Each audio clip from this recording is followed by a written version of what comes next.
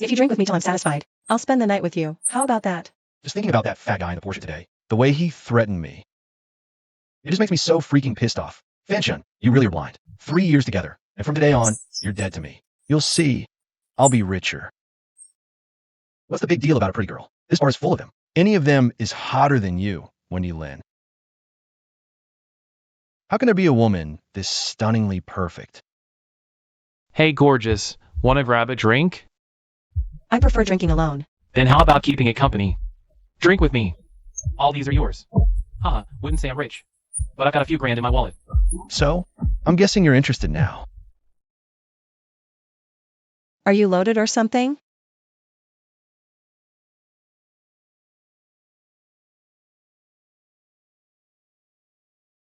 Sorry, but your money doesn't interest me.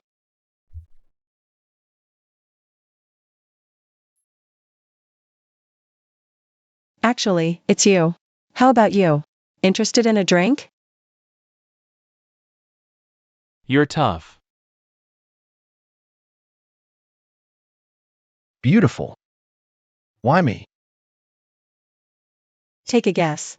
Could it be you're into me? No. It's because you don't have any girls around you. It's because you look innocent. This is your first time at a bar, right? Ugh. To put it bluntly, you look kinda lame. For your honesty, let's do a shot. Cheers.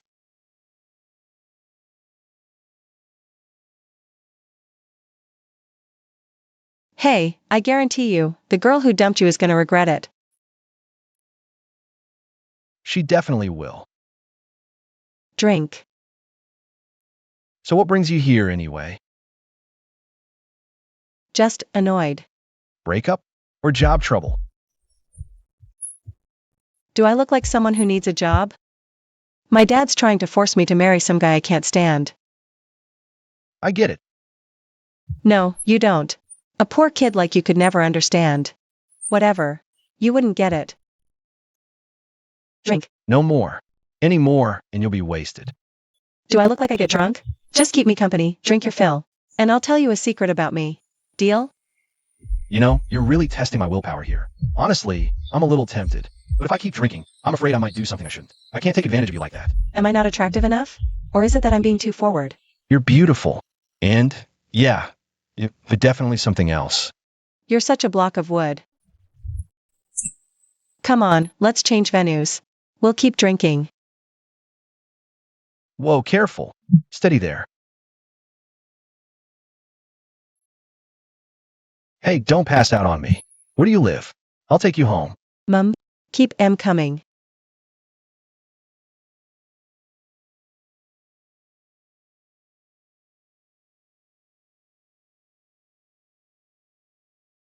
A girl like that. What guy wouldn't be tempted?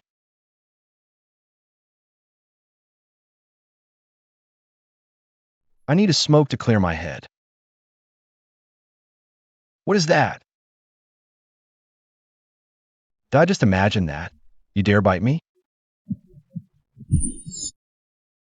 Why is my head spinning so much?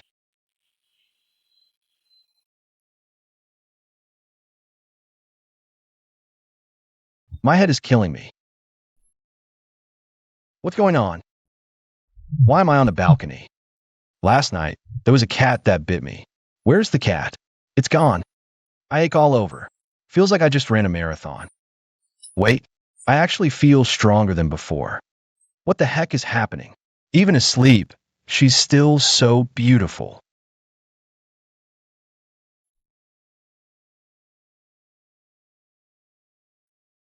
7:30?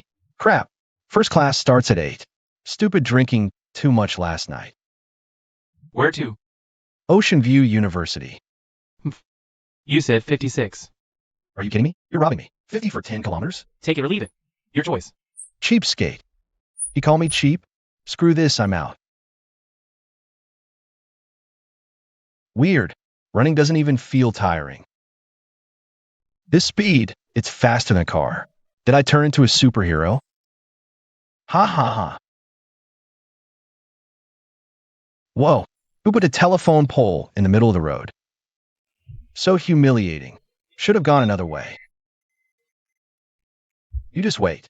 There's a crash up ahead. You're gonna be stuck for 2 hours. Have fun. Bye. What did I just see? 10 kilometers in 10 minutes. I did it in just 10 minutes. This can't be a coincidence.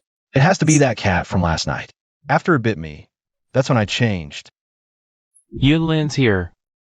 She's really beautiful. Yeah, she's just average looking. Why is she heading towards Fanshin? She couldn't be interested in him, could she? No way. Doesn't Jen and Lin already have a boyfriend? Fanchin, there's something I need to tell you. What kind of game are you playing now? I'm sorry about yesterday. But that's what I really think. You and I are from completely different worlds. There's no way for us. Just get over it.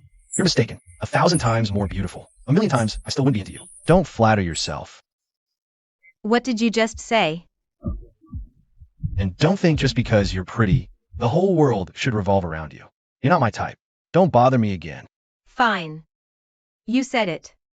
Oh my god, he actually said that to her. Is he insane? The person I am now doesn't need to look up to her anymore. Besides being fast, I wonder if I have other abilities. Whoa, I can actually see her phone screen. Disgusting. It's that nouveau riche guy, just as I thought. Always acting so pure and innocent. Baby, I've missed you so much. Let's go out tonight. Okay, I did. Hey, by the way, that idiot Fanshin publicly humiliated me today. I hope you help me. Always acting so pure and innocent, and she's actually the shameless. Judging by this, who knows how many times she's been with him. You want to beat me up?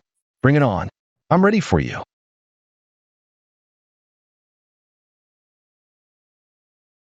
Whose number is this? Hello? Yeah, that's me. Who is this? Lu Ying. Last night, you and I. Oh, I know who you are. You're the one from last night. Did you eat the breakfast I left in the fridge? I did, thank you. I'd like to take you out to eat. You're buying? I'm free anytime. All right. Let's meet at the Vienna Steakhouse in an hour. Vienna Steakhouse. I've never had Western food before. Okay. See you in an hour. I just hope I don't make a fool of myself. First time in a place this fancy. Good evening, sir. How many in your party? I'm meeting someone. She looks really good today. Wang Xiaoqi, get the hell out of here. Chen Fan, have a seat. Thanks. What would you like to eat? You order for me. I'll just have whatever you're having. I have no idea what's even on a Western menu. 2 fruit pizzas, 2 medium rare orange steaks, and 2 juices. Very good. Your order will be right out. So, about last night. Thank you.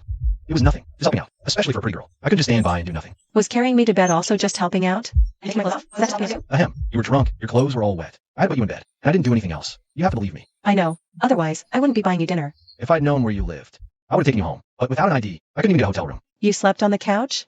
Anyway, last night. Thank you. Ying, what are you doing here? Nothing. Just catching up with a friend. Well, are you going to introduce me to your friend? No. I don't plan on the two of you meeting. So this is why you won't agree to marry me. Sneaking off to a romantic restaurant with some guy. So he's the guy forcing you into marriage. Wang Xiaoqi, I'm warning you. Stop bringing up that marriage in front of me. Our engagement was approved by your father. Why shouldn't I bring it up? So this is your friend? More like your boyfriend. What's your name, Mr. Mooch? My name is Fanshin, not Mooch. Doesn't matter.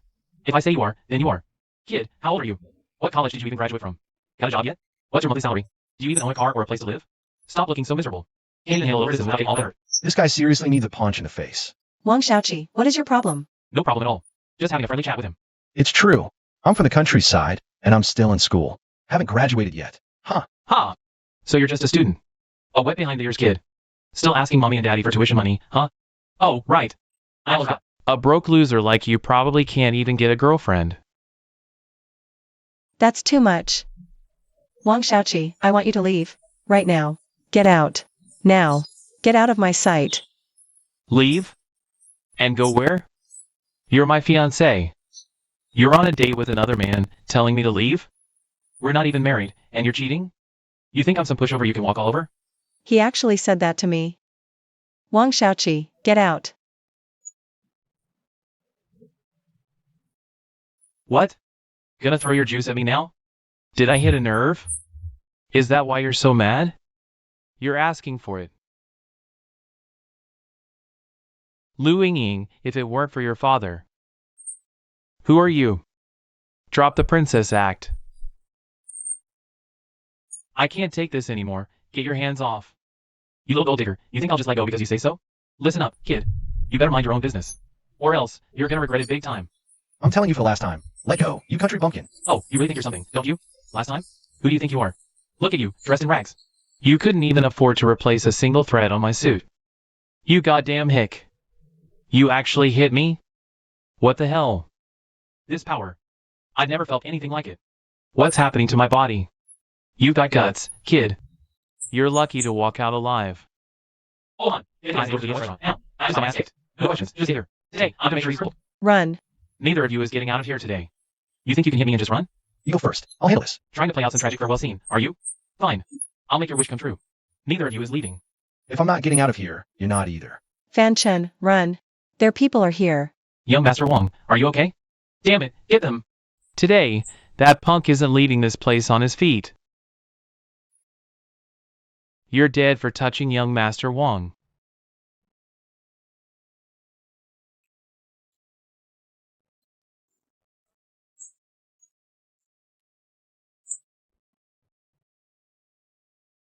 Look out.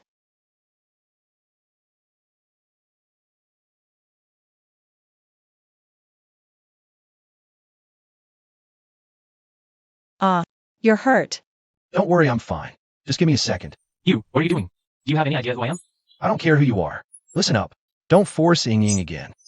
Or next time, you'll get more than just a punch. This power today made me realize I'm not the same Fan Chen anymore. Are you okay? Did you get hurt back there? I'm sorry, if I hadn't asked you to come here. Don't say that. I'm fine, just a bit tired. I just need to rest for a bit. That's good. Here, lean on me for a while.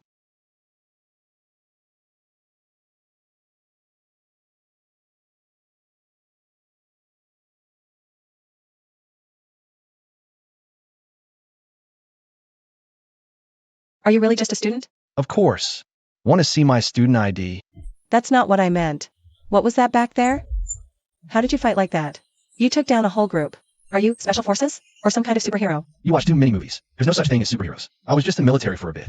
Learn some moves. Fan, I'm so sorry. I invited you out to eat, and you end up in the middle of this mess. Don't apologize. Your safety is what matters. It's all my fault. I promised you a meal, and you got hurt. Why don't you come back to my place? No one's home. Your place? With no one there? Isn't that kind of inappropriate? What's inappropriate? You're hurt. Let's get you patched up at home. What else can I do? I invite you out, and you get hurt because of it. When we get back, I'll cook for you. A proper meal. To make it up to you. Deal? I can't. I have class this afternoon. If I'm late, I'll fail for sure. Alright then. How about this weekend? I'll take you out then. That should work, right? If you're buying Lou, I'll make time. It's a date then.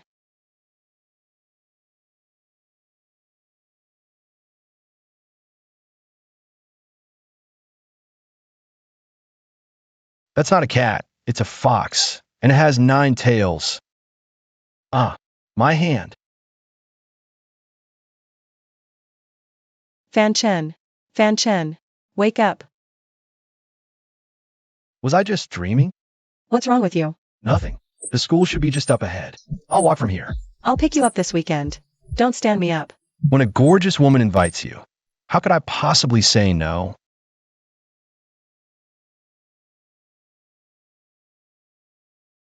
You idiots. Looking for trouble blocking the middle of the road? Can't you see there's a car behind you? That's a load of crap. Big deal. Having a car means you can hit people? Chang Lu, what's going on? Damn it. This punk hits us and then has the nerve to curse us out? Lao Si. Let's teach him a lesson. Beat him up. You can't take me. I'll wipe the floor with you. Your fly's open. What? It is? Didn't you see it? Ha ha ha. This guy. You're a legend, bro. This guy actually fell for it. Ha ha ha. Hey, what about Bingy? That jerk ran off. We didn't even get his insurance info. It's just a broken bone. Don't worry. Oh my god, a broken bone is nothing serious? We need to get into a hospital now. We'll pay. Fan Chen, what are you doing? Relax. I'm helping you. See? It's fine. Just a dislocation. I already popped it back in. Huh? It really is better. Fan Chen, how'd you do that? That was seriously impressive. Wow, you're close to the flesh. I have only seen TV, and you can do it. That's amazing. Hey, no. You're way cooler than us, man. All right, quit messing around. Let's get going. Don't you guys know? There's a soccer match at school this afternoon. Classes are canceled the rest of the day. It's an exchange match with guys from the island. So the school is taking this game really seriously. Soccer with the island nation? We should check it out. Come on, let's all go. Dingy, how's your hand? You want to take home first? No way, I can't miss this. My hand's all good now. If the boss is going, I'm going too. Let's go.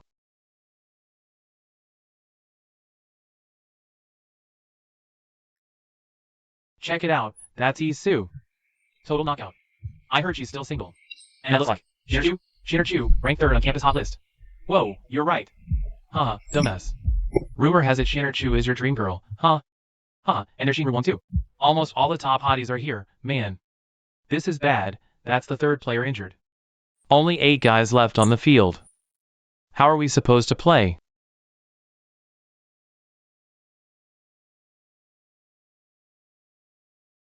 Five minutes left. No way we can win now. Pathetic.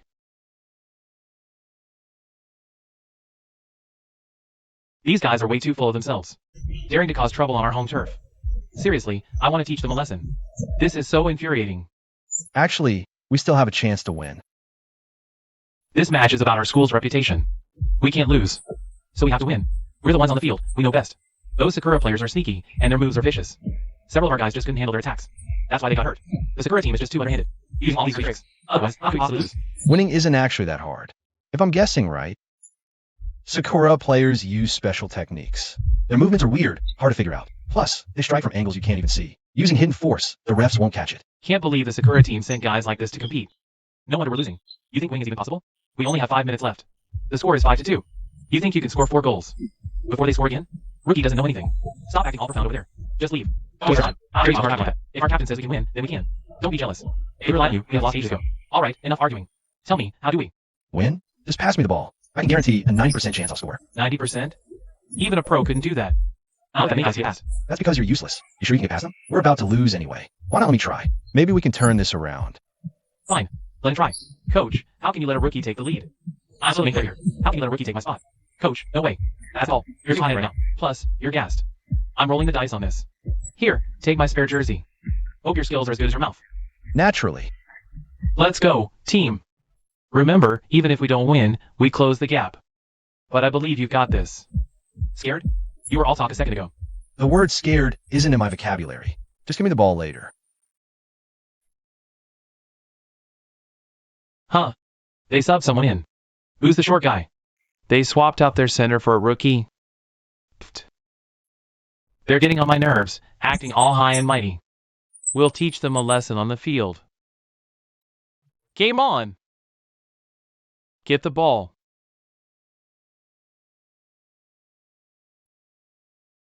Whoa, they're passing to the new guy? What's the strategy here? Ah! He's jumping.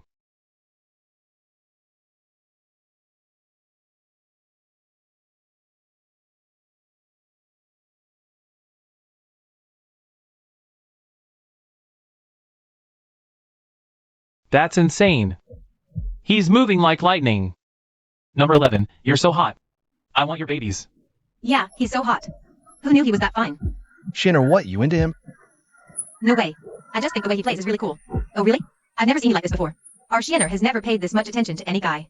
So what do you think? Want to shoot your shot? If you wait too long, someone else might snatch that hottie up. Shinner, what are you guys talking about? You look happy. We're talking about the guy Shinner has her eye on. He's so dreamy. That's him, that punk. What's up, Lee? You got beef with that guy?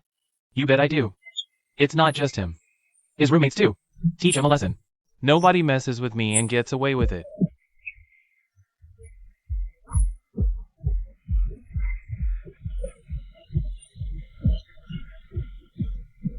That's it. Go get him. Perfect.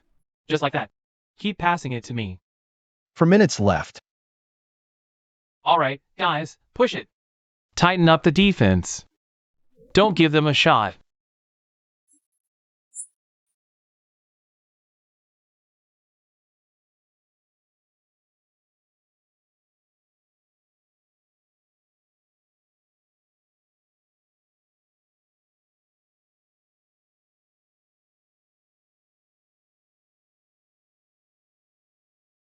What the hell was that shot? A freaking comet strike? Damn, he tore the net. Stay on defense. Don't let up. Losing to Stellar University would be a national disgrace. Dream on if you think you can beat me. Tied it up. Amazing. Go Fan Chin.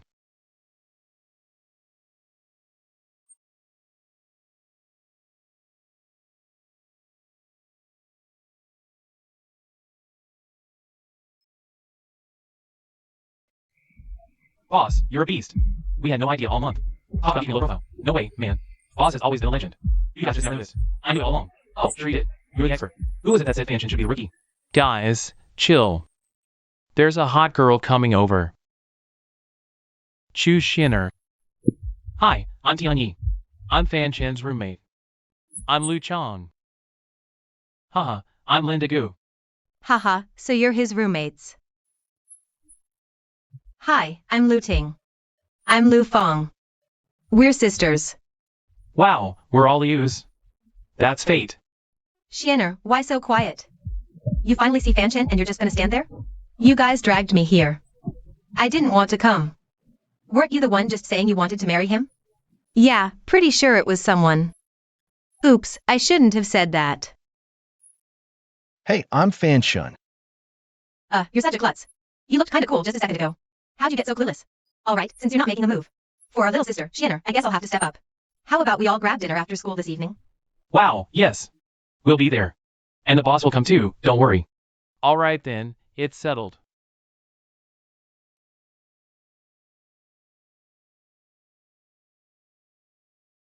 Boss, I'm into that Lu Ting. She's totally my type. For the sake of us bros. You gotta come, man. Yeah. This time, thanks to boss, good fortune. Next time we gotta treat the boss right for sure. But Shinner's so cute. Out of all of them, I only like Shinner. Whoa, you dare to compete with the boss for a girl? Looking to die? You punks. Think you can run? Damn it. You dare hit me? You got a death wish.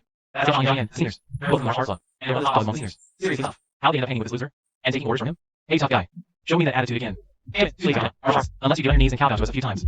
Maybe I'll let you go. Boss, sorry. We got you dragged to this. If we hadn't pulled you into it earlier, this wouldn't be happening.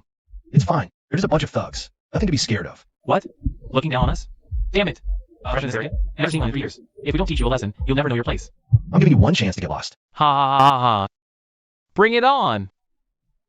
We started this whole mess. It's not again. Leave him alone. Yeah, if you want to find me. Don't forget our boss Wu, and me too. Too late. I'm not letting a single one of you off the hook. No one who crosses Lee Sin gets away with it.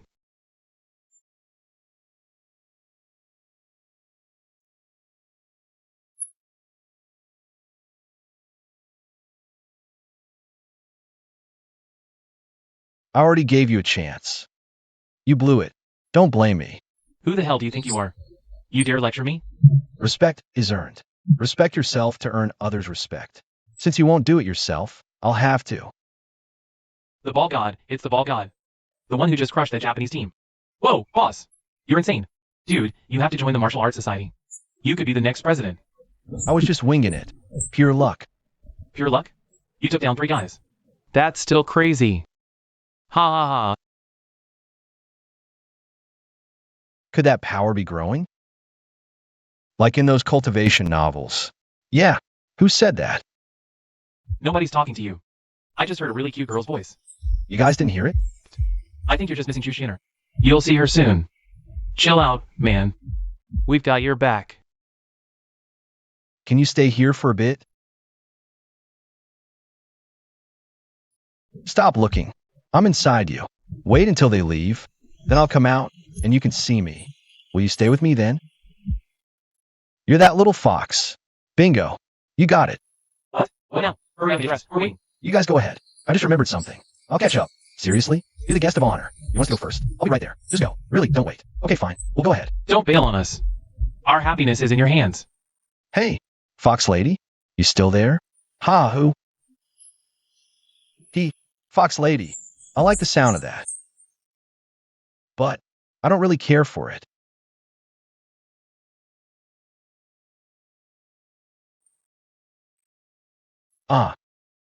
Put this on. It's chilly in spring. We Fox spirits never wear such thick clothes, you know? Why so many layers? This is normal. It's the custom here. Besides, if you dress like that, what if someone comes in and sees you? It's not convenient. No way. We have spiritual energy protecting us now. We don't feel cold, even in winter. Cultivating immortality? Exactly. And you've already entered the chi refining stage. Otherwise, how do you run so fast and fight so many people at once? Spiritual energy transformed your body. Can cultivating make money? Money? After cultivating, you can get a wife. During low energy, you don't need to eat. Clothes from spiritual energy are prettier than fabric. Just put the jacket on for now, okay? If my roommate comes back and sees you like this, I can't explain it. Don't touch me. Sorry. I didn't mean to. Are you okay? Grandma said to keep a distance from the opposite sex. I get nervous and... miss, what exactly are you trying to do? This could kill someone. Stay away from me.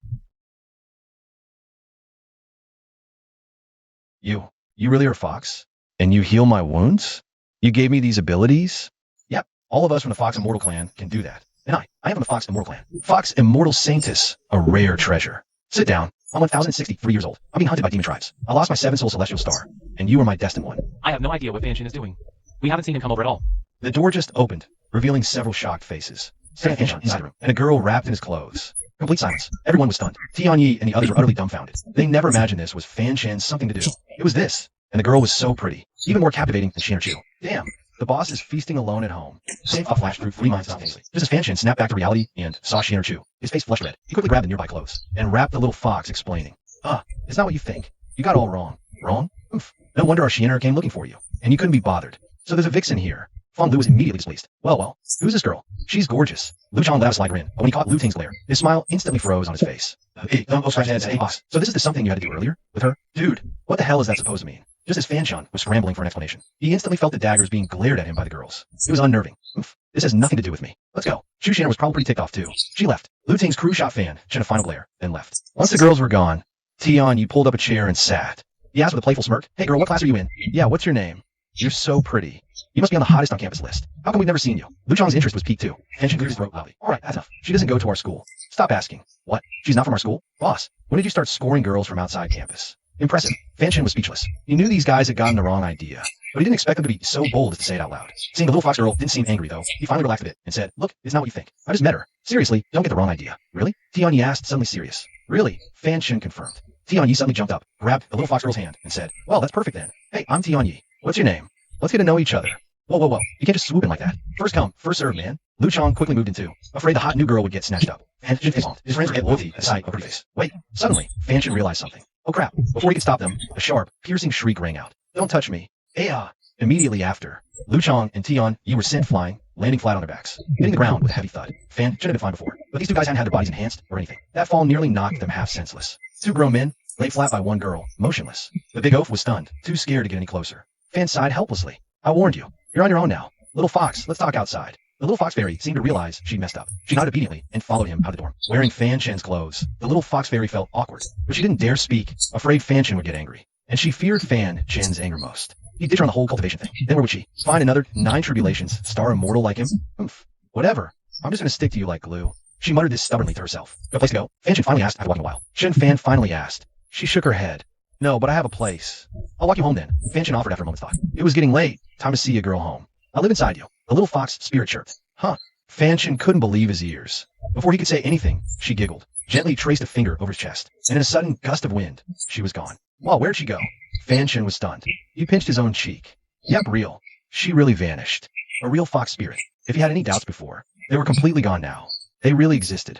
Convinced? She whispered, giggling in his ear. The little fox spirit's voice whispered in his ear. "That's inconvenient. Can you come out first? You can't just stay inside me forever," Fanshin said awkwardly. "I have a beautiful girl hiding inside you. Seeing everything, wouldn't that mean? Zero privacy for anything?" "Well, tough," she huffed. "My powers aren't fully restored yet. I can't stay out for long. So, I'm gonna rest. I'll have better tomorrow. I'll come out and start teaching you. That's the plan." "Ha!" Her voice was gone. He called, but no reply. She didn't come back.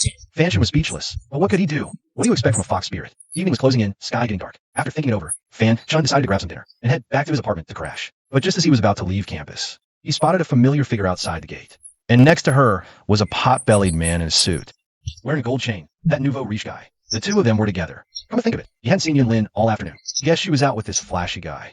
Even right outside the school, they weren't being discreet, just walking hand in hand, all lovey-dovey, heading back towards campus. Of course, they saw Fanshin too. Yunlin flinched slightly, a flicker of shame on her face. "Whatever, we've known each other for a while. We were together for years, so there was this heavy silence. He just laughed and walked up. Well, look who it is. Fanchun. I didn't expect to see you here. Just out of class? Off your part-time job again. Huh?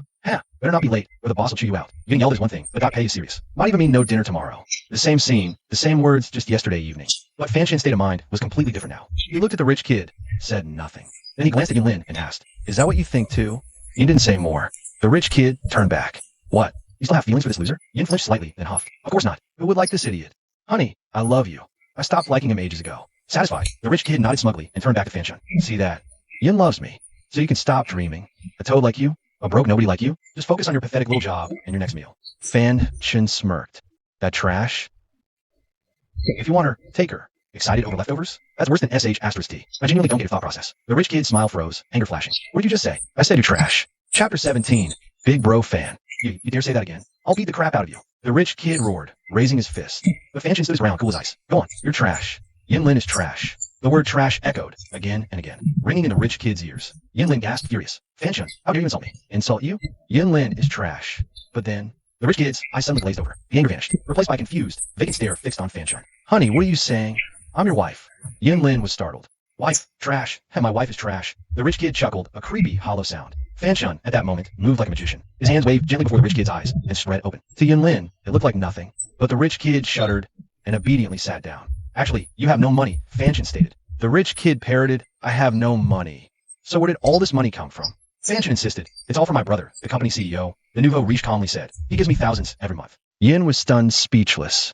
She grabbed him, shaking him and shouting, "What are you saying? Didn't you tell me? You were a company CEO? Didn't you say you were a multi-millionaire with assets worth billions?" He continued, "All for my brother. I'm jealous. I've just been drifting around, spending when I have cash, and scamming when I'm broke. Just living a pointless life. Recently, I even scammed a campus beauty from Ocean View University. Just threw her $10,000 a month, and she was satisfied. She slept with me. He slapped hard on the face. Then she burst into loud sobs. "Wah, it's all lies. You're all liars. I've tricked several girls, and I'll keep going." Wah. Yin was utterly heartbroken, cried her eyes out. Students passing by started to gather and stare. The slap seemed to wake him. He blinked, dazed, then said, "Yin, baby, why are you crying? Did this punk bully you? You little punk. Daring to mess with my woman? You're asking for it." Slap, slap, slap. Three slaps on his face. The nouveau riche guy was completely dazed by the blows. "Honey," the nouveau riche guy yelled after her. He turned and glared viciously at Fanchun. "It was you. You did something, didn't you?" "It was me." A breeze seemed to pass by. A petite, utterly charming girl appeared behind Fanchun. With her enchanting aura, she was, frankly, way more captivating than Yun could ever be. "How was that, Fangage? My trick worked well?" Fanchun nodded in approval. "Yeah, not bad. But you can't just use it on anyone in the future, okay?" The nouveau riche guy was stunned again, but not from being hit. In all his years of chasing women, he had never seen one such ethereal, magical eye. And it wasn't just him. The few students watching nearby were also staring, their eyes wide with admiration. "She's even more stunning than the top campus beauties." Seeing the nouveau riche guy's lecherous stare, the little fox spirit felt grossed out. Her small fist shot out with surprising power. It sent the nouveau riche guy flying back 2 meters. The watching students all gasped sharply. No one dared to step forward and talk to her now. "Let's back." And she sighed, amused and exasperated. "Let's go back." Shun Fan was a loss. This girl can get really violent. Seriously, not many people can handle that. "Stop." Only because Fan asked. The girl waved her delicate little fist. Seeing her fist, the nouveau riche was stunned, waving frantically. "I won't dare again." Only then did the little fox spirit let him go. Then, under the envious gazes of the crowd, the little fox spirit moved her arm through Fanchun's and swaggered out with him. After getting home, Fanchun went to buy some pork, fish, and some veggies, making a feast. He was thrilled. He gained an ability. Ocean University turned defeat into victory and got back again Lin for all the humiliation. And most of the credit actually goes to the little fox spirit. If it weren't for her, he wouldn't be where he is now. So Fanchun decided to make a really good meal to thank the little fox spirit. The fox watched Fan chop vegetables skillfully, add seasonings. Her eyes filled with admiration. "Wow, cooking?" Fanchun said proudly. "Of course. When you're on your own, you gotta pick up some skills. It's a bit late today, so we'll just make these. When I have more time, I cook a whole feast, no problem." The little fox's eyes lit up. "Really? MHM, of course it's real." As they chatted, the food was ready. Once served, the aroma from the table made the little fox sniff here and there. Adorable as can be. Looking at her, Fanchun was both amused and exasperated. "I almost forgot, you fox spirits don't need to eat, right? Who says we don't eat? Good food is good food. We eat it too." The fox muttered, devouring everything with her chopsticks. Soon, the entire table of food was gone. Fanchun's expression changed. "No way, that hardcore? You finished all of that?" "Not a bit left." The little fox giggled. "I was hungry. And besides, these were all so delicious. I've never eaten food this good before. Way better than the stuff from the Imperial Kitchens." Imperial Kitchens? Fanchun was about to ask what place that was, but then he remembered, this girl is over 1,000 years old. Probably the Imperial Kitchens of some dynasty, right? The little fox mumbled with a piece of meat in her mouth. "I just recall the feast was for someone called the Emperor. I ended up eating it all." Fanchun almost choked. It was easy to see. The Emperor got nothing to eat, while the little fox, belly round and full, started snoring. "Turns out you're a gluttonous fox too." "Huh? Oh right. Do foxes even get hungry?" The little fox gobbled down the meat, almost choking on it. Luckily, Fanchun handed her a glass of water. She recovered. "My cultivation was damaged. Just staying alive was a struggle. So yeah, my stomach still gets hungry. At this point, she suddenly sat up halfway, looking at Fanchon with a pitiful, endearing gaze, her eyes filled with melancholy and hope. Brother Fan, will you cultivate mortality, please? Chapter 18. Good people have peaceful lives. Fanchon took a deep breath, his breathing becoming rapid. Please, will you, Brother Fan? Can't you cultivate with me? She said sweetly, the kind that makes your bones feel all soft and weak. Brother Fan, the little fox spirit leaned in closer, blinking her big eyes, looking adorable. It's impossible for anyone to say no. All right, I promise. Fanchon said helplessly. Yay, I knew Brother Fan was the best. The little fox spirit happily pounced on him. Fanchon fell. He was amused and annoyed. Get up. You're practically crushing me. You eat so much. You're turning into a pig. Oof. I'm a fox, not a pig. The little fox spirit mumbled, obediently climbing off him. She giggled. If Brother Fan cultivates immortality, then I can regain my true form. That feeling is just so happy. Yeah, bottomless pit fox. Fanchon shook his head and started clearing the dishes. This meal didn't cost much, but it was 2 days worth of my wages. I wanted to treat the fox, but didn't get to eat. Guess it's fast food later. Brother Fan. What's up? I'm still hungry. I want more of the food you made. After that, Fanchon bought a bunch more ingredients and cooked some of his signature dishes for the little fox spirit. The cost, of course, was nearly half a month's wages gone. The fox ate most of the meal. This left him utterly shocked. This little thing looks so small, but she can really pack it away. How will he afford to feed her? Wow, I'm so full. It's so good having my Brother Fan take care of me. The little fox spirit lay on the sofa, rubbing her round belly. Fanchon was near tears. We'll be eating air. We're running out of money. After tuition, there wasn't much left. Now I have to start working part-time again. The little fox tilted her head curiously and asked, what's money? Money is what you use to buy food, clothes, buy anything. Like the food you just ate, you need money to buy that. And we're out of money. Fanchon couldn't help but give a bitter smile. As a man, this kind of thing isn't something you talk about to a woman, because it just makes you look incompetent in her eyes. In a way, Fanchon is still a guy with a lot of pride. Oh, so that's how it is. Chonair doesn't want to go hungry. Chonair craves treats. What to do? The little fox spirit lamented. So your name is Chonair. Fanchon murmured to himself. He made up his mind. Okay, for our Chonair to have food to eat. I'll work hard and earn money. Chonair nodded. All right, help me clear the dishes. Tomorrow's Saturday. Let's go check out the job market. Ugh, I shouldn't have quit that last job. Over $1,000 a month. And only 3 hours a day. Thinking about that old job, Fanchon smiled wryly. Chonair obediently took the dishes to the kitchen. Of course, not wanting to upset Fanchon, she would try to learn to wash them. The result, though, was breaking several plates, making Fanchon's heart ache. He had no choice but to shoo her out of the kitchen. After eating, washing up, and resting a bit, it was already dark. After a quick rinse, Fanchon lay down on the bed, gazing quietly at the night sky, thinking about everything he'd been through today. This morning, he was just a struggling college student, studying for his future. But today, his life had fundamentally changed. Even though he was still broke, still had to work a crappy job for food. Deep down, Fanchon felt a shift in his mindset. This feeling was new and hard to describe. Anyway, all of this was brought to him by Chonair. Thinking of Chonair, Fanchon smiled a rare, genuine smile. Feeling sadness, having such a pretty girl by his side. Big Brother Fan, I'm here, Chonair said beside him. He turned his head. Chonair was lying next to him, watching him. Moonlight through the window lit her pretty face. Used to chain her sudden appearances, Fanchon just chuckled. All right, get some rest. We have to get up early tomorrow. Chonair nodded. Fanchon closed his eyes. Moments later, she spoke softly. Big Brother Fan. No answer. Fanchon was already fast asleep. He's good. Good people live peaceful lives. Chonair rose slowly, leaned over, and kissed Fanchon's forehead. She walked to the window, looking out at the moonlight. The soft moonlight fell on her face. She spread her arms wide, breathing in the fresh air, feeling the essence of nature. Slowly, a fluffy white tail emerged from behind her. It swayed in the room, its slow rhythm matching the twinkling stars. The next day, Fanchon was up by 7. Even though he only got 8 hours of sleep last night, it was the best, most restful sleep he'd ever had. He finished his morning routine early and got ready to head out. You gotta snag the good gigs early, or they'll be gone, leaving only the lame part-time jobs. Chonair gave it some thought, then called out to Fanchon. Big Brother Fan. Chonair popped up from behind him. She was still wearing his clothes from yesterday, but she looked a lot more refreshed. Fanchon nodded. My clothes fit you pretty well, huh? But a girl is still a girl.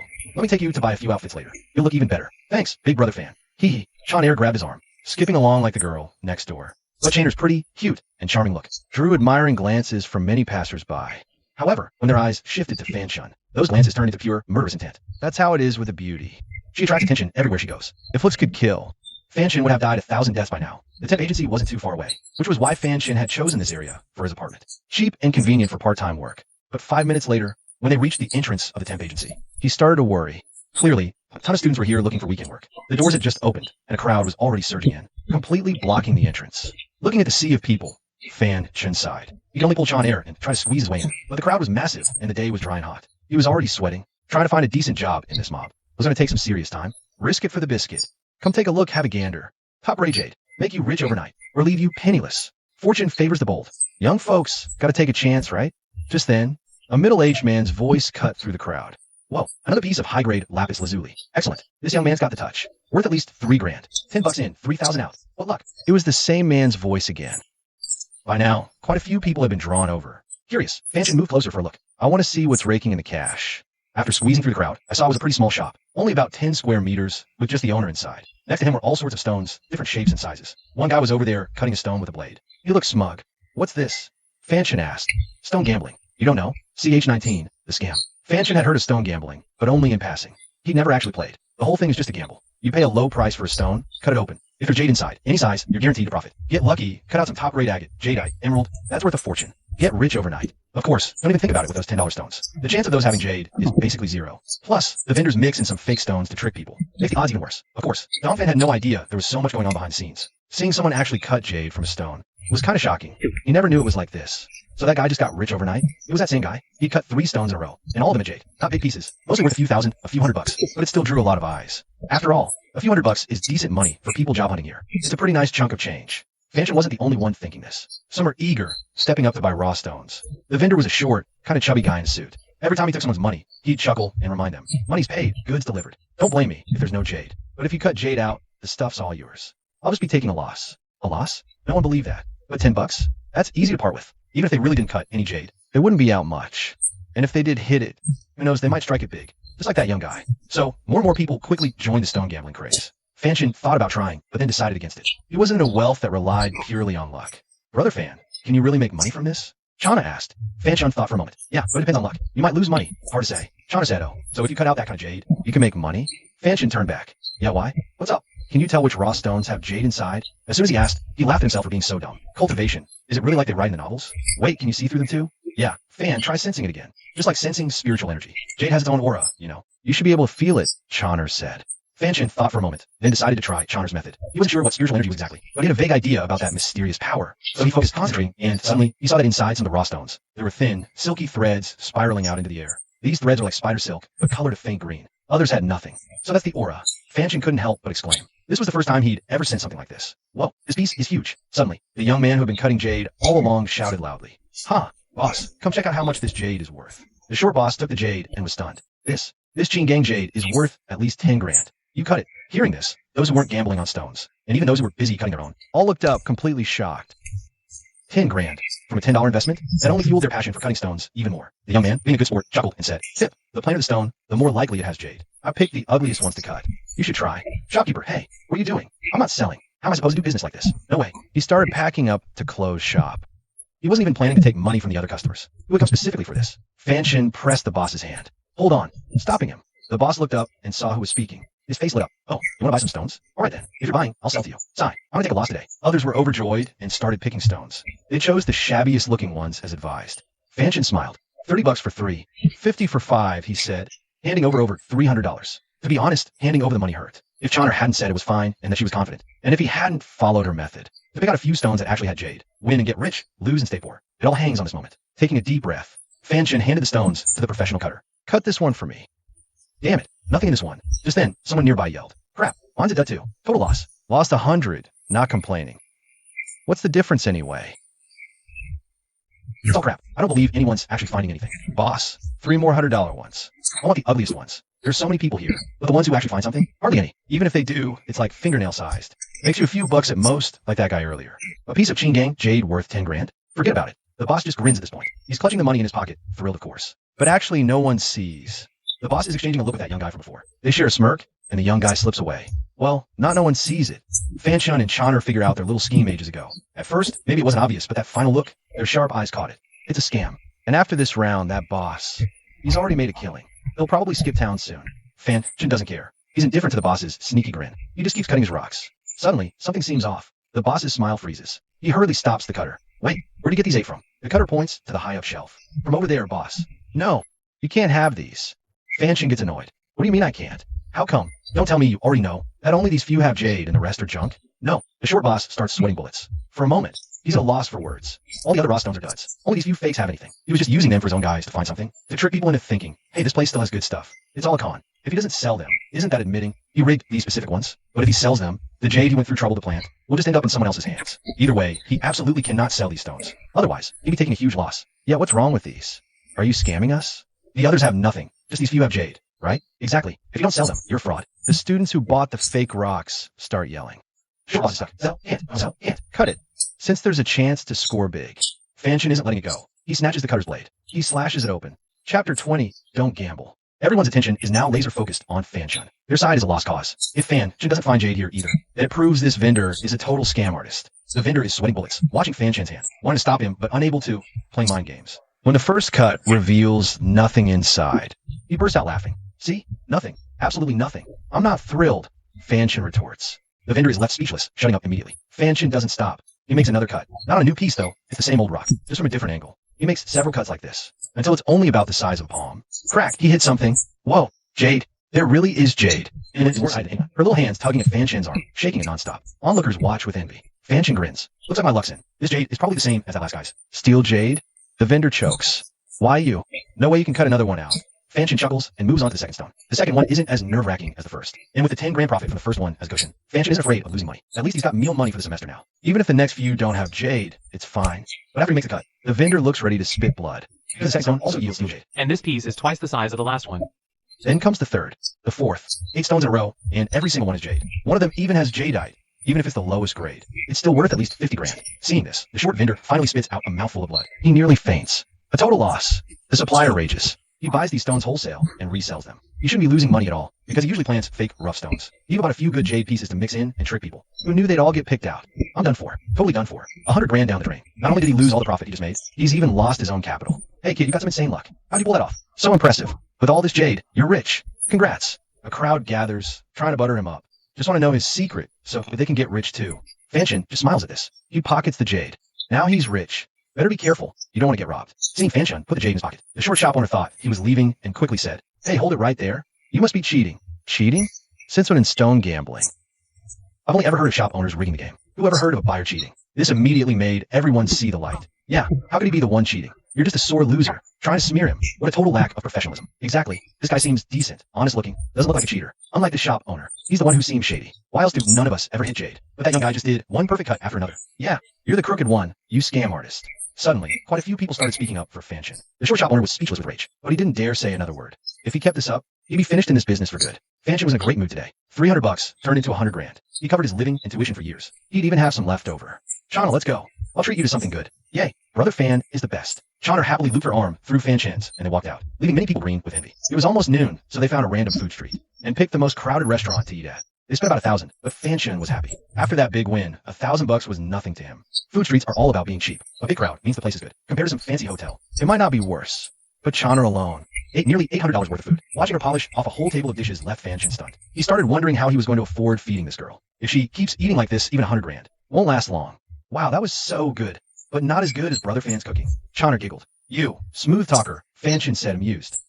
I'm just telling the truth. Brother Fan's cooking is really delicious. Chana clung to Fanchun's arm, cooing sweetly. The food and wine here aren't that great, but, brother, I can take you somewhere much better. Suddenly, 3 men walked into the restaurant from outside. They cleared nearby tables, taking one each. The one who spoke, a burly guy, sat right down at Fanchun's table. This burly guy had a scar on his face. His wrinkled face looked rough and menacing. He sat with one leg propped on a stool, a vicious look on his face. But when he spoke to Chana, his tone was oddly polite. As if, I don't want to creep like you as a brother. I already have my fangage. Fangage? The scar-faced man let out a booming laugh. His loud laughter unsettled nearby tables, making people leave. They all scrambled out of the place. Clearly, this Scarface had some clout around here. Nobody dared to mess with him. Kid, you're nothing special. Be a good boy and hand over those jade pieces you just got. No money, no looks, what a loser. How could you possibly deserve a cute little fairy like her? Jade pieces. Shun fans finally understood. So these guys weren't just here for Chana. They were after the jade I just got. Was it that short guy who sent you? Shun fan's voice turned cold. Heard from Boss Gio you just scored some nice jade. We just came to look. Got a problem? You're refusing? At those words, the scar-faced man's smile stiffened slightly. Seeing his expression, a waiter hurried over with tea. Please, Bossu, have some tea to cool down. Bossu? He's that Bossu. Bossu from the Tiger Head gang. Let's go.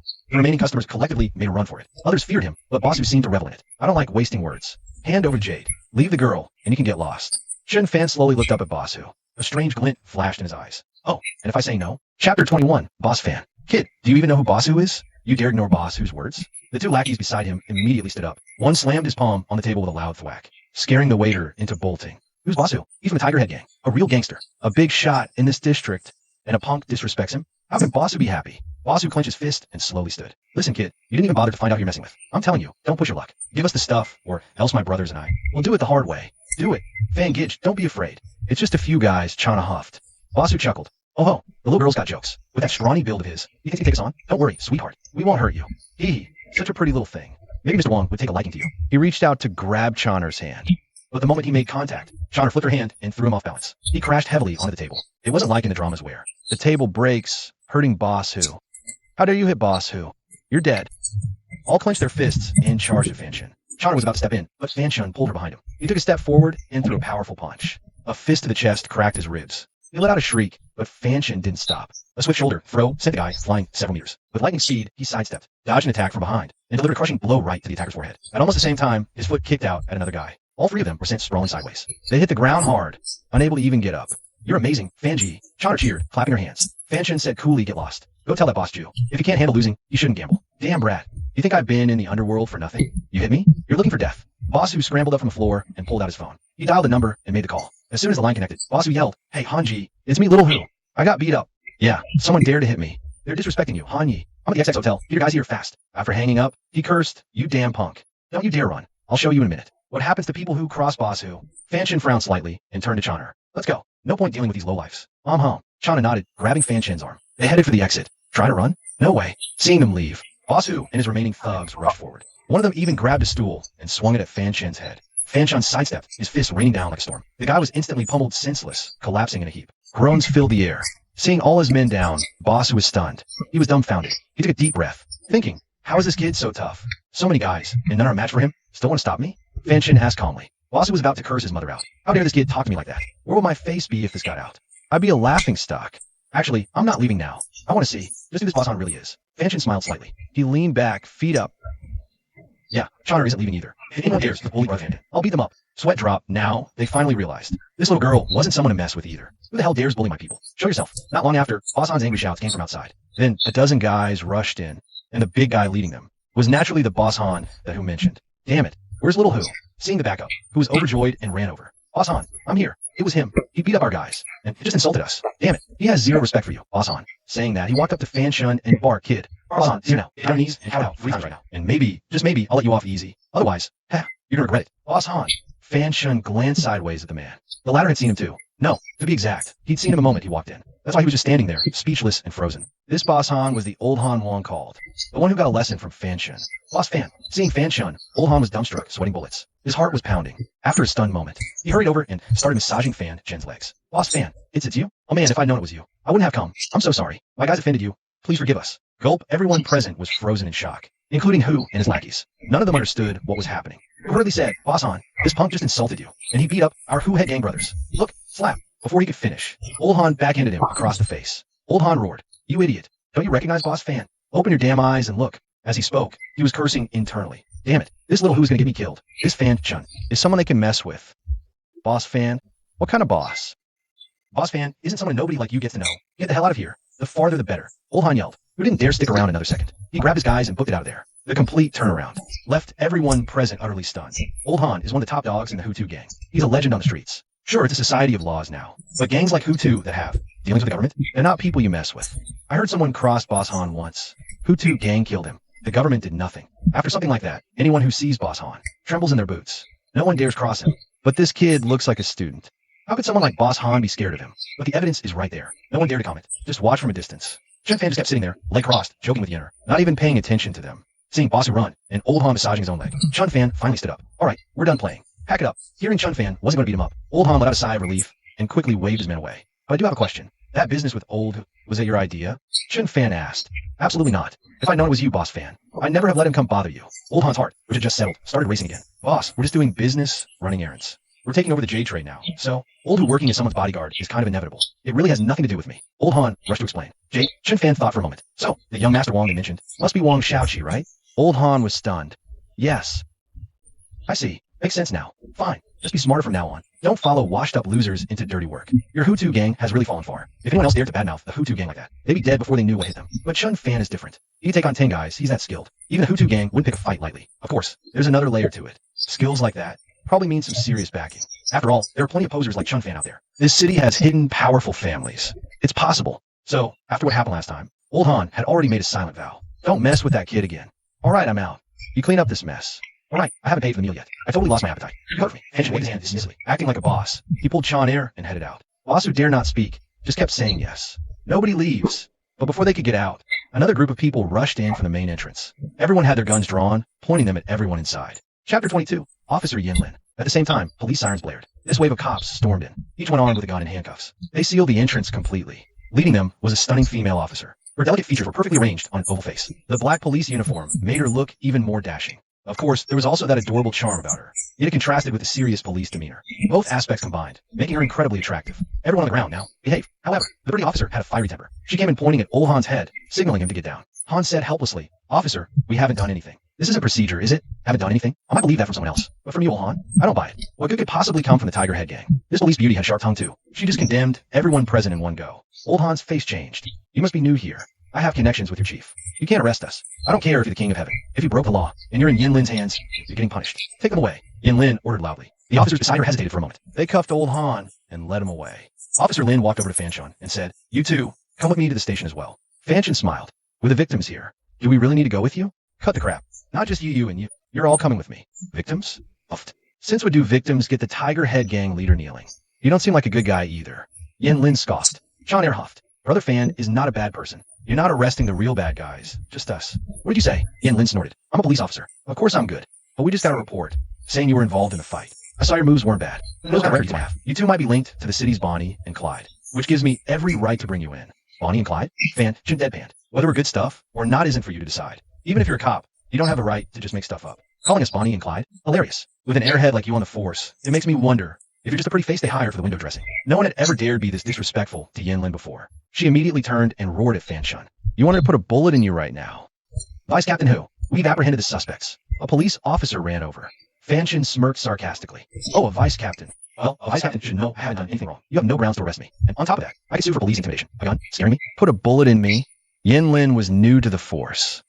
She lacked experience and could be a bit scatterbrained. These flaws were usually left unspoken, but now Fanchon had just poked right at her sore spot. It was like stepping on a cat's tail. It made her instantly lose her cool. "I don't care what you say, punk. You're coming with me today." With that, Yin Lin directly pulled out handcuffs and slapped them on Fanchon. Fanchon did resist, knowing full well that resisting would be assaulting an officer. Not a good move. Besides, he hadn't done anything. Even if he got hauled into the station, it'd be nothing. But Chonner was worried sick. "It's fine. Go home. I'll be right back. Don't worry." Yin Lin scoffed. "Pray you're clean. You'll be out today.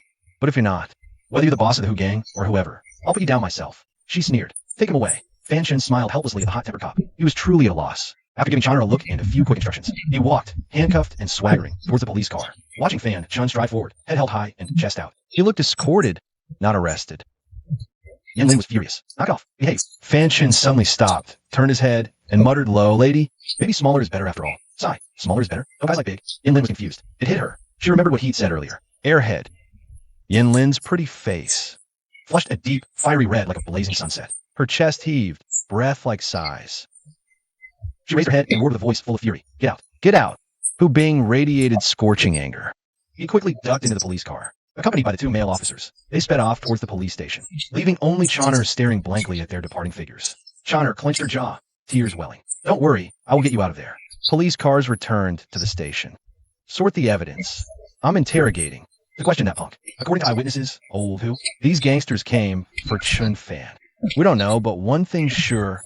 Old Who has a grudge against Chun Fan. And Old Han, he seems to be on Chun Fan's side. Old Who and Old Han aren't small fries in the Tiger Head gang. You could practically call them the boss's right-hand men. And guys like that call him Master Fan. It makes you wonder just how deep this kid is connected. A deputy chief like her could read between the lines. So, she headed straight to interrogate Chun Fan. Partly to vent the frustration from the scene, and partly to get to the bottom of today's incident. Slam! She threw her work notebook hard onto the table. Lin Yinner sat down opposite Chun Fan. Her face stern, she barked at him. "You behave yourself in here, and start talking. Who the hell are you, really? And tell me everything that happened today." Now, Chun Fan gave a bitter smile. "If I told you I'm just a student, believe me? A student fights like that? Since when do students make a guy like Old Han kneel? Stop playing games and start talking." Lin Yinner sneered. Chun Fan shrugged. "What can I say? I beat him up once before. He learned his lesson. Simple. As for Old Who, he's just a debt collector. I made some money gambling on Jade. He didn't like that. Came with his boss to rough me up. That's all." "Huh. You expect me to believe you could beat Old Han? I think. You won't talk until I make you. Need me to get rough?" Chapter 23. Invisibility. Chun Fan sighed in exasperation. "Believe me? Look, this Jade, I wanted gambling." As he spoke, he pulled out the pieces of Qing Gang Jade. But looking at it only made things worse. This was no longer fine Jade. Its luster had faded, and several cracks ran through it. "This Jade worth 100K. Shattered?" Fanchon took out all the jade pieces from his body, only to find every single one was the same. He felt like crying, but had no tears. He thought he'd struck gold. Turns out all the jade was shattered. Even if I sold it now, it wouldn't fetch more than a few thousand. "Old Who's crew beat me up." Smashed all my jade to pieces. I swear I'll find a chance to beat the crap out of them. You better sit still. One more word, and I'll slap you. And now he was straight up ignoring her. That drove her even crazier. Any other day, she would have slapped him across the face by now. Look, lady, I've told you everything I know. If you don't believe me, that's your problem. Right now, you're wasting my time. And yours. Wouldn't it be smarter to use that energy? To go grill old Who and his boys? My Chonner is waiting for me at home. As he said that, Fanshin started to stand up. Sit down. Yin Lin roared. Fine. I'll look into this. But don't think for a second I buy your innocent act. The fact that you had 2 senior officers eating out of your hand, you're definitely connected to the Who gang. So, you're staying right here, got it? Fanshin sighed. Whatever. You can only hold me for 24 hours anyway. Great. My perfect vacation, spent in a precinct. Hee, don't worry, Fanji. I'll get you out soon. Suddenly, Chonner's voice whispered in his ear. Hearing her, Fanshin's spirit soared. Oomph. You just sit there and rock, getting nothing out of him. Put Officer Lin in a foul mood. She grabbed her notepad and stormed out, slamming the door. Shut with a deafening bang behind her. She was gone. Soft pink light shimmered in the distance. Chonner materialized before him, ethereal and graceful. Henji, I'm here to save you. Chonner, how did you even get in here? Her sudden appearance left Fanshin utterly stunned. I've always been living inside you.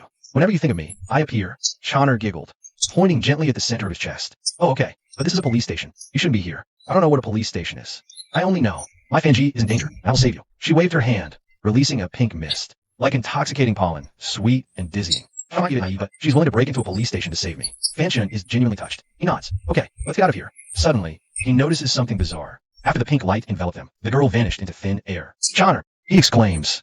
A giggle comes from beside him. Hee. It's a little invisibility trick. Look at yourself, Fanji. Dong Fan is stunned. He looks down at his own hands and feet, and realizes he's invisible too. How is this possible? He asks, bewildered. Just a spell. You'll be able to do it too once you've trained enough. I'll teach you later. For now, let's go. Chonner's voice seems to drift from different spots, but her body is nowhere to be seen. However, Fanshin soon feels a small, warm hand grab his. Her grip is tight. They don't move. A moment later, the door bursts open. Several officers rush in. Where is he? Where'd he go? Yin Lin's furious shout echoes from down the hall. We don't know. He was just here. The door never opened, but he's gone. The scolded officer looks down, not daring to meet Yin Lin's gaze. The door never opened? Then where is he? Don't just stand there. Go search. Now, Yin Lin bellows. Yes, ma'am. The officers scramble out in a panic. But what no one realizes is that Fanshin and Chonner are right there, sharing a look. They exchange a mischievous grin and stroll right out of the station. As they pass Yin Lin, Fanshin can't resist a smirk, sticking out his tongue and blowing a soft puff of air. Achoo! Yin Lin sneezes, feeling a sudden chill down her spine. Oh, punk's gonna pay for this. She curses inwardly. Just then, an even louder, more thunderous roar erupts from a distance. Hearing everyone, including Yin Lin, freezes. Their faces pale, and they instinctively shrink back. No one dares to speak above a whisper.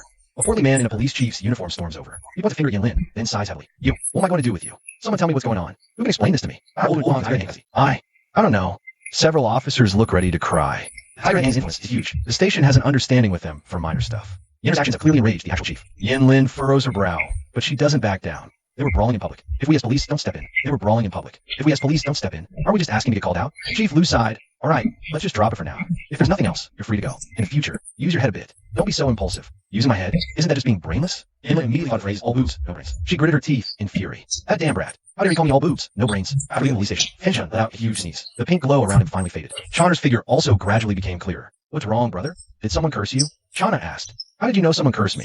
Probably that Yin Lin. That girl's all boobs, no brains. It's gotta be her. Just thinking about that vice captain. Fanshin felt utterly speechless. How could someone like that even be a vice captain? She must have some serious connections. Oof, that woman's bad. Ignore her. Chonner nodded sweetly, brother Fan. I'm hungry. Fanshin sighed helplessly. The jade is all broken. No money for food. But you said you had money. Chonner pouted in disappointment. Ugh, it's all their fault. We should have cashed it in and put it in the bank first. Look, Fanshin sighed and took out the broken jade pieces. Seeing the shattered jade, Chonner's eyes suddenly lit up. She started squealing excitedly. Wow, I get it now. Fanshin was completely baffled by her sudden excitement. What? Get what?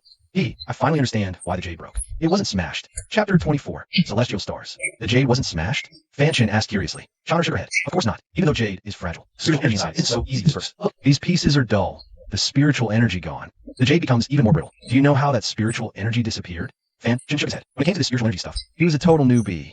You absorbed it, Chonner said, getting very excited. When I first saw you, because you're the 1,009 star, which is incredibly useful for cultivating immortality. So, I attached myself to you, hoping you could help me. But, things are different now from a few hundred years ago. The spiritual energy on Earth has dried up a lot. It's very thin. It's hard to cultivate now. But it's okay. This jade had a lot of spiritual energy, and the higher the grade of jade, the denser the energy. That's more than enough for us to cultivate. So that's how it is. Fanshin thought to himself. No one of those broken jade pieces turned out like that. It seems I absorbed them all.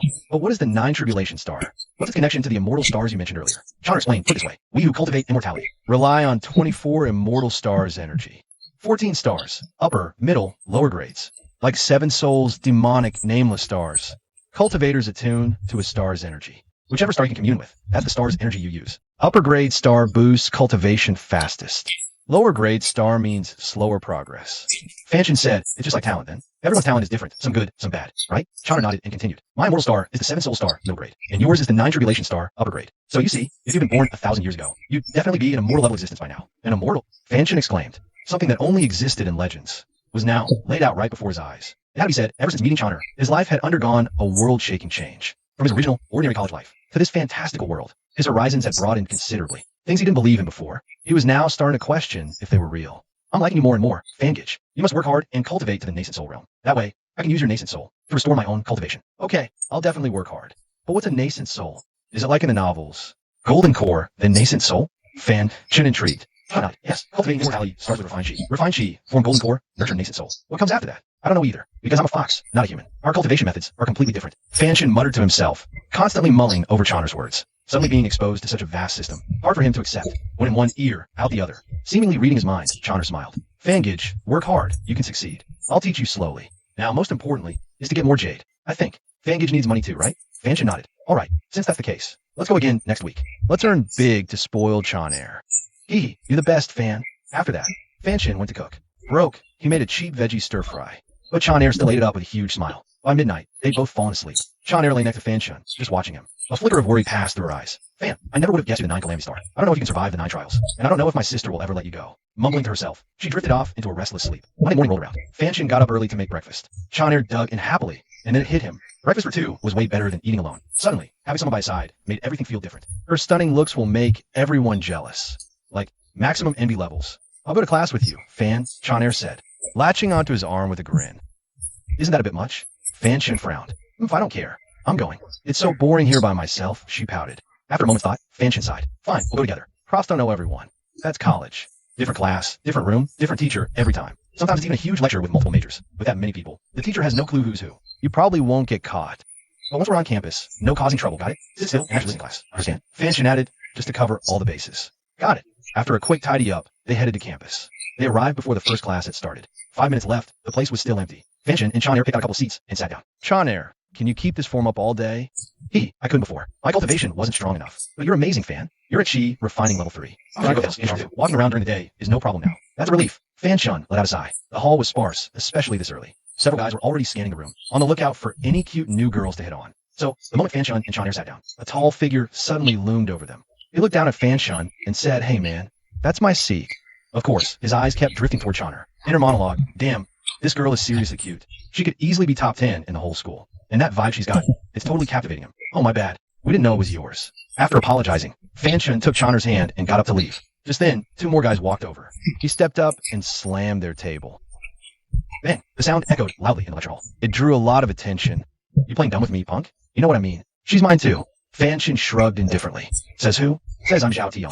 Zhao Tian sneered. Gotta admit, his height gave him an intimidating presence. At least half the class was startled. Chapter 25, No Mercy. Who's that girl? She's so adorable. What class is she in? Someone exclaimed. Yeah, she's almost on par with Campus Queen Yisu, but her aura is different. Weird. I can't quite put my finger on it. Whatever it is, I'm already in love. Are you stupid? That's the girl Zhao Tian has his eye on. You wanna try hitting on her? You got a death wish? The guy who spoke up immediately shut his mouth. Who was that guy? Trying to steal a girl from Zhao Tian? Is he trying to get himself killed? As more people filled the room, a lot of eyes turned to the scene.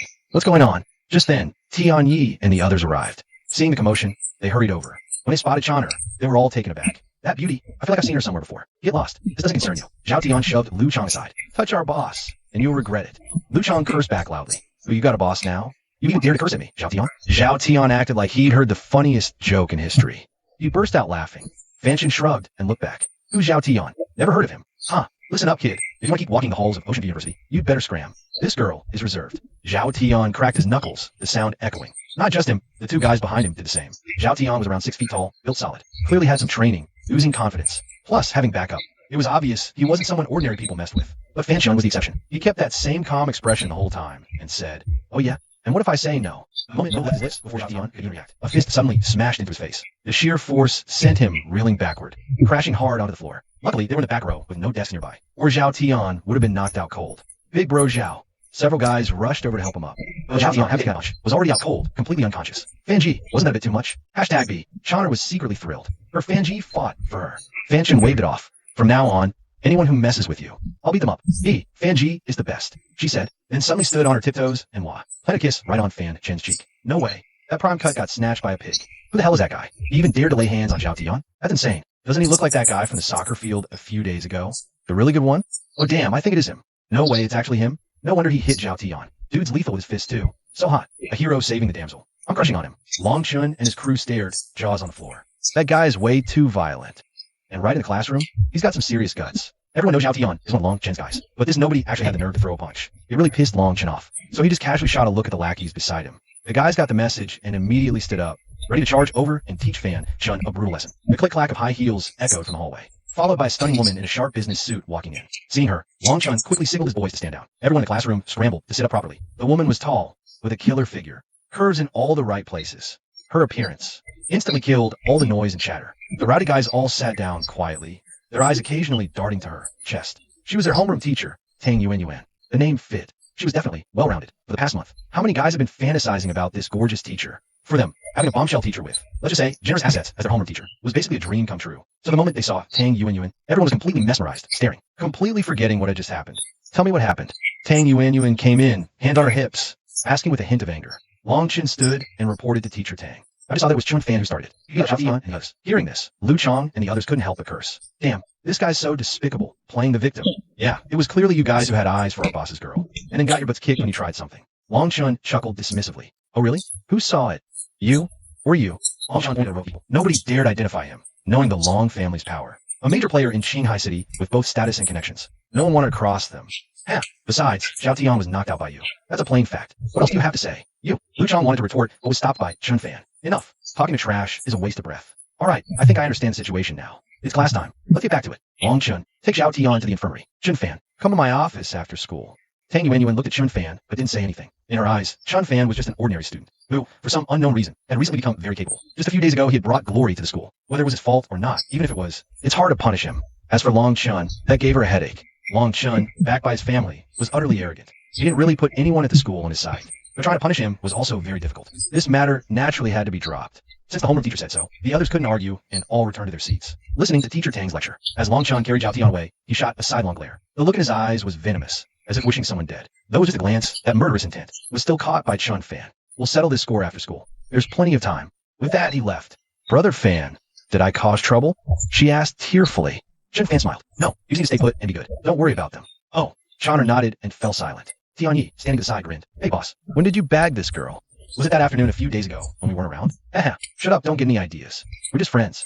Fan Chin stayed silent. He wouldn't reveal Chonner's identity. For one thing, hardly anyone would believe it. For another, it would just cause unnecessary trouble. No such thing as pure friendship between a guy and a girl. It's just a shame about Shanner. Shanner's still thinking about you, you know? Lu Chong sighed. Who told you that? Tianyi asked curiously. Our dear Tinger, of course. What the?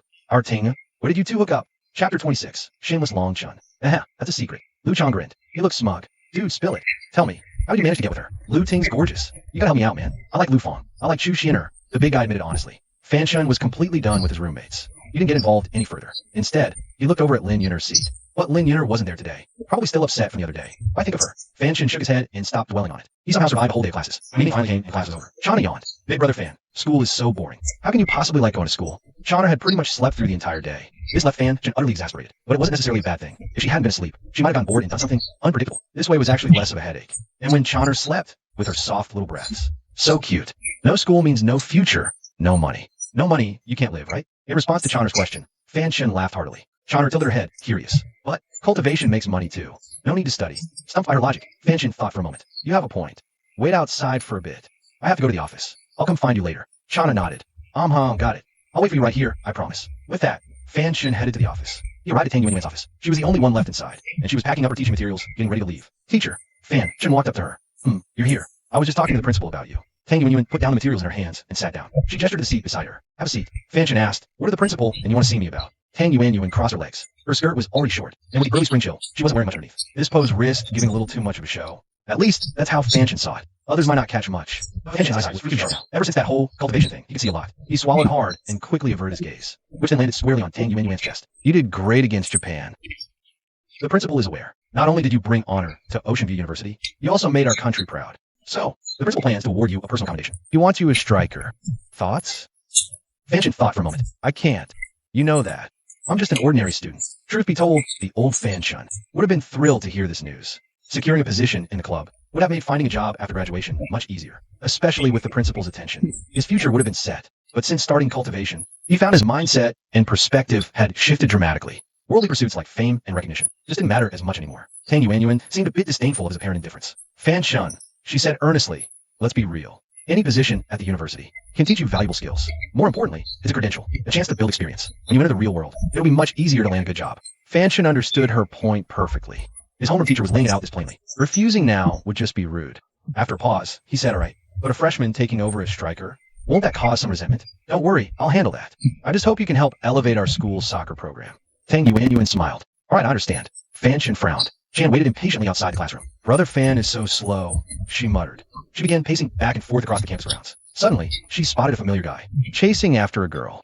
Seeing that guy, Chana huffed. You jerk, this is all your fault. You got Fan Gage in trouble. I'm gonna teach you a lesson. She clenched her little fist and followed him. Be my girlfriend, okay? Be my girl, I'll treat you right. With the power of my long family behind me, you'll never need to work or worry about money again. He boasted about his family. All looked smug and arrogant. He didn't even glance at the onlookers. Just say yes, and I'll give you 20 grand a month. How's that? There were plenty of people around, including girls. Some of them were quite pretty. Hearing his offer, they all shot envious looks her way. Who was Long Chun, the only son of the Long family, one of the city's top 3 powerful families. Their wealth and status was something countless girls dreamed of marrying into. Heck, plenty would settle for just one night with him. But Isu, she wouldn't even give him the time of day. She quickened her pace, heading for the school gate. Just then, 2 more guys appeared outside the gate, blocking her path. Long Chin chuckled. Stop running. Just say you'll be mine. Not just the money in this bank card, but anything you want, it'll all be yours. A flicker of panic crossed E's lovely face. Long Chun, please stop bothering me. I really don't like you, and I won't be with you just for your money. Unfazed, Long Chun pressed on. Forget the money then. Look at me. I'm not bad looking, am I? Girls are lining up to be with me, E. Just say yes. He moved to grab her. E took a step back, her eyes wide with fear and confusion, but she held back her tears. Long Chun, please, just let me go. I'm going to be late for my part-time job. Then just agree, he insisted. Say yes, and I'll give you tens of thousands a month. Better than a crappy job. Could even pay off your dad's debts, right? Thinking of E's family situation made Long Chun even more smug. He was confident. He knew her family was dirt poor. Her mom died long ago. Her only living relative is her father. Was a compulsive gambler who lost everything. Before school, he worked part-time every evening after class, scraping together pocket money. To save more, she studied relentlessly for scholarships, to help with the household expenses. To put it bluntly, E's family was broke. 20,000 was nothing to him, but it was a powerful lure for someone like her. Hearing him, he bit her lip, tears welling in her eyes. She puts on a brave face, but she knows how many tears she's already shed for a father like that. She's been through this so many times. Seeing E Sue cry, Fan Shin steps forward to comfort her. So, be my girlfriend. I promise I'll treat you right. You're disgusting. Weren't you just hitting on me? And now you're after another girl? You're shameless. Suddenly, a female voice comes from behind. Turning around, they see Chonner standing there, arms crossed. Chapter 27. A little fox fairy learns to cook. Bro, isn't it the girl from our class just now? A guy next to him quickly recognizes Chonner. Shut up. Fan Shin's face darkens as he hurriedly shuts him up. Chonner's already walked over and grabbed Isu's arm. Oof, this guy's the worst. He was just trying to pick me up. If you go with him, you'll only get hurt. Don't believe a word he says. You. Fan Shin starts angrily, then falters. She's lying. Lying? I'm not lying. This guy is such a hypocrite. Oof. I'm going to teach you a lesson. With that, Chonner swings her fist and punches straight at him. Seeing Chonner make a move, Zhao Tian laughs loudly. Little girl, you want to hit me? I'm right here. Let's see you try. Whoa, what the? Before he can finish, a pink fist smashes into his face. His face contorts in pain, and he's sent sprawling to the ground. Tiny Chana hits hard. The people nearby are stunned. Whoa, who is that girl? She even dared to hit Zhao Tian. Right then, passers-by who see the scene are equally shocked. That girl is so kawaii. I want to ask her out. Forget it. Did you see that punch? Even Fan Chun couldn't handle it. You still want to try? This makes several guys admiring Chonner take a few steps back. Fan Chun gets up from the ground, cursing. What the hell? You hit me? You be asterisk TCH. You actually hit me. Before he finishes, and her pink fist flies out again. Fan Chun doesn't have time to react before he's sent flying. And this time, he's knocked back several meters. The onlookers' eyes are practically popping out their heads, looking at Fan Chun slumped against the wall in a daze. Someone takes a sharp breath, thinking she looks cute, but she's a monster in a fight. Everyone quickly backs away, dusting off her hands. Chana huffs. Bad guy. If this were before, I wouldn't have let you off so easy. Sue watches, shocked and bewildered. She never imagined this girl could be so powerful. Still amazed, she walks over. Thank you. If it weren't for you, I don't know what I would have done today. Just think about Long Chun harassing me these past few days. Sue was on the verge of tears, but she kept telling herself, don't cry. You have to be strong. If you break down, what will you do then? Chonner giggled. Your Fan Gage classmate. Of course I'd help. It's no trouble. Fan Gage? Sue was confused. Yeah, Fan Chun. Why Fan Gage? Fan Chun. Sue repeated the name silently, committing it to memory. And what's your name? I'll treat you to a meal sometime. Chonner. Just then, Fan Chin's voice called from a distance. What are you doing here? Seeing him approach, Chonner happily skipped over and linked arms with him. Fan Gage, you're here. Fan Chin glanced at Long Chin and his crew, frowning. Fighting? Chonner pouted. They were bullying Sister E. I just taught them a little lesson. I didn't start anything. Fan Chin chuckled. Silly girl, I'm not mad at you. By the way, who's Sister E? Turning around, he saw a beautiful girl standing behind him. Though dressed plainly, her natural elegance shone through. Her beauty could captivate 1,000 men. You could say Sue was a national treasure. Even Fan Chin felt. Thanks, I have a shift, gotta go. I'll treat you to dinner sometime. Sue gave a small smile before leaving. That smile was like a flower blooming in spring. Utterly captivating, intoxicating. Fangage, do you have your eye on that girl? If you do, I can help you chase her. Chana teased with a smirk. Fanchon tapped her head lightly. Nonsense. A cultivator can't marry. Of course you can. We even have dual cultivation. Chatting and laughing like this, the two of them headed home, leaving only Longshin and his gang sprawled out on the ground. Longshin spat. I'll settle with Fanchon. Boss, what do we do? He's crazy good when his lackeys whine. And that chick seemed pretty tough too. TCH, how tough can they be against a dozen guys? I know a guy from the Tiger Head gang, Brother Lin. I'll get Brother Lin to deal with him. Longshin, swear I won't let you away with this. Back home, Fanchon planned to whip up a simple meal. Normally, with work being so busy, he'd never cook for himself. But things were different now. With Chana around, he didn't plan on eating out anymore. He'd just cook himself. After dinner, he'd look for a job. Maybe I can score some other jade, make some cash, and use it for cultivation too. What for dinner? Fanchon asked. Chana giggled, linking her arm with his. Anything you make is good. Fanchon pinched her nose affectionately. All right then, I'll make a whole feast. Turn you into a little piggy. No way. Chana huffed. You're too nice, Fangage. You wouldn't let me get fat. I want meat. Fanchon laughed. Okay, meat it is. I'll go buy some of it. I'll make a big dinner tonight. Wait for me at home. When Chana heard big dinner, her mouth practically watered. She almost drooled on the floor. Eating was her biggest hobby. And Fanchon was such a good cook. How amazing would this big dinner be? Yet, Fanchon's care touched her. Wouldn't it be bad if she just sat around like a princess, never lifting a finger? The little fox wrapped her arms around Fangage's arm and pouted. Don't leave me behind. I'm coming with you. Fanchon looked at her, and his heart skipped a beat. No matter what, Chana was a living, breathing beauty. Living with a beauty like this every day. What guy wouldn't be tempted? Is this what living together is like? The thought made Fanchon grin, touching his nose happily. Fine, let's go together. They headed out. They went to the supermarket. Chana was like a kid, asking questions about everything. Picking up this, asking about that, grabbing that, asking about this. She even said she'd do the shopping. Fanchon didn't know whether to laugh or cry. Most heart was nervous, lost himself. She came back with vinegar and sugar. Fanchon sighed. If we don't hurry, we'll be late. He had to take over. They quickly finished shopping and went home. Fanchon tied on an apron and got busy in the kitchen. Chana just stood there, watching wide-eyed. She wanted to help, but couldn't, so she just watched quietly. Suddenly, an idea popped into her head. Should she learn to cook too? That way, Fangage could eat food she made. Wouldn't he be happy? Just like she was right now. With that thought, she beamed and ran into the kitchen. She tugged on Fanchon's arm. Fangage! Fangage! Fanchon, hearing that sweet, melting voice, he almost cut his own hand. He put down the knife with a wry smile and turned around, saying, My dear, what's up? Did you win the lottery or something? Chana grabbed Fanchon's hand and said, Brother Fan, can I cook something for you? Fanchon asked curiously, why the sudden urge to cook? Chana started whining, her voice sugary and bone-meltingly sweet. I just want to try it. Let me do it. Fine, if you want. I'll teach you some other time. Not now. If we don't eat soon, we won't make it out today. Out? Where are we going? To make money. To keep you. Fanchon said, both amused and exasperated. Okay. Chana turned back, disappointed. But deep down, she was thrilled. Fanchon's care for her. Her heart bloomed. After they ate, Chana happily planted a kiss on Fanchon's cheek to show her joy. Fanchon froze, more than surprised. A quiet happiness. He didn't realize it. Even though they hadn't known each other long, a feeling was slowly growing between them. It was like an old married couple, living together in a tiny rented apartment, thick with affection. After dinner and a quick cleanup, Fanchon took Chana back to the job market. Since it was already evening, it was too late to go looking for other gemstone gambling dens. Besides, the gemstone gambling scene is pretty underground. You can't just find it anywhere. So they had to come back here and try their luck again. Past 7 or 8, the market was still crowded. Soon, they found a gemstone gambling exchange. Compared to the street stalls from before, this place looked a lot more legit. The gemstone gambling business isn't like the lottery. The players aren't exactly rich, but they're not broke either. It wasn't like before, where people fake stuff, mixing fake raw stones with a few real jade pieces to scam buyers. This industry had clear, strict rules and systems. Even the owners didn't know if a raw stone had jade inside.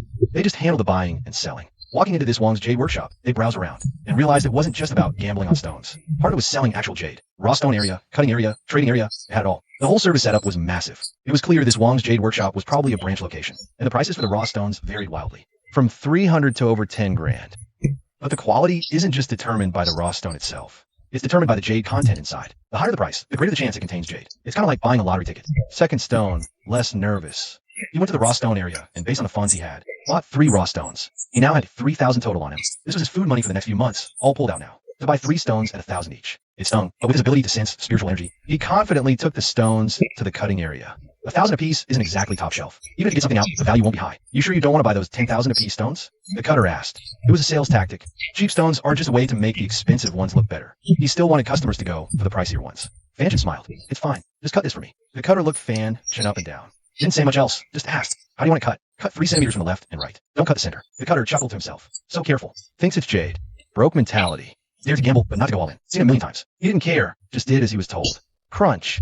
Blade hit something instantly, making his indifferent brow suddenly furrow. Fanchon laughed. Looks like my luck's in. It's a big piece. Now an inch outward. The cutter's expression changed slightly. He followed the instruction. Then 2 more cuts, 2 inches on each side. To his surprise, apart from the outer stone layer, the inside was all jade. Fanji, you're amazing. We're rich. Yinner hugged the jade like a little miser. The cutter, wiping sweat, said with a smile, kid's got some luck. You rarely get good jade from stones like these. Didn't expect you to dig out such a big piece. Won't be worth a fortune, but you'll easily clear 10 grand profit. Fanshin smiled. Still, you did a great job cutting it. Next. Learned. Treasure invites trouble. If all 3 had jade, it would draw way too much attention. So out of these 3 stones, only the first one had it. 2 duds. Cut. Feigned disappointment. He sold that piece of jade to Wong's Jade Workshop. Sold for 13 grand. Triple profit. Stone gambling really is where the money's at. This is great increase Fanshin's interest. He went and bought a stone worth 10 grand.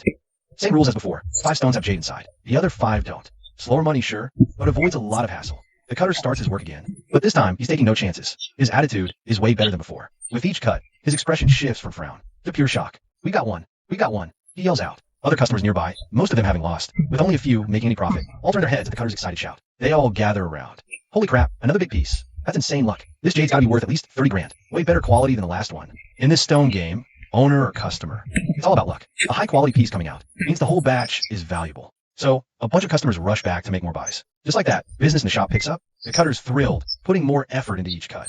9 out of 10 stones are opened. 4 of them yield jade. Fanshin's luck has everyone else green with envy. Then, on the very last stone, the cutter lets out a gasp. His cutting tool clattering to the floor. He stares, stunned, at the half-open stone. Could this be Imperial Jade? Indeed, the green on both cut surfaces is equally rich. A sure sign of Imperial Jade. No wonder everyone's losing it. Kid, I'll take that stone. 100,000. How's that? A middle-aged man in a black suit, seeing the stone's potential, quickly offers 100 grand. But before he can finish, a bald guy cuts him off. Huh, you're being cheap. I'll give you 150. Sorry, this stone's not for sale. Keep cutting. Even with the bald guy's offer of 150. Fanshin doesn't budge. 150 is a lot, but for him, this Imperial Jade has a much bigger purpose. The cutter, of course, doesn't know the reason. He just figures this young guy must be a pro, knowing the jade's worth is far more than that. So he keeps cutting. For more slices are made, and the green is incredibly rich on each. It really is Imperial Jade. This is going to be huge. No kidding. Look at the size. Look at the color. Amid the chatter, the bald guy steps forward urgently. Whispering, kid, how about 600,000? 600,000. Sell it to me, okay? Fanshin rubbed his nose and said, sorry, no, kid, I'm not selling this jade. Chonner, grab it for me. Chonner, upon seeing this piece of jade, the dense spiritual energy made her barely contain herself. Now, with Fanshin having spoken, she put on a miserly look, hugged the jade to her chest, and giggled, brother Fan, we're going to be rich. Yeah, for ordinary pieces of jade are worth at least 50 grand, plus the boost this emerald jade gives for cultivation. Today's haul is no joke. Seeing Fan wouldn't sell, the rich bosses sighed, but didn't press the matter further. Just then, voices came from outside the main entrance. A man in a suit walked in, followed by a few subordinates. You're the boss. We know what to do. With that, the subordinates left. The man in the suit strode in. His first glance landed on Fanshin in the crowd. His expression shifted from casual indifference to sheer shock and simmering anger. Fanshin saw the suited man too and said with a smile, so this is your shop. Chapter 29. Squeezing him for more. That's right. The one who entered was Wong Xiaoqi. You poor loser. It's you. Didn't expect to run into you here. Wong Xiaoqi's face twitched, forcing a smile while cursing Fanshin 1,000 times his heart. Last time, his fiancée, Lu Yingning, was actually having dinner with this guy at a love hotel. And this punk even beat him up. How could he possibly let that slide? Fanshin smiled calmly. Young Master Wong, long time no see. How's your face holding up? His face, mentioning that made Wong Xiaoqi fume. This bastard had some freakish strength. One punch from him left Wong's face swollen for 3 whole days. So his hatred for this guy ran bone deep. Oh, and your boys? Last time they took a little tumble. Looked pretty nasty. Try to be more careful next time. Fanshin played dumb. Xiaoqi gritted his teeth, furious inside. A tumble my ass. You're the one who beat the crap out of him. Next time, you better watch your step. The subtext was clear. Don't mess with me, or I'll be back in bed for another week. Wong Xiaoqi caught the blatant threat loud and clear. Rage boiled inside him, ready to erupt. Fine. Perfect timing today. I'm not letting you get away. I don't believe. You can slip through my fingers this time. Wendy seethed but smiled. Fanshin, last time was a misunderstanding. Friends after a fight? So we're practically old pals now, aren't we? This caught Fanshin completely off guard. He'd expected Wong Xiaoqi to throw a punch. Rich kid beaten up. Must have left him absolutely furious. Probably wanted to skin him alive. He never expected him to be smiling and talking. There's definitely a trap here. Fan smiled. Were we ever enemies? You're joking, Wong Xiaoqi. Seeing Fanshin's grin, Wong Xiaoqi was boiling with anger inside. But he had to keep up the polite act. Tonight's on me. Will you come, Fanshin? If you're buying, I'm in. Vienna Hotel. Only place that matches your status. Fanshin laughed. Hearing Vienna Hotel, Wong Xiaoqi almost choked on his own rage. That was the exact place where he'd been utterly humiliated. He'd never forget it. But then he thought, that's also where he could wipe away all that shame and beat the crap out of this guy. Wong Xiaoqi relaxed and smirked. Naturally. Old Lu, get the car ready now. Fanshin turned to Yinner with a smile. Yinner, someone's treating us to a feast later. Hearing feast, Yinner's eyes lit up. Really? I love eating. Eat yourself silly. You really think I'm your personal ATM? Just you wait. You'll get what's coming to you. Wong Xiaoqi cursed inwardly, smiling and walking out the door. The driver, Old Lu, already had the car waiting. Even though it was past 8, the night was just getting started. The Vienna Hotel was still pretty crowded. Wang Xiaoqi had already called Old Han. Old Han, get Old Lin over here. Yeah, tonight. Old Han felt a chill down his spine, a bit traumatized. Wang Xiaoqi, you're calling Big Brother Lin? You mean, shut up and get more guys. Good ones this time. I want that punk carried out on a stretcher tonight. We'll handle anyone who messes with you. Old Hu said, yeah, you. Get more people. A few dozen. Bring the gear, yeah. As he hung up, Old Han was already shouting orders on the other end. Wang Xiaoqi smirked. Let's see you try to run today. Fanchun and Yenner were sitting at the dining table. Yenner was fiddling with her chopsticks, mumbling, why isn't the good food here yet? Yenner is starving. Hearing this, Wang Xiaoqi, who had just come back from his call, almost spit blood. These two really were treating him like a walking wallet. Fan said, Yenner's hungry. Waiter, hurry. Bring us everything good you have here. We can't eat that much. Wang Xiaoqi said, looks like Mr. Wang still has a problem with us. Huh, Choner? Let's go. He obviously can't afford it. Fan Chun grabs Choner's hand, ready to leave. Seeing them about to walk out, Wang Xiaoqi panics. My treat. My treat. Sit down. Waiter, get the food out now, will you? Is this any way to treat customers? Waiter mutters. Didn't you tell us not to? What a jerk. Wang Xiaoqi is not frustrated. He just wanted to get the beating over with quickly, but it looks like he'll have to pay a hefty price first. The thought of Fan Chun groveling at his feet later makes him smirk. He lets the petty stuff slide with a cold smile. Soon, the food arrives. Seeing the table covered in dishes, Wang Xiaoqi's blood boils. Rage barely contained. What the hell, this whole table? Chicken, duck, fish, meat, abalone, enough for 3 people. Seeing Wang's glare, waiter forces a smile. Signature dishes. Enjoy. He then makes a quick escape. Chana's eyes light up at the feast. She happily picks up her chopsticks and digs in. Even though she already had dinner, she doesn't hold back at all. This girl doesn't look like she ate much, but she polishes off almost the entire table herself. Fanchun barely gets a bite in. After finishing, the little girl pats her stomach, lets out a satisfied burp, and says tipsily, not as good as Fanji's cooking, but it'll do. I'm so full. That comment nearly sends Wang Xiaoqi over the edge. You ate it all despite it being bad? This meal cost at least 10 grand. And that's not even counting the 2 bottles of expensive red wine. Altogether, it's gotta be several thousand more. He's internally weeping, thinking viciously. Just you wait. You'll get what's coming to you. I don't believe you're dead. Dead is a word others might not dare say. It's illegal after all. But for Wang Xiaoqi, it's a promise he can keep. With his connections, Old Lin, one of the top 3 in the Hu-Tu gang. Getting rid of some nobody is child's play. All right, we're full. Time to go. Thanks for the meal, Mr. Wang. Fanchun laughs heartily, grabbing Choner's hand to leave. Hey, you can't leave yet, Wang Xiaoqi panics, cursing inwardly. Where the hell are Old Han and the guys? Fanchun waves a dismissive hand. Your guys are too slow. We have class tomorrow. Next time you want to ambush someone, do it earlier. What? Wang Xiaoqi almost chokes on his own rage. Troubling you to come early. Wang Xiaoqi was nearly driven to death by anger. So this punk knew I was bringing people to beat him up all along? But that's not even the craziest part. The craziest part is this punk didn't even try to run or hide. He just followed me to the restaurant. If that's not a straight up middle finger, I don't know what is. Just as Wang Xiaoqi was about to blow his top, Fanchun suddenly turned back and said, oh right, don't bring any 2-bit thugs. I don't have time to waste on small fry like that. Who dares call Lin Taodian small fry? Big talk for a dead man walking. Chapter 30, I don't like killing. A dozen men barged through the door. They lined up, each one armed. They parted, forming a path. A tattooed man with a gold earring and bleached hair swaggered in. A man covered in tattoos walked in. Behind him followed Old Han, Old Hu, and a few others. The speaker was this blonde guy. He stomped over to young Master Wang. Big talk calling us small fry. You've got some nerve calling us trash. The Tigerhead gang has ruled these streets for decades. No one's ever had the guts to disrespect us like that. You're the first. He then turned to Wang Xiaoqi and said, young Master Wang, you come here with my crew. to deal with these 2 punks? Seeing the reinforcements, Wang Xiaoqi was thrilled. Old Lin, you made it. Perfect. It's these 2, especially this one. He's a real piece of work. Chop it to pieces for me. That shouldn't be a problem, right? Lin Taodian snorted. Young Master Wang, you underestimate me. But since I'm here, I'll get the job done. I just want one extra thing as payment. Her. He pointed at the woman next to Fanchun. He and Wang Xiaoqi exchanged a look. I saw her too. Was about to give her to you. Old Lin, you're here. This is for you. Since you asked, she's yours. Lin Taodian let out a booming laugh. I haven't seen a beauty like this in a long time. I like her. Men. Old Han, standing beside him, hurriedly stepped forward. Lin, this kid, he's not normal. Are you sure you want to mess with him? Shut up. Have you forgotten where I come from? No matter how tough he is, in front of Lin Taodian, he's nothing. Men, chop him up. The name Tigerhead gang alone was terrifying. The remaining customers and restaurant staff all scrambled to get the hell out of there. No one dared stick around. Watching the men advance, Fanchun said calmly, Wang Xiaoqi, looks like I overestimated you. I thought you'd at least bring some real muscle. What a letdown. Lin Taoyan's face darkened with rage. You're asking for it. His men charged, weapons drawn. They came at Fanchun, blades swinging. You can tell, even Old Han and his crew had some clout. They meant nothing to the Tigerhead gang. Just these dozen guys alone. Their fists were a lot harder than Old Han's people. The flurry of blades was like something out of a mobster movie. Real steel, and if it connected, anyone hit would be lucky to walk away without a serious injury. Just as the onlookers gasped in shock, Fanchun remained completely calm. Cradling the fox, he struck out. His feet moved like the wind, weaving through the blur of blades. His fist connected with 2 men, sending them flying backward. Watch closely. Fanchun stepped forward. He cracked his knuckles, a cold sneer on his face. Trash. The words barely left his mouth before his fists erupted like a storm. They were impossibly fast, impossible to block. The key was, the others' blades couldn't even touch him. They all just whistled past his body. Fanchun, one punch, one man down. One kick, another man down. 7 or 8 men hit the floor in seconds. 4 times each blow was missed. Not a single one of the down men could get back up. The remaining 3 or 4 guys just stared, eyes wide. They didn't dare move. How could they have imagined? This kid who looked like a student could be this terrifying? This also shocked Lin Taodian. A 20-year-old kid with this level of skill. There couldn't be many like that. At least, he hadn't seen many. Kid, just who are you? Now, you had to take this seriously. Fanchun said coolly, who I am is none of your damn business. Got class tomorrow. Get lost. Or make your move. Stop wasting my time. He knew if he didn't show them what he was made of, Wang Xiaoqi would just keep pestering him.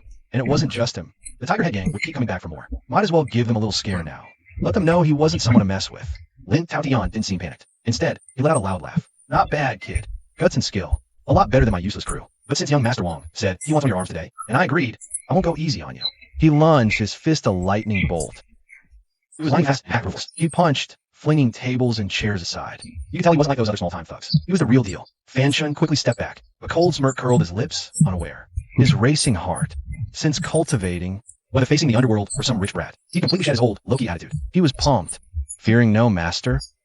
Suddenly, Fan Shun leaped into the air, soaring right over Lin Taotian's head, twisting in midair. His fist was already coming down. Lin Taotian was a trained fighter, a former soldier. His foundation unmatched, his reaction swift. Feeling an intense wave of killing, intense surge from behind him. He spun around and threw out a palm strike. Palm met fist. Lin stumbled back, chest aching. Fan Shun wasn't about to give him a chance. He charged forward, grabbed his arm, twisted it behind his back, and slammed him to the ground. Wang Xiaoqi watched, eyes wide. Old Lin, he shouted frantically. Inside, he was completely falling apart. This kid's skill was beyond anything he'd imagined. So many guys came, and none of them were a match for him. What the hell is this kid's fist even made of? Lin Taotian was having the same thought. He was a soldier for over a decade, reaching a rank far beyond the average man. He'd seen plenty of capable and unusual people, but someone so young and this powerful, he'd never encountered that before. Clenching his teeth, he spat out, "Just who the hell are you? Insane? You attack me, then ask who I am? Didn't Wang Xiaoqi tell you?" Fan Shun said, utterly exasperated. This left Lin Taotian momentarily stunned. "Ha! Fan Shun, if you make one more move, don't blame me for getting rough." Right at that moment, Wang Xiaoqi's voice rang out from behind. Behind him, Wang Xiaoqi had one hand gripping Choner, and in the other, a knife. With just a little more pressure, the girl might be killed. Wang was reluctant, but to finish Fan Shun, he was willing to go all out, using a woman as a threat. He also believed, wholeheartedly, that women were Fan Shen's weakness. He refused to believe this punk wouldn't surrender now. Fan Shun turned his head, slowly releasing Lin Taotian. His icy gaze fixed on Wang Xiaoqi like a wild beast's, radiating a terrifying killing intent. That killing intent froze the smile on Wang Xiaoqi's face. It felt like being stared down by a predator. I don't like killing, but if you don't let go right now, I'll change the Wang family's head. Chapter 31, Sudden Turn. Murder? Huh. Who the hell do you think you are? You kill someone, you go to jail. That's the law. Besides, you think you can? Suddenly, a figure blurred in front of him. Fan Shin was already right there, up close. The distance between them closed to a mere meter in an instant. Fan Shin's hand was now clamped around his wrist. He couldn't move it an inch. Sweating, Wang panicked. He'd never seen speed like that. It wasn't human, teleporting 10 meters in a blink. What kind of monster is he? Now, thinking he provoked such a disaster, he felt like slapping himself. Get lost. This is a society governed by law. Murder means prison. Fan Shin understood that. So he just barked out the order and threw a punch. Wang Xiaoqi let out a sharp cry, flying back 7 meters before crashing heavily to the ground. Catching drunk Choner, Fan's killing intent faded. Brother Fan is amazing. I'm safe with him. With that, she passed out completely. Fan sighed, hoisted Choner on his back. Before going, he shot a glare at Wang Xiaoqi and Lin Taotian. The two of them flinched in fear. They didn't dare get up and keep fighting. They didn't even have the guts to look his way. Remember this. Don't mess with me again. And keep your filthy hands off Choner. Otherwise, I'll make the Hutu gang one member shorter. He carried Choner away into the night. The soft moonlight was incredibly beautiful. Fan Shun carried Choner all the way home like this. Looking at Choner's petite frame, she ate a whole table of food, so that big, full belly of hers was pretty heavy. Fan Shun finally managed to carry her home, already drenched in sweat. This girl, I really should make you eat less from now on. You're just getting fatter and fatter, Fan Shun muttered himself. He went to remove her shoes for comfort. Choner's hand showed no sign of letting go. Instead, she gave a strong tug, pulling Fan Shun right onto the bed. Their faces pressed close, intimate. He'd never been this close to a girl before. Even though Choner had kissed him, it was nothing like this kind of close, cozy intimacy, especially being pressed this close right now. Brother Fan, a cooing voice called by his ear. The alcohol smell hit him. Fan sighed. Lie still. Serves you right for drinking. Choner held his hand tight as he rose. Don't leave me. Choner doesn't want to leave Brother Fan. No one can take Brother Fan away. As she said this, Choner held on to Fan Shin tightly, as if she was terrified he might leave her.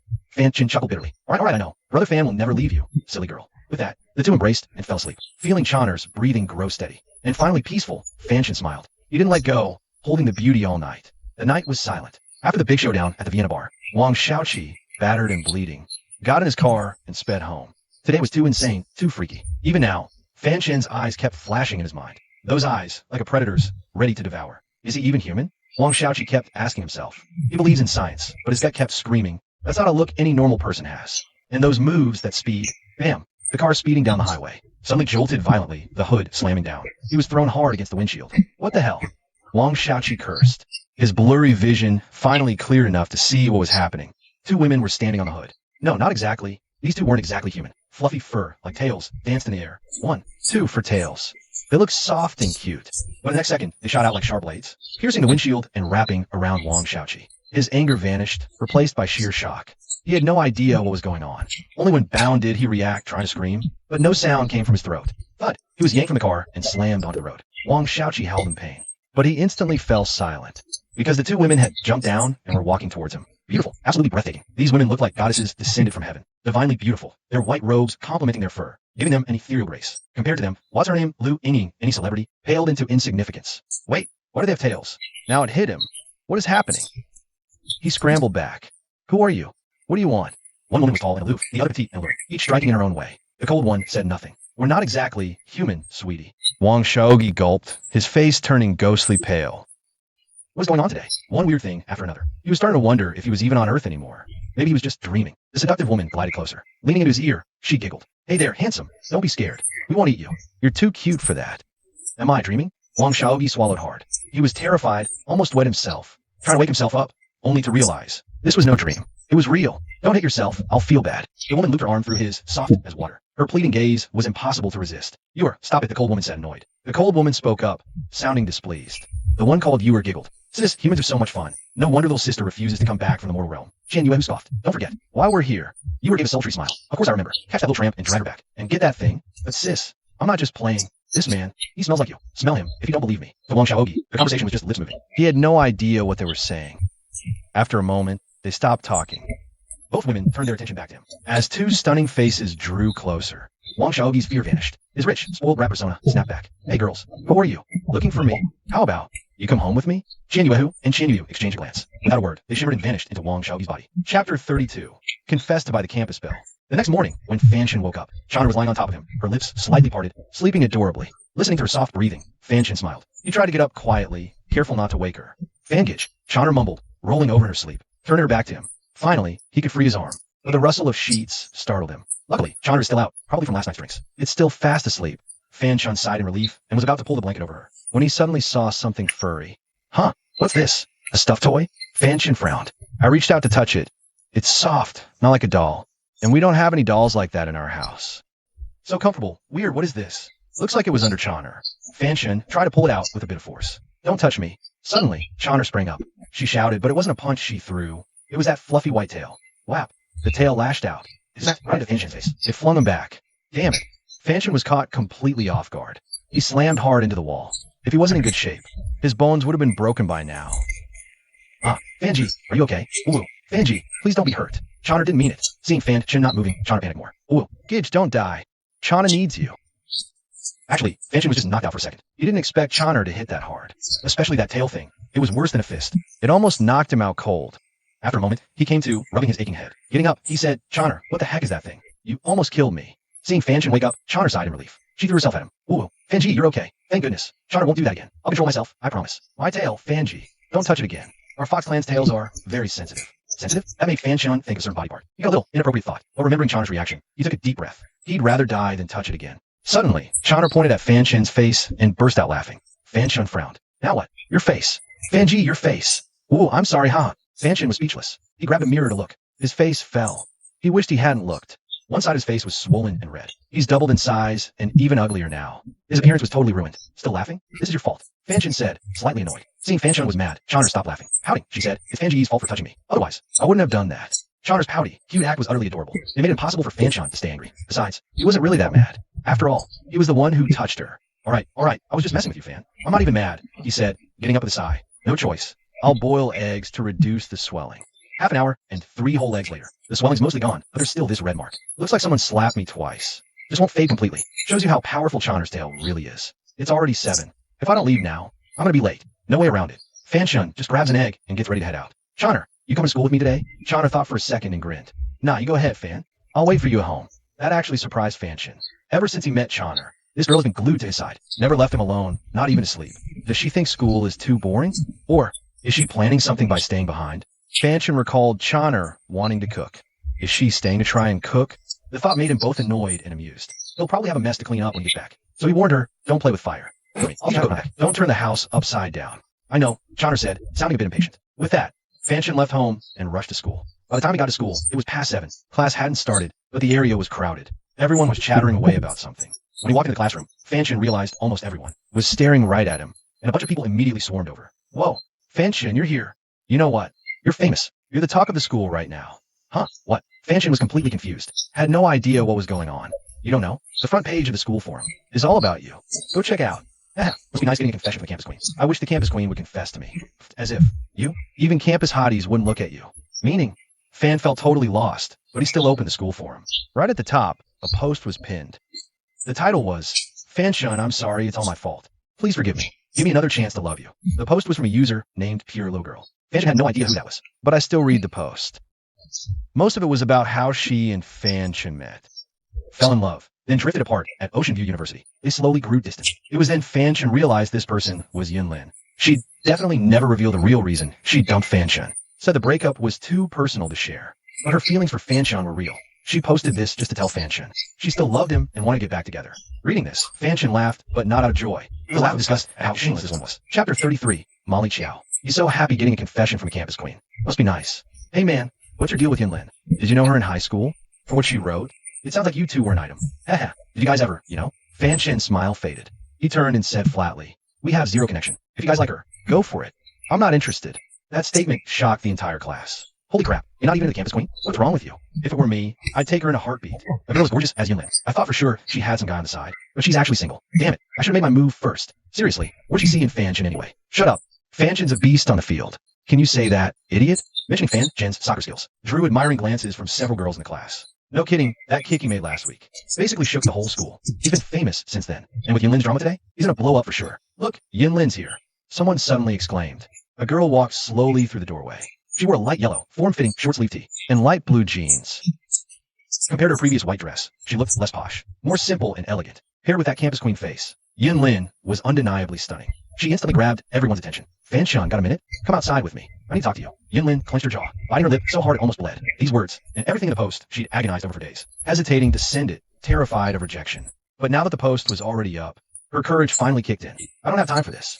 Fanshun shot her down instantly. Everyone was stunned. Honestly, they watched silently, the drama unfolding. It was their affair, not ours to meddle in. Yinlin's face paled. She froze, wanted to speak, but the words just wouldn't come. A rejection? Of course. After how deeply she'd hurt him, anyone would be bitter. She couldn't blame him. So she just forced a dry laugh and said, I just want to talk. A few words, that's all. Please? Fanshun thought for a moment. Fine. We'll talk here.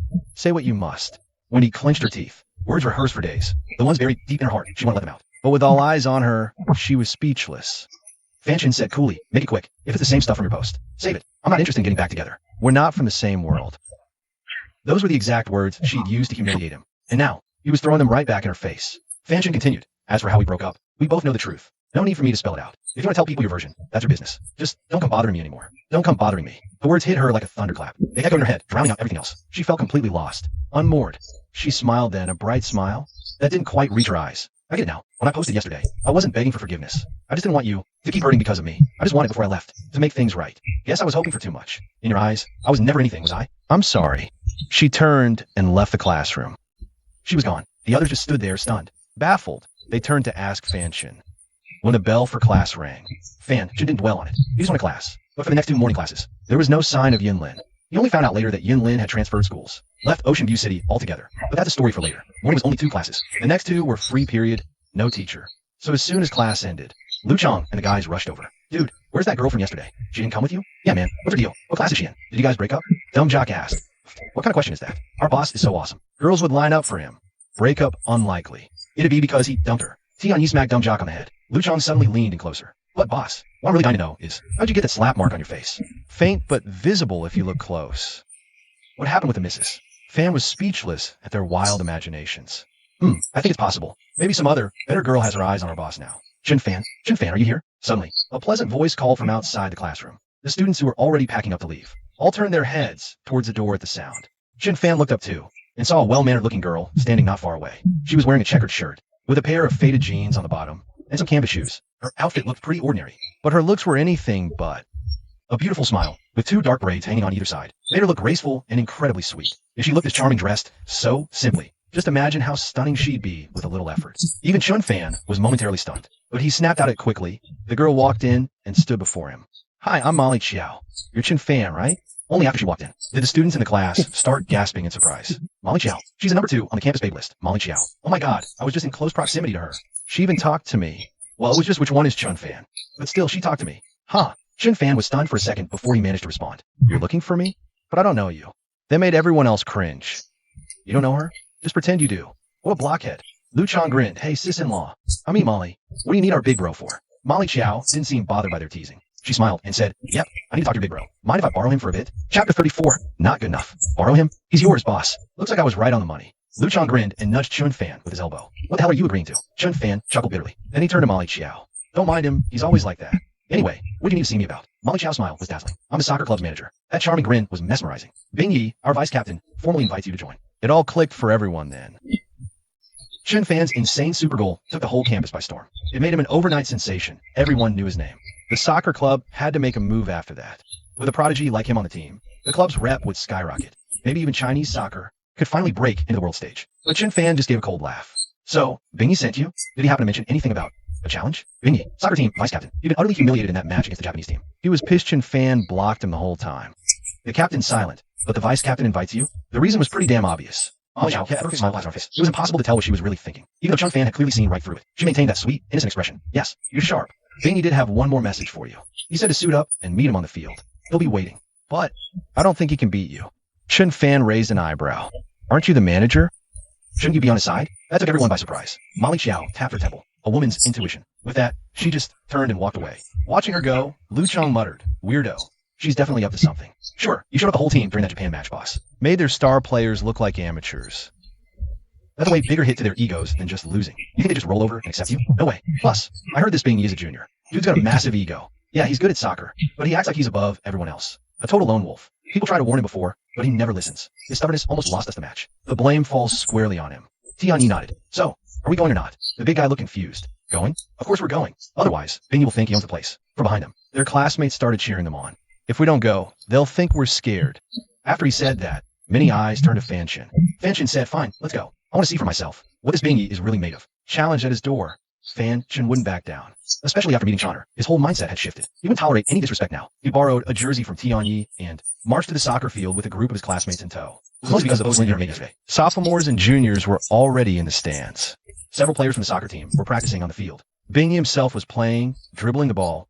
He looked up and shot in one fluid motion, scoring goal. The goalkeeper didn't even have time to react. The move drew everyone's attention, including Bing Yi's fangirls, who started screaming. Wow, Bing Yi, so handsome, so cool. That's my Bing Yi for you. With Bing Yi on our team, we're definitely winning the inter-college league against Yujo. Look, the new guy's here. Soon, someone spotted Fanshin's group. All eyes turned towards them. A number of upperclassmen started walking down the stands. Even Bing Yi stopped what he was doing. He walked over with a haughty look on his face. Honestly, the reason Fan was famous. Actually, Chun Fan became popular. As for last week's soccer match, a lot of people hadn't actually seen it. Many had only heard others bragging about Fan Chen's skills. They didn't believe the hype. Now, seeing the kid in person, they looked at him with obvious doubt. Brother Yi, is this the soccer god you're talking about? Doesn't look like much to me. With that build, how good could he really be? A tall, muscular guy, folded his arms and looked down at Fan Chun. At nearly 6'3", he made Fan Chun look small. If he was why we beat those Islanders. I'll eat my hat. No way. Don't be so sure. I saw that game.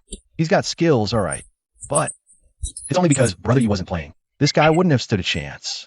Brother Yi has won every soccer goal in Sheen IC. He's the soccer club vice captain. A rookie can't beat that. Faced with the upperclassmen's taunts, the freshmen, Fanshin's classmates all turned pale and cursed back. All of Fan's classmates turned pale and started swearing. What did you just say? You looking down on people? Yeah, right. You're just mad because we're about to lose. If Brother Fan hadn't stepped up to save the day, Ocean View University would have already lost. The sophomores, getting roasted by a bunch of freshmen, couldn't take it anymore. What's your problem? One snapped. You saying our man Bing isn't as good as your guy? You freshmen don't know the rules here. Teach him a lesson, Bing. Show him what we're made of. Show him how the juniors do it. Bing, he was already itching for a fight. The sight of Fanshin alone made his blood boil. He couldn't hold back anymore. Especially after hearing the coach say, you want to bring this kid in as the new striker. To take his spot. That rage just exploded. Bing Yi is the soccer club's star player. You could say the club wouldn't be where it is today without him. And now, just because some new freshman shows up, they're going to kick him to the curb. How could he accept that? To be fair, the higher-ups had their reasons. Bing is already a junior. Next year, he's into internships. Barely any time for the soccer club. They needed to give the new blood a chance. But Bing Yi didn't get any of that. All he saw was the school playing favorites, thinking this new kid was the future of the team, and he was just being thrown away. So he was pissed, really pissed. You think you're so great? Think I'm not good enough? So you're mad because I'm taking your spot? Is that it? Suddenly, Fan Chun, who'd been silent the whole time, spoke up. Bing sneered. Damn right. What give you the right to take my place? A few lucky kicks? He stepped forward. Bing pressed in, anger radiating, his words dripping with sarcasm. Not good enough. Chapter 35. The soccer god returns. What'd you say? The rage Bing had barely kept down. Instantly flared back up at Fan Chen's words. Calling him not good enough? He's got nerve. He wasn't showing any respect at all. But before Bing could blow, Fan Chun continued calmly. You're decent on your own, but your teamwork is trash. You play like a lone wolf. If it wasn't for that, how could our soccer club have gotten crushed so badly that day? Compared to those sneaky island players. Their coordination was top-notch. Next to them, tell me, are you not good enough? Bingy laughed mockingly. Talk is cheap. The real question is, can you have the guts to face me one-on-one? If not, then get the hell out of the soccer club. And shook his head and said, honestly, I wasn't even interested in the vice captain position. But hearing you talk like that, now I'm all in. Otherwise, You think us freshmen are just easy targets. that's right, Fan. Teach them a lesson. Show them what we're made of. Seriously, they look down on us way too much. I've had enough of them. The freshmen, who usually cower in front of the juniors. With a leader, they found courage. Seeing the freshmen start to throw insults one by one, Bingy and his crew turned pale with rage and shouted, fine, it's a deal. If you win, I'll bow to you as my master and admit you're the better player. If you lose, you get out of the soccer club for good. And every time you see me after that, you'll kowtow 3 times. Deal, Fanshin said calmly, as if facing Bingy. Was no big deal. This attitude pissed Bingy off to no end. 5 shots each. Defend however you want, as long as it's within the rules. Whoever scores the most wins. Those are the rules. Fanshin waved a hand. Whatever. That whatever nearly gave Bingy a stroke. His face fell. This kid, he's got some nerve. Teach that freshman a lesson. Senior Yi. He's way out of line. Yeah, he doesn't respect us juniors at all. We gotta put him in his place. Bingy's face was grim, wishing he could just beat the kid up right then. He despised such arrogance. Just wait, I'll make you beg on your knees. Everyone cleared the field. Fanshin and his opponent faced off alone on the pitch. The ball was in Bingy's hands. He'd take the first shot. Fanshin just watched the ball intently, silent. He was ready for the slightest move. You'll see just how stupid your challenge was, Bingy sneered. Fanshin said flatly, just kick the ball. Stop wasting time. Bingy grunted coldly. Then launched the ball, driving forward to dribble past him. But in that instant, Fanshin led the play and intercepted. The ball went flying. Whoa, he stole it. What just happened? many stared wide-eyed. The ball is over Bingy's half the field. No way. Is that kid for real? Go after it, Bingy. Chase after Yi Bing. Don't you dare make us juniors look bad. Fanshin had already lunged forward as the ball flew out. He snatched it right out of the air. Then he took off sprinting down the field. He was fast, but right at that moment, Bingy came flying out of nowhere from behind him. He threw a side kick, booting the ball away. This move made the excited freshmen all just stare in shock. What the? The ball got stolen back? Huh, looks like you're a total noob who can't play for crap. So what if you're a little fast? If your skills are trash, you're still trash. Huh, Bingy let out a loud, arrogant laugh. He dribbled the ball back to the midfield. He charged with insane ball control. Fanshin could keep up, but after a few attempts to steal it, he couldn't get it back. He could only watch as the ball went in. 1-0. The rest call was followed by a wave of gasps. This turn of events totally blindsided everyone. Looks like this hotshot freshman is all talk. Who the hell was calling him a soccer god? What a load of crap. If he's a god, then I'm the king. Yeah, he's not even as good as Bingy. And he wants to be vice captain? What a joke. The juniors were all shooting him looks of pure contempt. Over on the other side, the freshmen looked totally deflated. Not a word. Today's match wasn't just about Fanshin's personal honor. It was about the entire freshman class's reputation. So Lu Chong and the others started yelling, come on, boss. Don't lose to that loser. Damn it, boss, steal the ball. Don't lose. Right as they were shouting, it should have been Fanshin's turn to serve. But it got stolen again. Another goal. 2-0. Bing laughed. Fanshin not so tough. Dare challenge me? Kneel and beg. Losing 2 goals in a row, Fanshin wasn't panicked at all. In fact, he was eerily calm. To others, it might have looked like numb despair. But he knew it wasn't his fault. He'd only kicked the ball around a few times. 0 real skills. If we're talking pure speed, he could definitely outrun Bingy. But dribbling the ball, Bingy was a seasoned, skilled player. His ball handling and footwork were naturally superior. So, losing those first 2 goals wasn't Fanshin holding back. It was a genuine match. But a faint smile touched Fanshin's lips as he said, score 1 more goal on me, and I'll concede. Damn, this kid's got some nerve, challenging Bing like that. Huh, he's back into a corner and losing his mind. He's gone completely stupid. Senior Bing is going to destroy him. Let him know who he's messing with. Bingy laughed. You? Seriously? If you score even once, I'll admit defeat. But you won't get that chance. Huh, Fanshin rubbed his nose. Don't admit anything. I'll make you lose so hard you can't even complain. He suddenly pushed off. Before Bing could serve, Fan launched a powerful kick, sending the ball rocketing away. The ball soared high, heading for the goal. Bingy wanted to chase it, but it was way too late. Kicking from midfield? Does he think it'll go in? Scoring from half field? He thinks he's some soccer god. No way it goes in. Whoa, look, Chun Fan just vanished. What the hell is that? The next second, everyone fell dead silent. Chun Fan was sprinting at an impossible speed. In that moment, Bingy couldn't even begin to catch up. They watched the ball, still flying in the air. Was met by another perfectly timed kick from Chun Fan. Goal. No one spoke. They all just stared, completely stunned. Eyes wide, jaws on the floor. It was unbelievable. Not just the freshmen. All the upperclassmen were speechless too. What just happened? Am I dreaming? How is that kind of speed even possible? Even the referee was gobsmacked. 2-1. Chapter 36. The Chosen One. Shiana, look. Someone's playing soccer on the field. Lu Ting and others passed by the field. Hearing the commotion from inside, they were all drawn over. Wow, it's Chun Fan. He's actually playing a game. He looks so cool. One of the girls squealed. Lu Ting scoffed. Him again? Ugh, what a buzzkill. What's so cool about that 2-timing jerk? You're gonna kill me. Tingjia. Don't say stuff like that. Whose heart did he break, huh? Chu Shiana huffed. Her face already turning pink. Every time she saw Chun Fan play, her heart would race. That guy's charisma was just too much. And who else? It's you. Our Shiana is so amazing. And he's in his dorm with some other girl. Aya, Lu Fong's dramatic Aya, caught several people's attention. Shiana flustered. Stop making things up. Oof. Who he likes is his business. I don't like him. Oh, really? You don't? Then why is your face all red? Shu Shanner's blush deepened even more. Whoa, he scored. He scored. You loser. Admit defeat. Ha. Lu Chong and the guys started roaring with laughter. Bingya's face is pale with disbelief. How is this possible? You must have cheated just now. No human can run that fast. Fanshin says calmly. Some people are just like that. They only think it's normal if they win. Can't handle losing? Bingyi, fuming with rage, yells. Who said I can't handle losing? Let's go again. Fanshin chuckles. That's more like it. Your skills are lacking. But if you don't even have the guts, are you even a man? Stop running your mouth. I'll show you what I'm really made of in a minute. Burning with fury, Bingyi kicks the ball out this time. It's not that he's particularly fast, but Fanshin lets him go, not directly challenging for the ball. Bingyi charges toward Fanshin's goal at insane speed. Like a wild beast. Impossible for a normal person to catch. But just as he's feeling smug, a blur, like the wind, streaks past him. It gets right in front of him. Bingyi is stunned. Everyone on the field is stunned. This guy, is he the Flash or something? That speed is freaking insane. Holy crap. Bingyi can't help but curse. 4-4, 10 minutes left. Seeing his own closing on goal. He quickly takes a shot. Just one goal. And he still has a chance to win. But Fanshin just grins, leaps into the air, does a flip, and powerfully kicks the ball back across the field. He's shooting from way out there. What an ego. Soccer got my ass. The ball flies dead center, not losing any speed. Is it actually going in? No way. The whole field? Impossible. Before they can finish, the ball is in. Not just in, it rips through the net and rolls back dozens of meters, scaring the spectators behind the goal into a cold sweat. And it went in? How? You're not human. Bingyi mutters, his eyes full of terror. He's played soccer for years, started in high school leagues, even determined to make the national team someday. He's faced so many skilled players, but he's never seen anything this freakish. How can he possibly accept this? You run so slow, you're not cut out for soccer. Maybe try ping pong. Huffed. Bingyi almost chokes, seeing Fanshin's speed. He's so furious he could just drop dead. Better catch the next one. It's 2-2 now. If you can score just one more, I'll admit defeat. But you won't get that chance. Hearing his own words thrown back at him, Bingyi is stunned. Before he can even respond, Fanshin has already launched another kick. He shoots, scores. Goal. The field goes silent. If that first goal was a fluke, what about this one? To pull that off in a full game takes insane power and pinpoint accuracy. Bingyi is stunned, panicking. He finally gets it. How stupid he's been. He was playing against a freaking monster. Third goal. Shin kicks another one. Still a perfect shot. Scores now 2-4. Bingyi spits blood. So pissed off he almost keels over. By the fifth and final goal, he still hasn't gotten back up.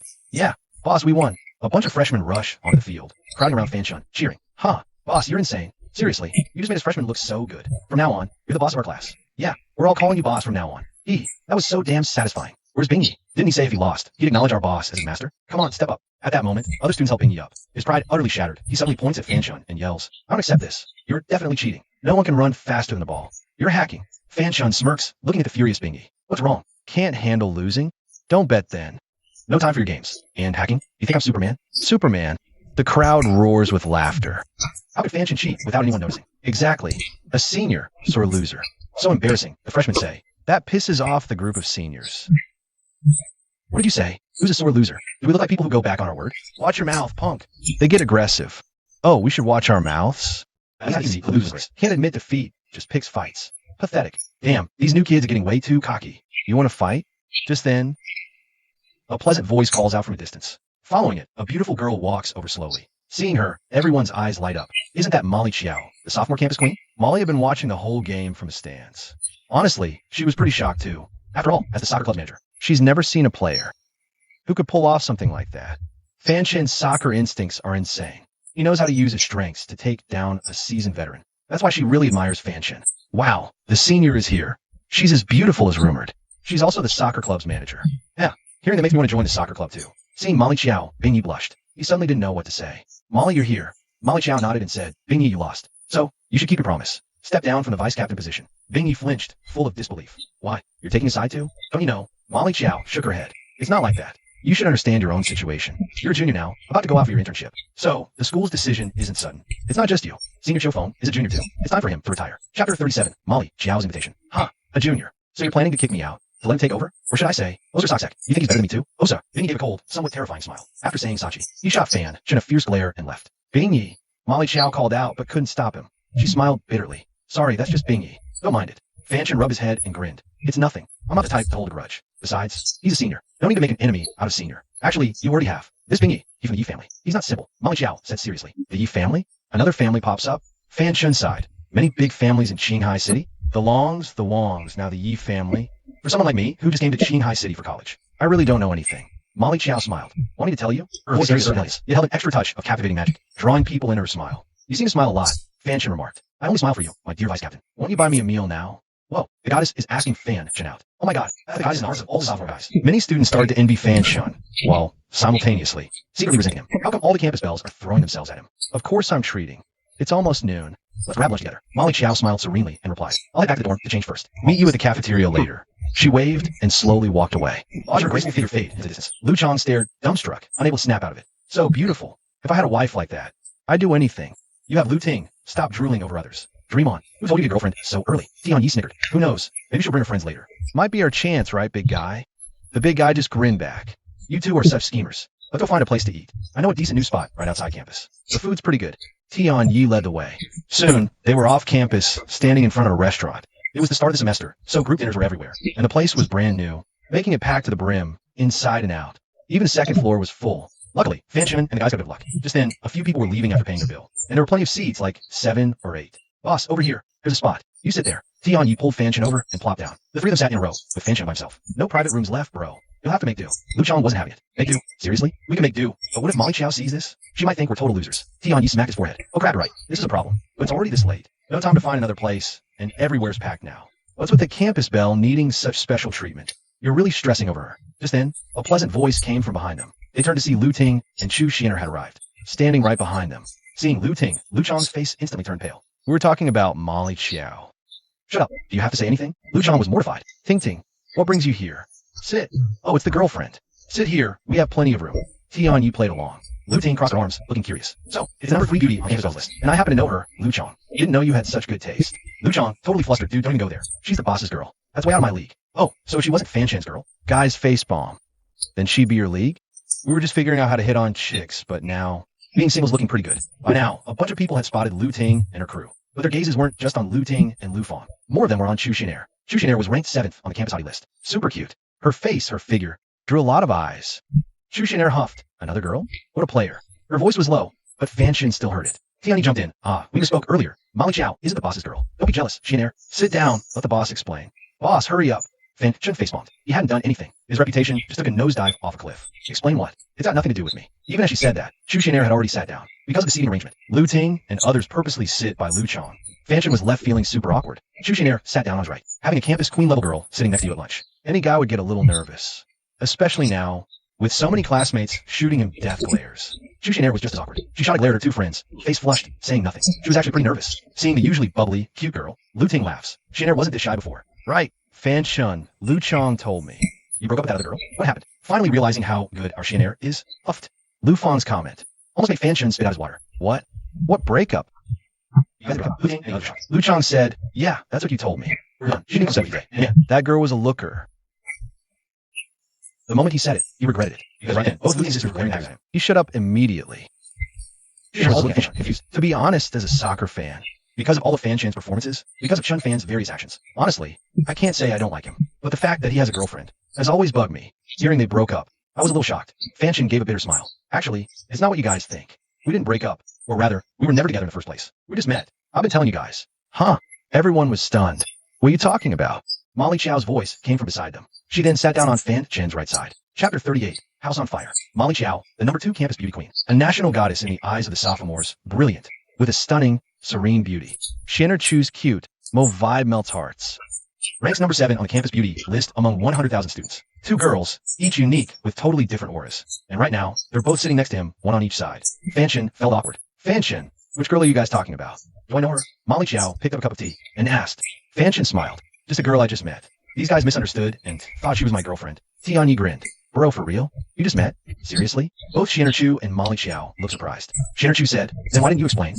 See, you made our Xianer jealous. Lu Ting's words made Xianer blush and lower her head again. Fan Shun gave a wry smile. I'd explain. You guys just wouldn't believe me. What can I do? Sigh. Molly Chow suddenly turned to him, smiling. If you don't have a girlfriend, how about I be your girlfriend? Shock. Not just Lu Chong and the others were shocked. Even the people at the next table heard it. Holy crap. Campus queen confessing. Who the hell is this guy? Looks like a freshman. Hey, did you guys see? He looks a lot like that Fan Shan from the forum. I saw him on the field.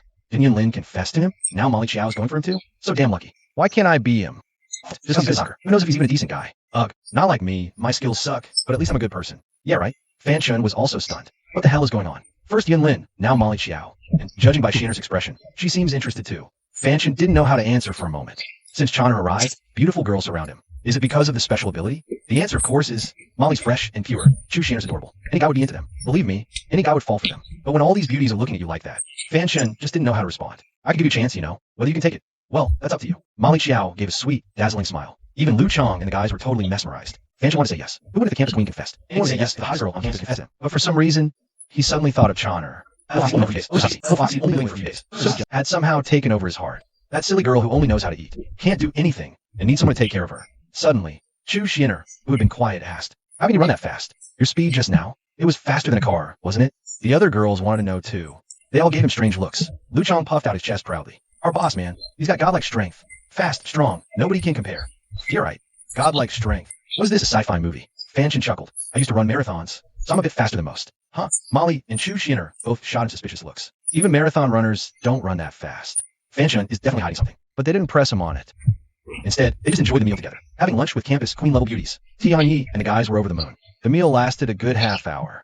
Afterwards, they all went for a walk around campus. College life is different from high school. Your schedule isn't packed with back-to-back classes. With no afternoon classes, the group went out to wander. Walking around with two gorgeous girls, Tianyi and the others were thrilled. Well, except for Lu Chong. With Lu Ting keeping an eye on him, he was totally miserable. Guys used to envy Lu Chong for getting a girlfriend early. Now, he's the one envying us for being single and free to flirt. Boss, I'm starting to envy you now. Even the campus queen confessed to you. Man, why'd I have to go and tie myself down to one tree? After Lu Ting left, Lu Chong said regretfully, "Oh, shut up, all pitiful African girl. Oh, shut up, or Lu Ting making me a watchword. Not letting you get in bed. You haven't even kissed yet. Get in bed. Huh? But seriously, boss, Molly Chow is really hot. Why didn't you say yes? If I were you, I'd definitely go for her. Yeah, kissing a beauty like that. I'd be smiling in my dreams." Fan Chen sighed. "Yeah, right. What's the point of being pretty? Why tie myself down to one person?" Tianyi gave a thumbs up. "Damn, boss. That's the spirit. Plenty of fish in the sea. Someone better awaits." Beep, beep, beep. Just then, Fan Chen's phone rang. He checked the caller ID. The name Lu Yingying flashed on the screen. Lu Yingying, a woman he'd only known for a day. They didn't have much history, but she was undeniably stunning. She didn't have that naive, youthful vibe of a student. She had a more mature, steady air about her. It felt different. Answering the call, Fan Chen asked, "Hey, Lu. Miss Lu? What made you think to call me?" Frantic voice. "Fan Chen? Get back here now. Your place is on fire. Hurry. It'll be too late." "What the hell? What's going on? What's wrong, boss?" Lu Chong and the others asked. "My place is on fire. Cover for me in the afternoon class. I'm heading back. If I'm not back, just sign me in." With that, cocker on fire. The others were left baffled, as Fan Chen had already rushed out of campus, heading straight home. "Crap, don't tell me Chonner caused this. I can't leave her home alone again. Who knows what other trouble she'll stir up." Saying this, he pushed his speed to the absolute limit. Perhaps due to absorbing the energy from those jade pieces recently, his spiritual energy surged. Speed now was much faster than when he first started. In barely over 10 minutes, he covered a 10-kilometer distance. Arriving outside the building where he lived, he could see thick, black smoke billowing from his room's window. The smoke wasn't a huge plume, but it was dense and dark. It was easy to imagine the intensity of the fire inside. "Oh no, Chonner, are you in there?" Fan Chen raced upstairs and shoulder charged the door open. A thick cloud of smoke poured out. Inside, he could make out a figure lying on the floor. "Oh damn. Chapter 39, Be My Boyfriend. Chonner, wake up." Fan Chen rushed in, lifting the woman lying on the floor. To his shock, it wasn't Chonner. It was Lu Yingying. "Yingying, are you okay? What happened?" He quickly wets a towel and applies it as he carries her out. "Fan, you're back." Sobbing, the kitchen's on fire. "Hurry, come here." Chonner walks out of the kitchen, crying. Fan Chen sighs, setting Lu Yingying down by the door. "You take care of Yingying. I'll handle it." He rushes into the kitchen and is immediately exasperated. The door was shut tight fine, but you didn't even open the windows? Luckily, the fire wasn't from a gas tank explosion. It was just the oil in the pan catching fire. And the gas tank was almost empty anyway, so it wasn't a total disaster. But even though it didn't explode, a lot of gas leaked out. With all that thick smoke, anyone breathing it in would easily pass out, and Yingying's constitution is pretty weak to begin with, so she just collapsed. He covers the pan, removes it, and handles the gas tank. As long as there's no open flame in the room, this stuff is easy enough to manage. After opening the windows, door, and turning on the fan, wait for the smoke to clear. Half an hour later, the room slowly starts to come back into view. "Fan," Chonner calls out timidly from outside. She seems afraid he's angry. Fan Chen sighs. "You, what were you even doing? What happened?"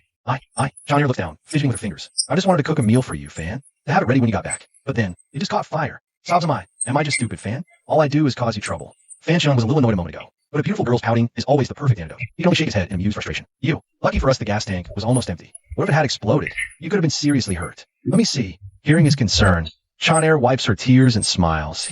"I'm fine, really. You're not mad anymore, Fan. What's the point of being mad? The place is already a mess." Fan Chen sighs again. "Let's just check on Yingying first." And Macham, Chonner stands obediently to the side, afraid any move she makes will mess things up again. Fan Chen can't help but find it funny. He picks Lu Yingying up himself. By now, the bad smell in the room is gone. He wrapped her up and put her on the bed. After a while, Lu Yingying finally woke up. "Where am I?" Lu Yingying murmured, looking around dazedly. Finally seeing Chan Fan sitting by the bed, she quickly said, "Fan Chen, your house is on fire. I just saw thick black smoke. Hurry." Chen Fan smiled. "It's okay now. It's all taken care of." "Are you feeling all right? Do you need to go to the hospital?" It's really okay." Lu Yingying let out a sigh of relief. "By the way, Yingying, what brings you here today?" Chen Fan suddenly thought of something and asked. Lu Yingying took a sip of water. Her complexion improved a bit before she spoke. "Actually, I need a favor. Forgot you're a student. I should have come on Saturday." Chen Fan chuckled right. "If you come on Saturday, you probably wouldn't have found me. If it weren't for you today, who knows what kind of mess this girl would have caused. We might have been reported to the landlord." Lu Ying turned and saw another girl. This girl is very cute and has a great vibe too. Although I'm considered a top-tier beauty at the company, I feel a bit overshadowed next to her. But she was curious, why is there such a girl in Fan Chen's apartment? And she's learning to cook for him. Could she be his girlfriend? Just as Lu Ying was lost in thought, Chun Fan laughed. Don't misunderstand. She's a friend, just staying here a while. Temporarily? She glanced at the single bed in the living room. Are they sleeping together? Lu Ying, oh Lu Ying, what are you thinking? He's not your boyfriend. Why are you getting jealous? Lu Ying thought to herself, then smiled and said, oh, I see. Yeah. Chun Fan nodded. So, what do you need my help with? Lu Ying lowered her head, blushing slightly. She seemed a bit shy, then looked at Chana. Can I borrow Fan Chen for a bit? Chana laughed. It's fine, Ying. If you need to talk, go ahead. Lu Ying nodded, then looked at Chun Fan. There's a banquet tomorrow night, a startup gala. It's hosted by Wang's Jade House. Many startup CEOs from Qinghai City will be there. I'd like you to come with me, as my plus one. Me? Chun Fan couldn't help but laugh. I'm just a student. Isn't that kind of place a bit out of my league? Lu Ying shook her head. Not at all. You have no idea. Wang's Jade House's young master is Wang Xiaoqi of the Wang family. Ever since what happened last time, He's convinced we're a thing. so, who knows what he'll pull, in public or in private. Rather than that, it's better to pretend to be my boyfriend for a few days. I'm afraid he might corner me at the party, try to confess or something. Then, I wouldn't know whether to turn it down or just go along with it. Plus, that Wang Xiaoqi is seriously shady and two-faced. There's no telling what he'd do behind the scenes. I just feel better having you there to watch my back. When she said, watch my back, Ying Ying still glanced at Chana, worried about being misunderstood. Chun Fan knew he could fight, so he was naturally the best choice to protect Ying Ying. And, As her boyfriend, it would. definitely throw Wang Xiaoqi for a loop. To put it bluntly, he'd be a human shield. No wonder Ying Ying was so awkward about asking. But being a human shield doesn't sound too bad. Fine, I'll do it. Tomorrow night, right? Chun Fan said. Lu Ying nodded. Yeah, the Golden Glory Hotel. I'll pick you up at 5 p.m. tomorrow. Oh, Do you have class then? Chun Fan thought for a moment. No class all afternoon tomorrow. Perfect. I'll pick you up at 5 tomorrow. I should get going now. A mountain of work in the office. With that, Lu Ying finally left. After Lu Ying left, Chun Fan muttered to himself. He hadn't realized Lu Ying was that impressive. A company CEO, no less. Looks like he hitched his wagon to a star. Brother Fan, that smile is creepy. Chana grumbled. Do you like Ying Ying, Jia? Chun Fan's smile froze, his face darkening. You got some nerve bringing that up. Chapter 40. Like a pig. Early next morning, Chun Fan was up at Raglan. He only had 2 classes in the morning today. Both electives, not a big deal. So he skipped them, took the little fox, and headed back to the part-time market. But this time, it wasn't for gambling on stones. It was to sell jade, the pieces he cut the day before. We're enough to live on for a year.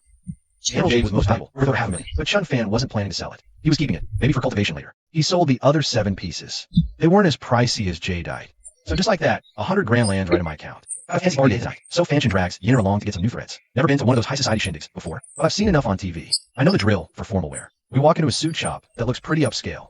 The rest casual over. Yin points to a suit hanging way up top and says, Brother Fan, that one would look perfect on you. That one? Alright then, I'll take it. The shopkeeper ignores Fan Chun, a broke student. She expects him to flee at the price. Hearing Fan Chun call out again, annoyed, she tosses her sunflower seeds away. She saunters over to the counter and asks bluntly, Which one? Fan Chen points to the suit at the very top. That one. The new Vino suit. The lady scoffs dismissively. Want to try another one? Nope, that's the one. Fan Chen says calmly. Money can be made again. Gotta look sharp for Ying Ying's sake. For this scene, this one's 11,800. The lady still doesn't make a move to get the suit. She says coldly again. Thinking this broke student might have some savings, but buying a high-end suit like this? No way. So she quotes the price of the suit they're eyeing, hoping to scare him off. Oh, you think I can't afford it? Fan Chen mocks. You? The lady gives Fan Chen another once over. Comes to the same conclusion. Our clients are elite. Don't waste your time. Be glad I'm not kicking you out. How can you be like this? Even Yinner can't stand it. I want that one. Just then, another man walks in from outside, a beauty by his side. Pot-bellied, decked out in gold and bling. Total nouveau riche vibe. He's ugly as sin, but the girl with him is a real looker. You could smell her overpowering perfume before they even stepped in. Seeing the man, her attitude flips. Oh my, Bosley, what brings you here? Which one do you fancy? You could have just called. I'd have delivered it to you. The man puffs out his chest. That's what events to attend at Info. If I waited for you to deliver it, who knows if I even get to wear it on time. Just passing by. I'm just browsing. That one's nice, babe. Bosley points to the exact same suit Fan Chen wanted. The girl coos. Jun, your taste is impeccable. That'd be perfect on you. Perfect? Look at his physique. Fan Chen felt a wave of disgust. Inair felt the same way. Salesman smiled and stepped forward, saying, This suit is perfect for you. Try it on. Bosley loved hearing people flatter him. Hearing the saleswoman say that, he happily put the suit on. Then he stood by the mirror, checking himself out left and right. In Fan Chen's eyes, the suit didn't fit him at all. But in his own eyes, it was absolutely perfect. So, baby not bad, right? The girl cooed. You look good in anything, honey. But, honey, you really can't take me with you tonight? I want to see what it's like too. Take me? Bosley laughed. Next time. But not this time. You know my wife will be there. Once I'm divorced, I'll take you. How's that? You better keep your word. Homewrecker. Fan Chen hated homewreckers, and this guy was attacking nouveau riche. It was unbearable. Just as the man was about to pay, Fan Chen spoke up. So this is how you run your business? Ever heard of first come, first served? Bosley's smile froze. He turned to look at him and said, The saleswoman snorted. First come, first served? Money talks. Can you even afford this suit? Do you even know who Bosley is? Pig. In air blurted out the word. It caused the other customers in the store to burst into laughter. Boss Lee's face turned the color of liver. He almost exploded on the spot. You just look like one. In air said sheepishly. Did I do something wrong again? Fanshin laughed heartily. No, that was perfect this time. The saleswoman scoffed. Rude. Poor kids are just rude. Fanshin wasn't angry. He smiled and said, I'll buy this suit. Same price. What do you say? You said yourself. Money talks first. He hasn't paid yet. With that, he tossed 10,000 in cash onto the counter. Boss Lee, furious, gritted his teeth. You little punk. You think I'm broke? This suit is 15,000. I'll take it. He pulled 15,000 from his bag. Highest bidder wins. 20,000. You win? Fanshin casually pulled out another 10,000, watching several stacks of cash pile up on the counter. The saleswoman was stunned. The nearby customers were all stunned. This poor kid actually had the money? Boss Lee laughed dismissively. Just 20 grand? You call that money? 40,000. I dare you to match it. 50,000. Fanshin said calmly, without batting an eye. You gotta show the money too. You're not broke, are you? Go home to mom if you're broke. What? You dare say I have no money? Boss Lee's face flushed with rage. He pulled a card from his pocket. He slammed cash on the table, chest puffed. 100 grand. You in or not? Jun don't. His girl wanted to stop him, but didn't dare. But in Boss Lee's eyes, his own girl was looking down on him. Back off. I'm rich, what's to fear? Afraid of this punk. At some point a crowd had gathered all around them. They were shocked to see the boss flash cash. This nouveau riche really is cash to burn. Even an idiot could see. That suit isn't worth 100 grand. Boss Lee's move was purely out of spite. So most people just wanted to see what this kid would do next. Unexpectedly, Fanshin only fell silent for a moment. Then he suddenly went and broke into a smile. 100 grand? Wow, Boss Lee, you're a real baller. It's yours. With that, he glanced around, his eyes landing on another suit. He smiled at Yenner. This one's nice. Will look good on me, don't you think, Yenna? Yenna nodded.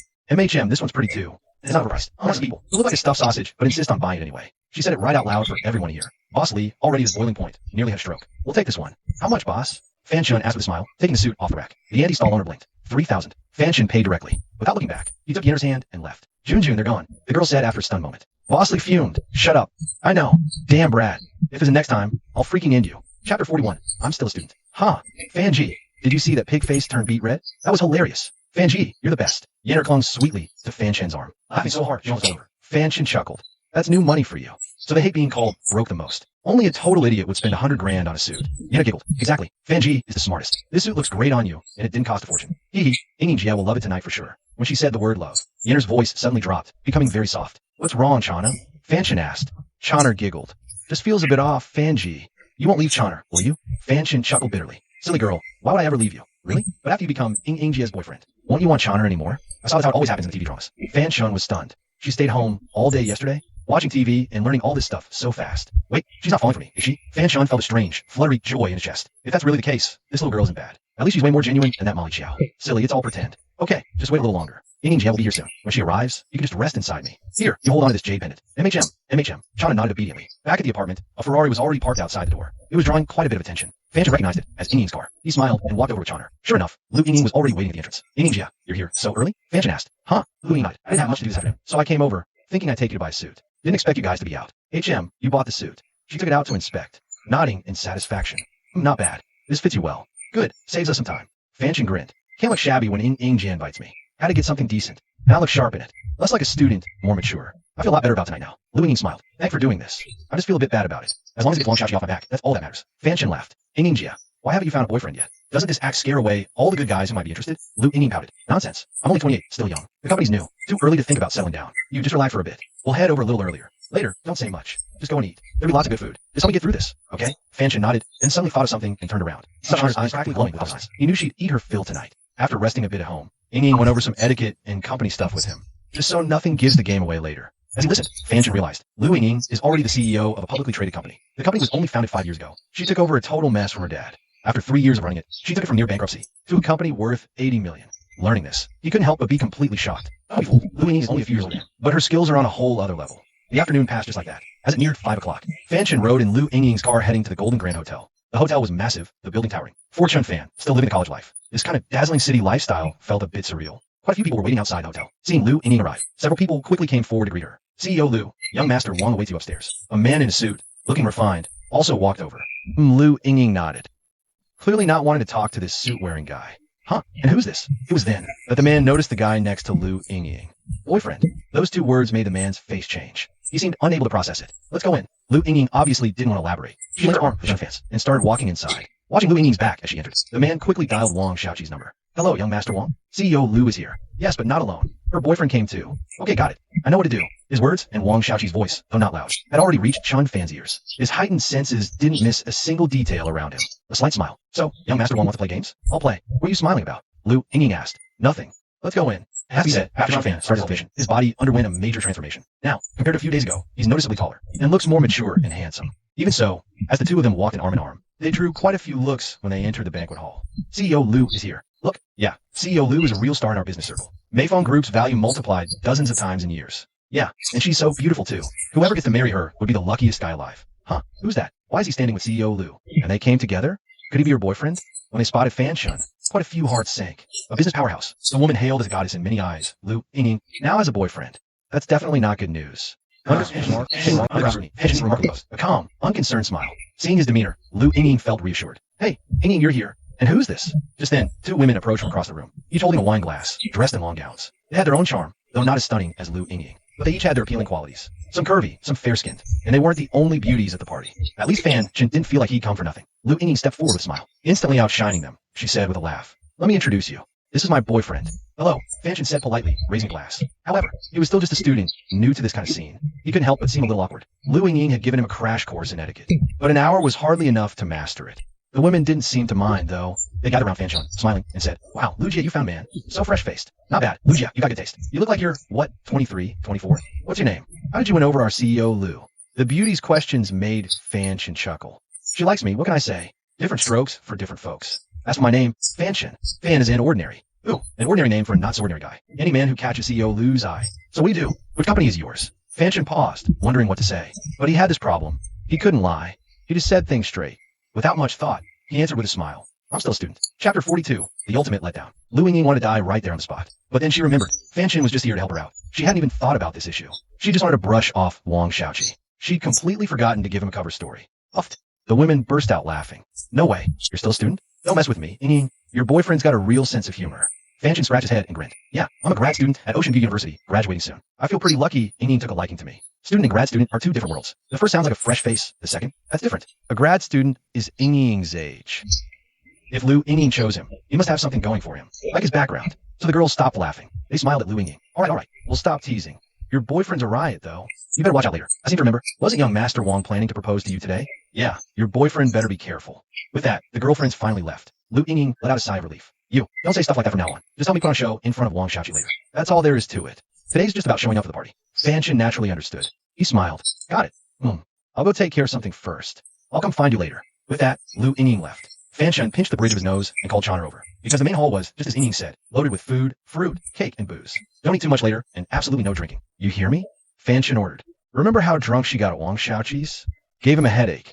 "Got it." Chana stuck out her tongue playfully, her words sweet. But her hands were anything but obedient. The lively girl couldn't resist a spread like that. She grabbed a plate and started piling on. In no time, 2 heaping plates of food sat in front of her. Compared to everyone else, acting all prim and proper, even nouveau riche types, none of them were going at it as wildly as she was. Chana stuck out like a sore thumb, drawing plenty of stares. This gave Fan Shun another headache. But it wasn't just her eating that drew attention. It was her looks.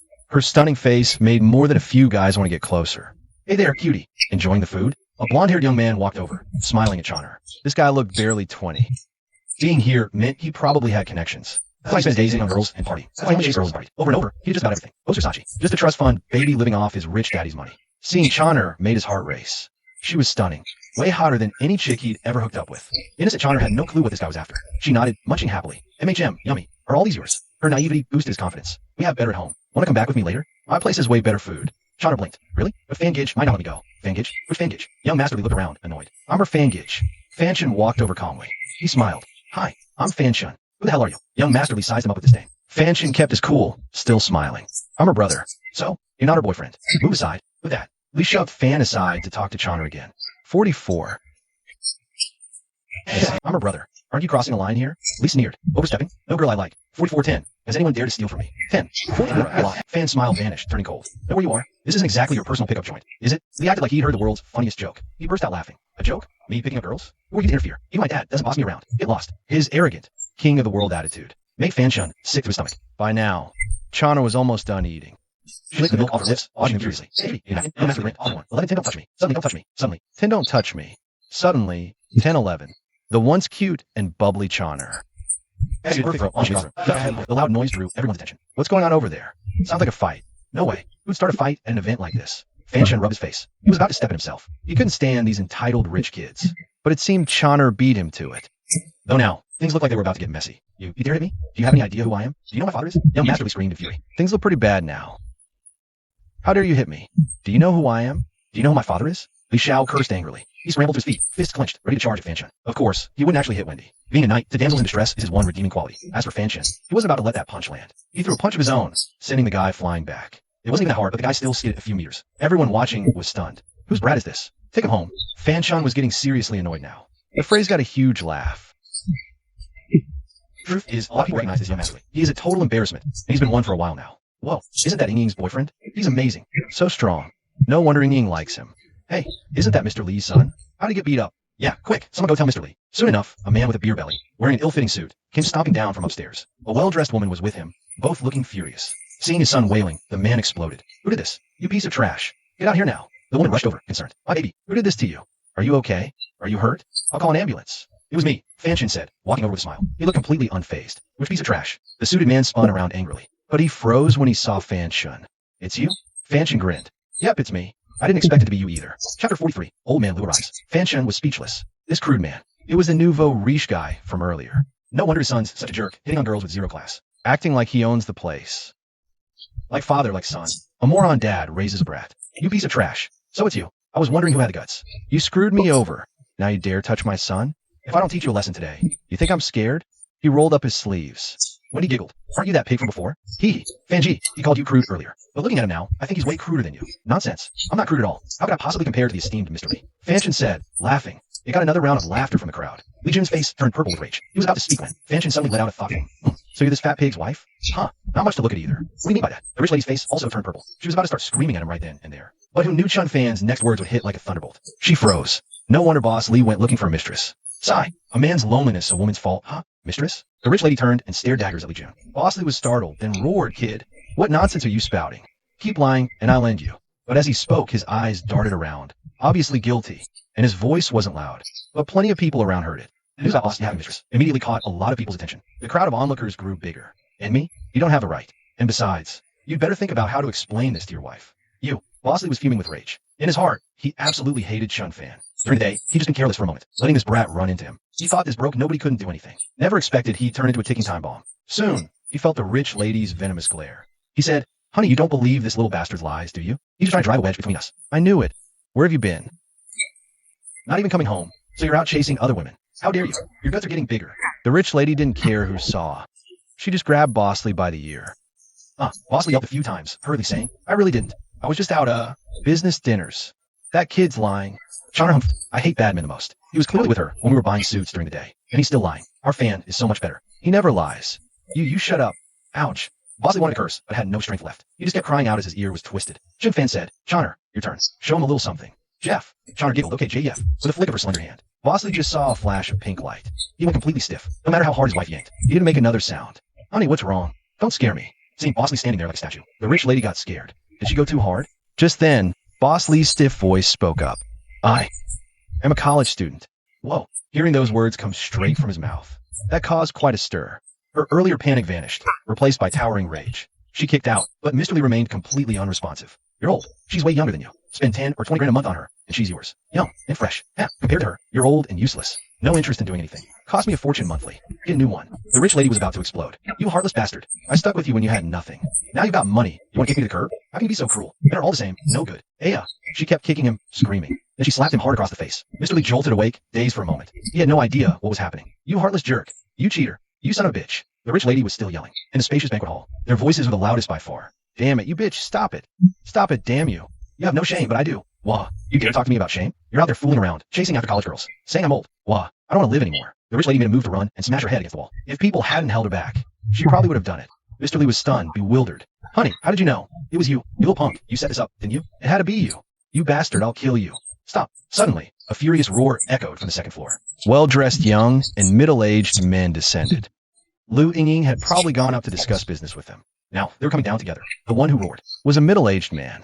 Slightly portly, over 60 but still vigorous, radiating authority. He walked down the stairs, leaning on a cane. Accompanying him were Lu Ying and Wang Xiaoqi. What was going on here? The middle-aged man's hair was half gray, but his voice still boomed like thunder. It silenced all other noise in the banquet hall. What happened? Lu Ying's face also looked troubled. Dong Fan chuckled. Clowns picking up girls here. I caught them, and now they're trying to bite back. Lu Ying sighed. Chen Fan's not causing trouble. It was fine, but Wang Xiaoqi thought differently. He sneered. Is that so? But you're hitting people in public like this. That's showing quite a lack of respect for Mr. Lu. And you call yourself Ying Ying's boyfriend? Huh. He deliberately raised his voice, drawing many people's attention. Mr. Lu's boyfriend? It's him? No way. He looks dressed up, but there's not much substance to him. And he doesn't hesitate to throw hands. What does Miss Lu see in him? Chill. Keep it down. Think it. Don't say it. We don't want to upset Mr. Lu. Just as Fan Shen was puzzled. Mr. Lu descended with his cane. Ying Ying, this is your boyfriend? Yes, Dad. Lu Ying Ying answered awkwardly. She had no idea how her father got here. Well, look at Wang Xiaoqi's smug face told her everything. He must have called him. Fan Shen quickly caught on and bowed. Hello, Uncle. I'm Chun Fan. Wang Xiaoqi sneered. That's right, Uncle. His name is Chun Fan. Now you see for yourself. The boyfriend Ying Ying brought is a complete brute. How can he possibly be worthy of her? And I've checked up on him. He's never even held a real job. He's just a student. How can he compare to young Master Wang? Young Master Wang is the eldest son of the Wang family. After all, he even founded the Wang family barbershop. He and Miss Lu are a perfect match. Exactly. Young Master Wang and Miss Lu, they're from the same world. It's a perfect fit. Hearing this, Wang Xiaoqi was already over the moon. He brought Mr. Lu here to humiliate this punk, but now this whole mess has just handed him the perfect opportunity. Lu Ying Ying was frantic, not knowing what to say. Her father was notoriously strict. His standards were impossibly high. She brought Fan Shen today to make Wang Xiaoqi back off for good. She never expected her father to show up, and for this to happen. Now, all she could do was stand there and hope for the best. But then, Mr. Lu, who had remained silent, slowly made his way down, leaning on his cane. He gave Chen Fan a appraising look. Just as everyone thought, Mr. Lu was going to have Chun Fan thrown out. He suddenly nodded. Not bad. I saw you move just now, young man. You've had some training. He nodded in approval. Now, what those guys did was wrong. But starting a fight at an event like this, showing no respect for your host, that's reckless, skid. It's just too uncivilized. Not bad. The onlookers were stunned. Before Chun Fan could speak, the Lee guys protested. Mr. Lu, this punk attacked us for no reason. You have to give us an explanation, or else. Still lying? What piece of work? Chana huffed. Bosley was livid, almost choking. Old Lu didn't even glance at Bosley. He eyed Fan Shen. You were military, right? Don't look at me like that. I served too back in my day. That's why. I admire driven youth like you. Gritty. This sudden shift completely threw Fan Shen off guard. A lot of the onlookers were just as stunned. What did old Lu even do before he started his business? Honestly, nobody really knew. I see. Well, thank you for the compliment, sir. But as young Master Wang said, I'm just a student. Served? Old Lu smirked. That tale might fool others, but not me. Kicking a 150-pound man several meters? That's not something a regular student can do. Not even special forces could do that.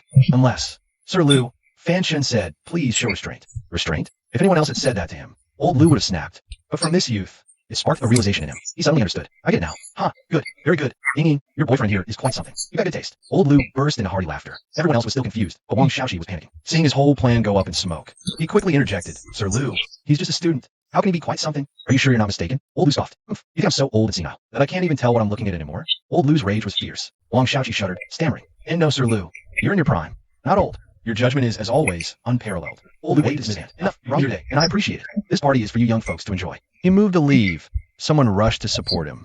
His heart, however, but before leaving, old Lu turned back to Fan Shen with a smile. Young man, your name is Fan Shen, right? When you have time, having him bring you by, we'll have a proper chat. Only then, supported by others, did he finally walk away. Fan Shen sighed in relief. Lu Ying was happiest. She came down to him. So it's true? You really were a soldier? Why didn't you tell me sooner? You have no idea how nervous I was just now. Fan Shen sighed helplessly. I really wasn't in the military. If I had been, I would have told you. What? Why go along? Lu Ying gasped. Fan Shen grinned awkwardly. What choice? Besides, it was your dad who decided. My identity is a big secret. Nothing I could do. Besides, I never actually admitted to anything in the first place. Lu Ying thought for a moment and said, that's good then. And you know what? This whole mess after enough. Dad probably won't be bugging me about blind date for a while now. Finally, some peace and quiet. Thanks for that. No problem. It was nothing. Besides, I got a whole feast for free out of it.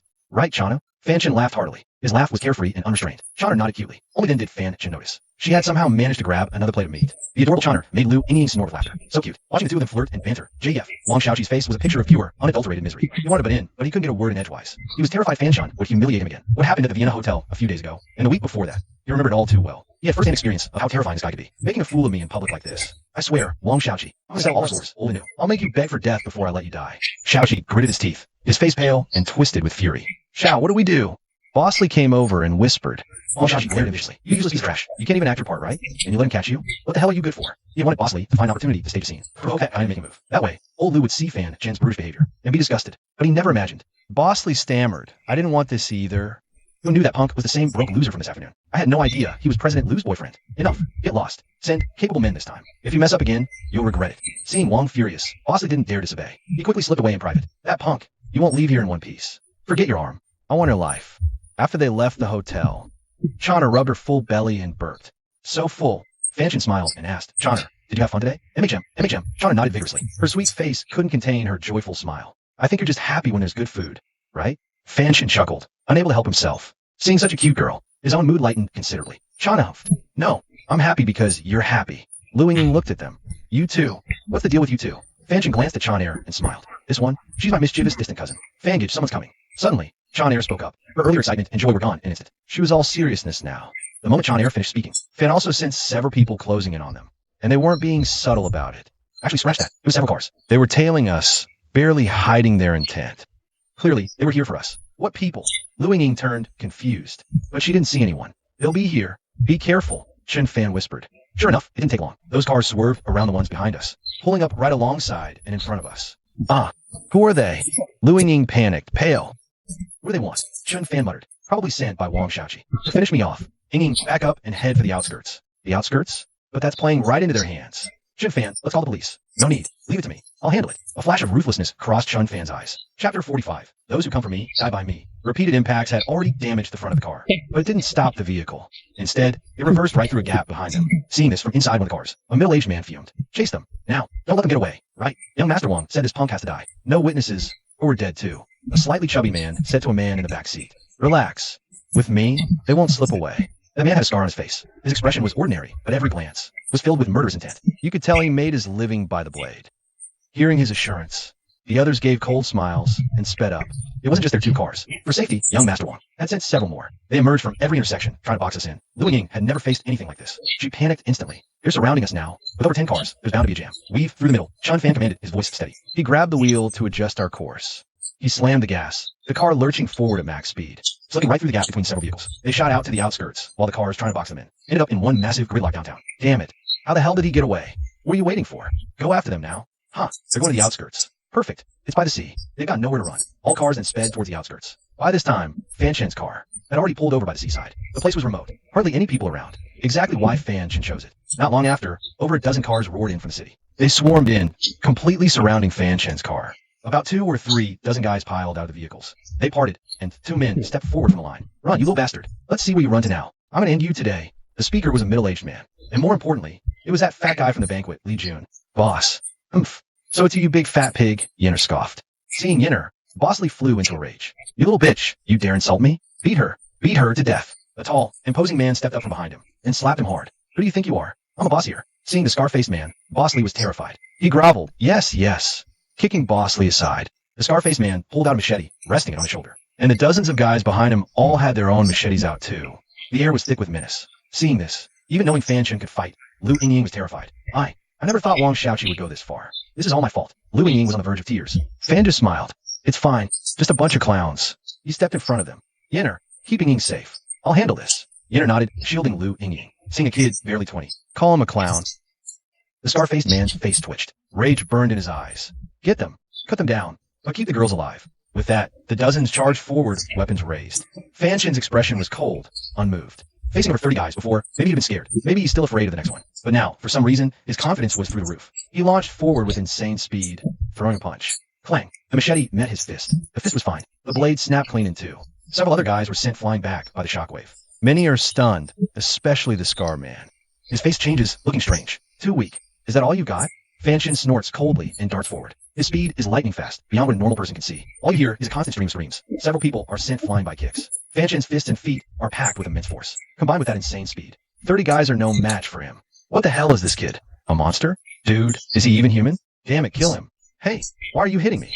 Chaos erupts in the crowd. No one knows who's hitting who anymore. Bro, you're amazing. Your spiritual energy has improved so much. Hee. Chonner giggles. 9 Tribulation Star is serious. Lu Yingying hears 9 Tribulation Star. Looks at Chonner puzzled. Chonner realizes her slip and shuts up.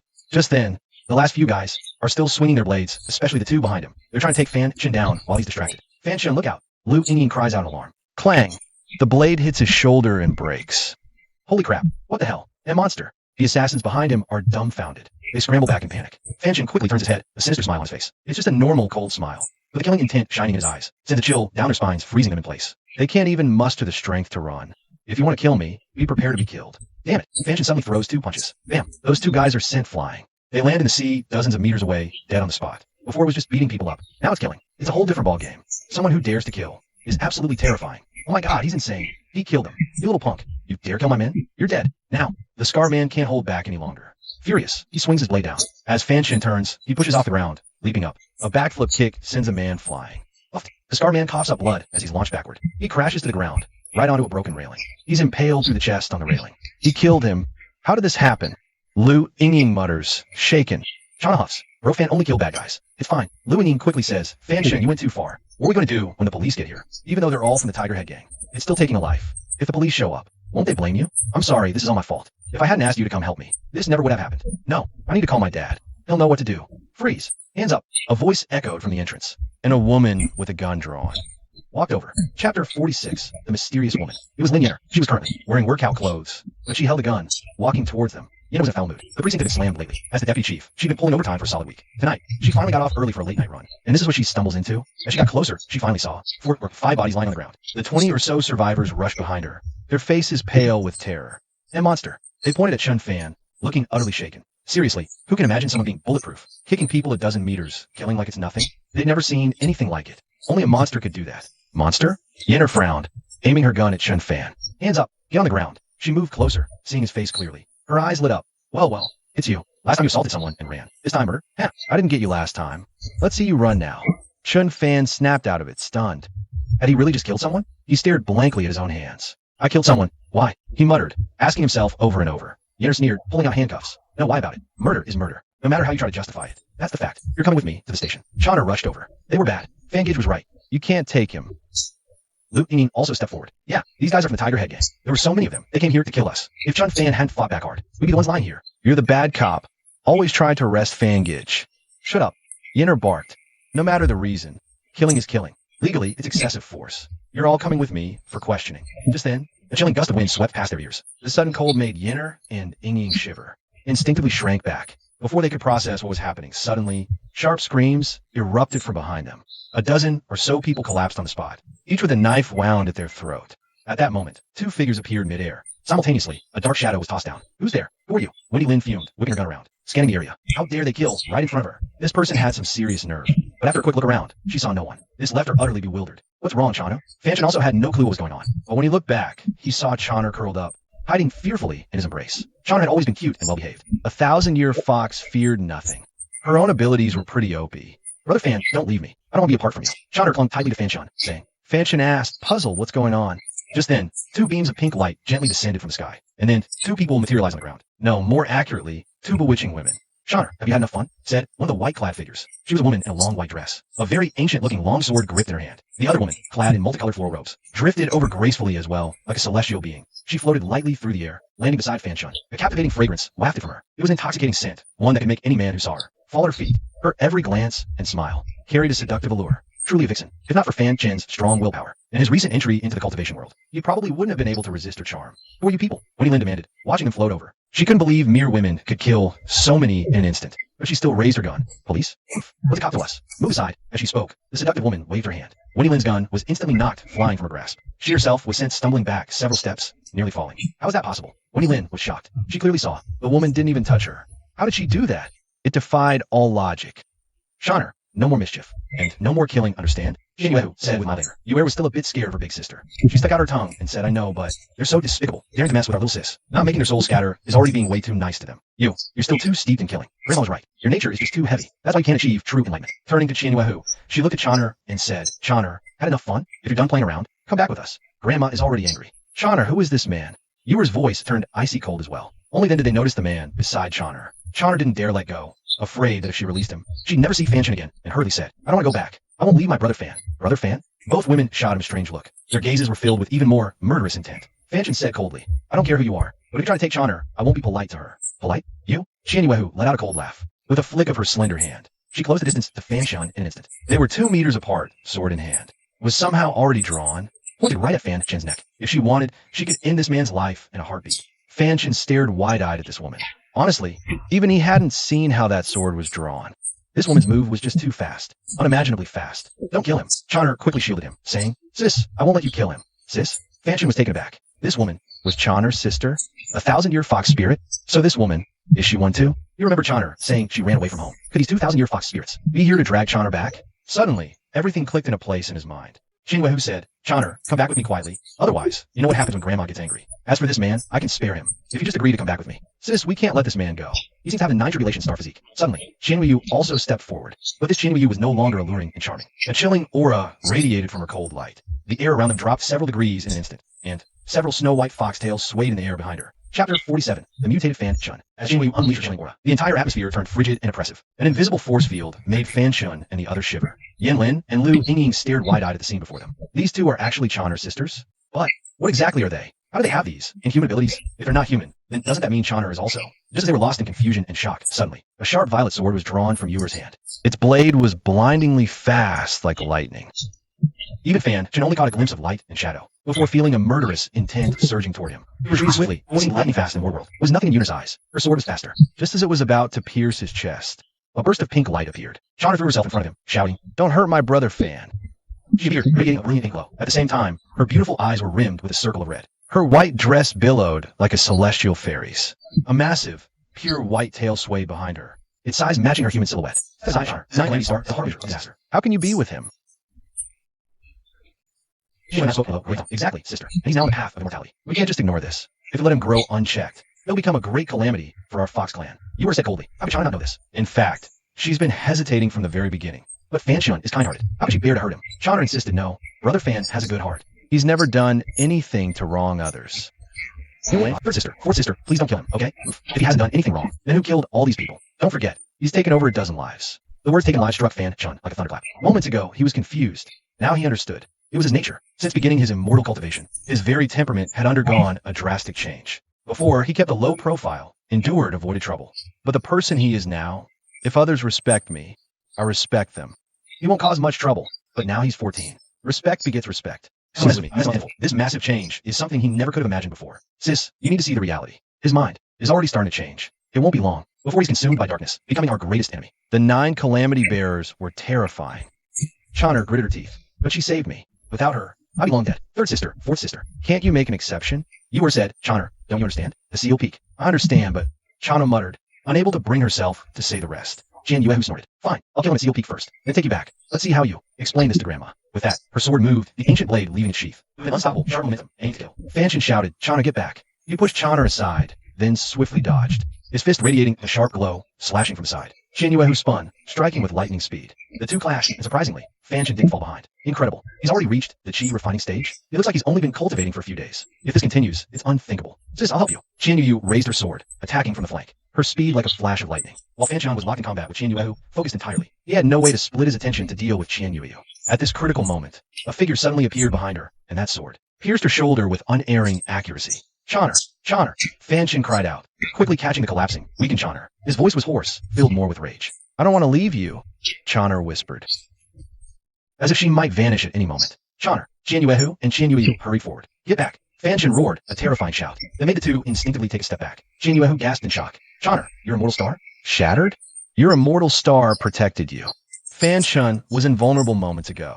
Broken immortal star makes you mortal. Only a trace of immortal power remains. Chonner smiled bitterly. I was wounded by the demon clan. Right now, I can only rely on Brother Fan to help me. I don't want anything to happen to Brother Fan. Sisters, can't you let him go? He's innocent. Sis, Qianruiyu was momentarily at a loss for what to do. Let me heal you first, or you'll die. Get away.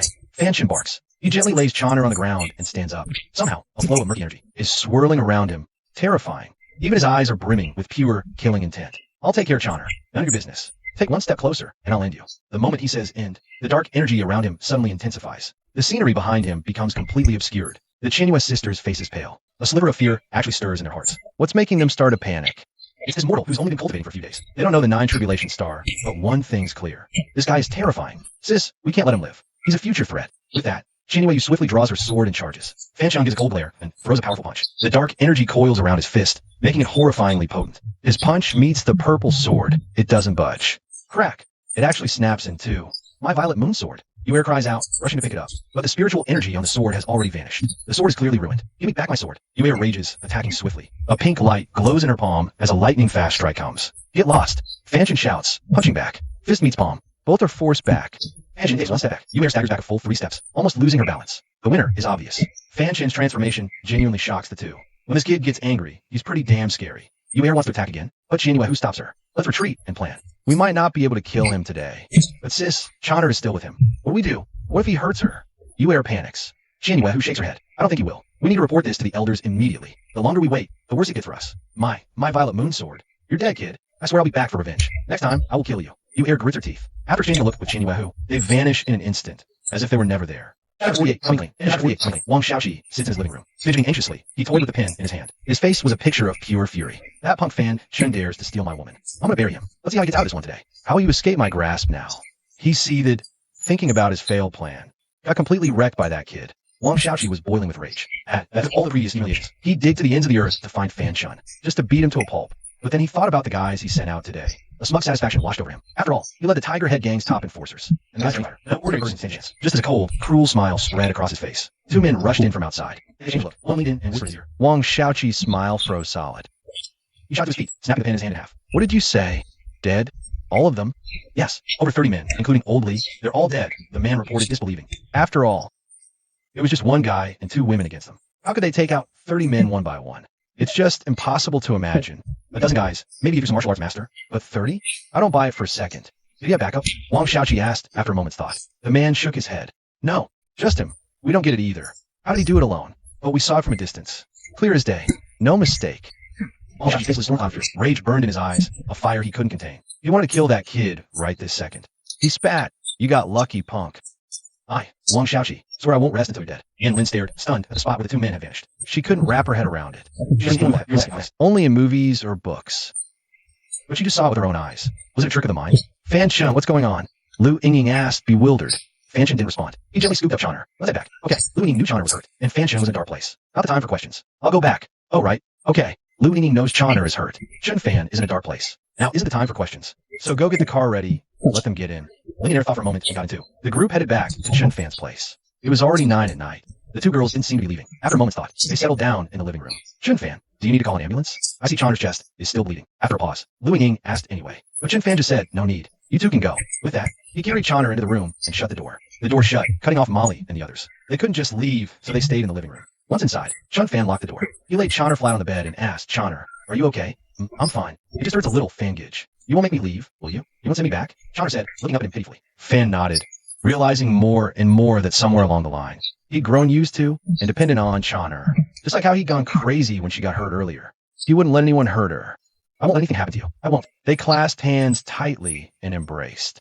A golden light flashed from the space between their joined palms. It slowly expanded, enveloping them both. Chun Fan stared in shock at the scene. A feeling he'd never experienced before welled up inside him. He felt as if he was floating, weightless in midair. His body felt lighter, as if sublimated. What's going on? Chun Fan murmured to himself. Then he saw a dim light flowing across his own chest. A dull, grayish glow swirled slowly, then streamed into Chonner's body. Chonner's wound wasn't small. It showed just how powerful that Violet Moon Sword was. But under this flow of gray light, it was healing at a visible rate. Before long, the wound had completely closed. Chun Fan exclaimed joyfully, Chonner, you're healed. Chonner exclaimed, strange. Only Foundation establishment power could heal a wound like that. Fangage, how'd you do it? Fan shook his head. I was just holding your hand. Let me see. Chonner took his hand, concentrating.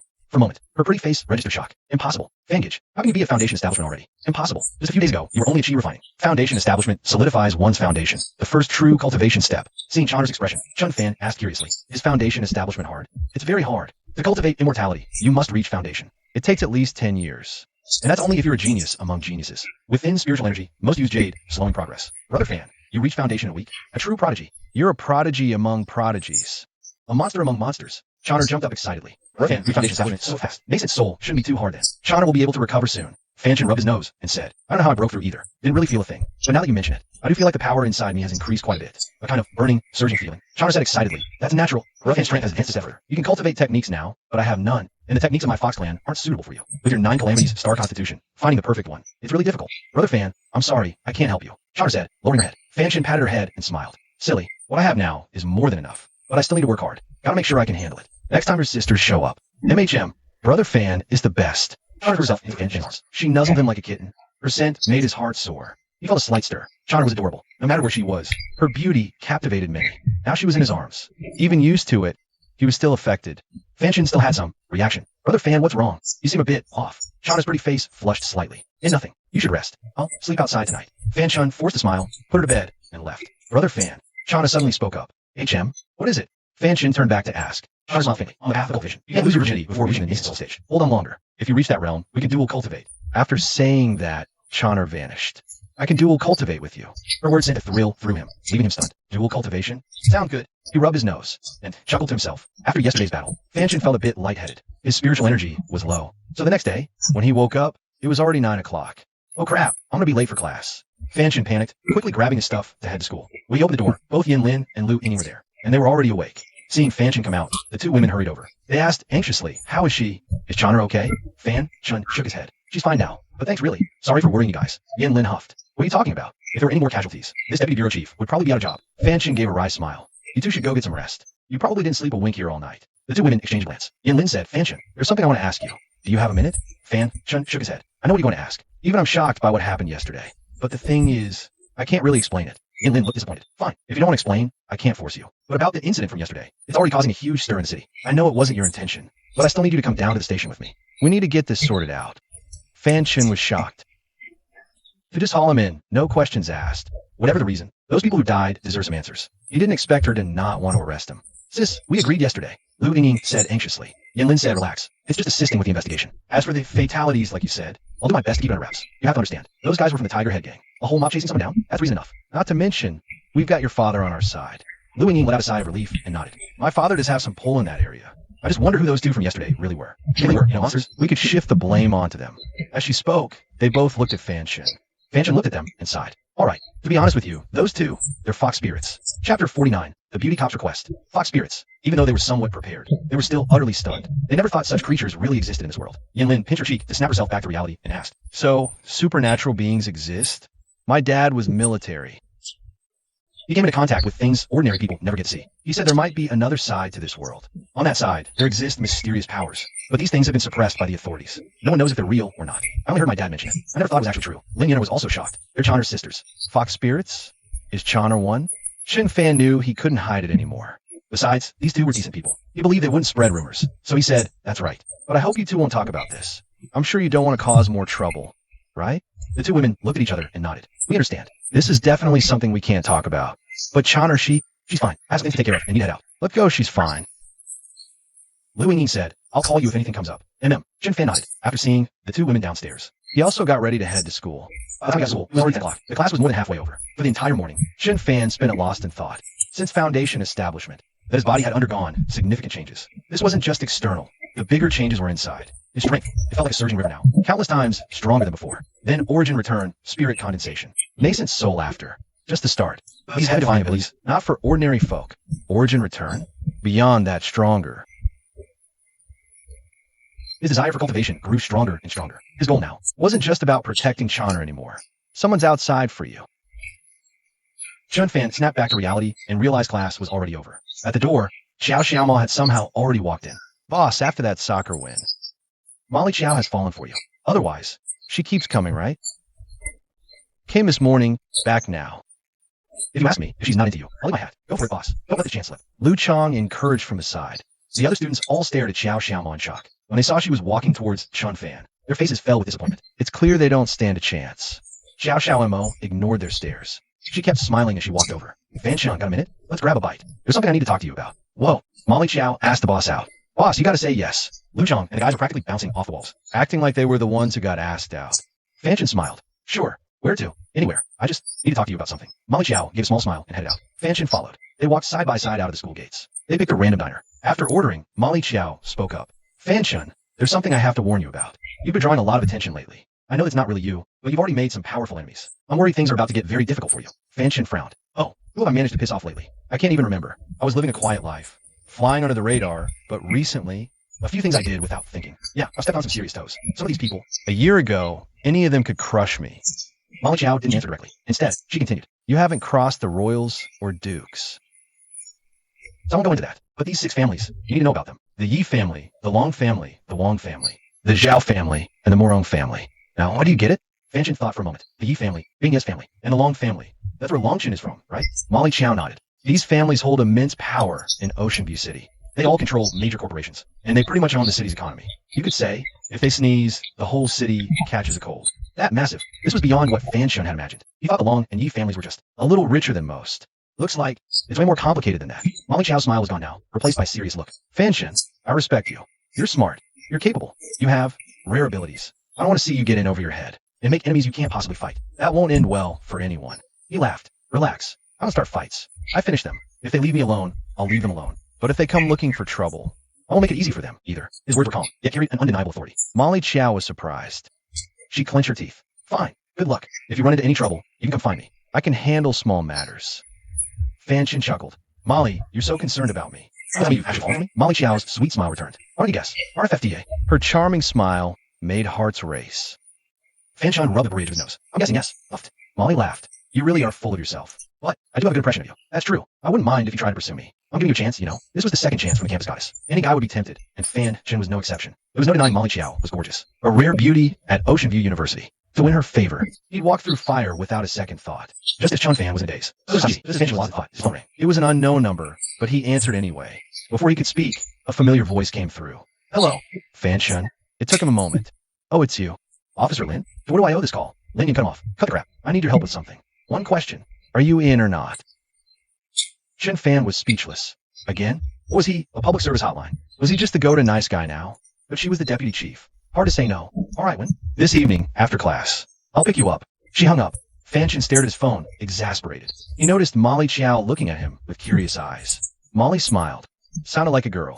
Fan Shin smiled back. Just a friend. Needs a favor. I see. Molly's tone was knowing. She must be something special for you to take a call like that. Probably very pretty, she said playfully, her eyes probing. That look made Fan Shin's heart skip a beat.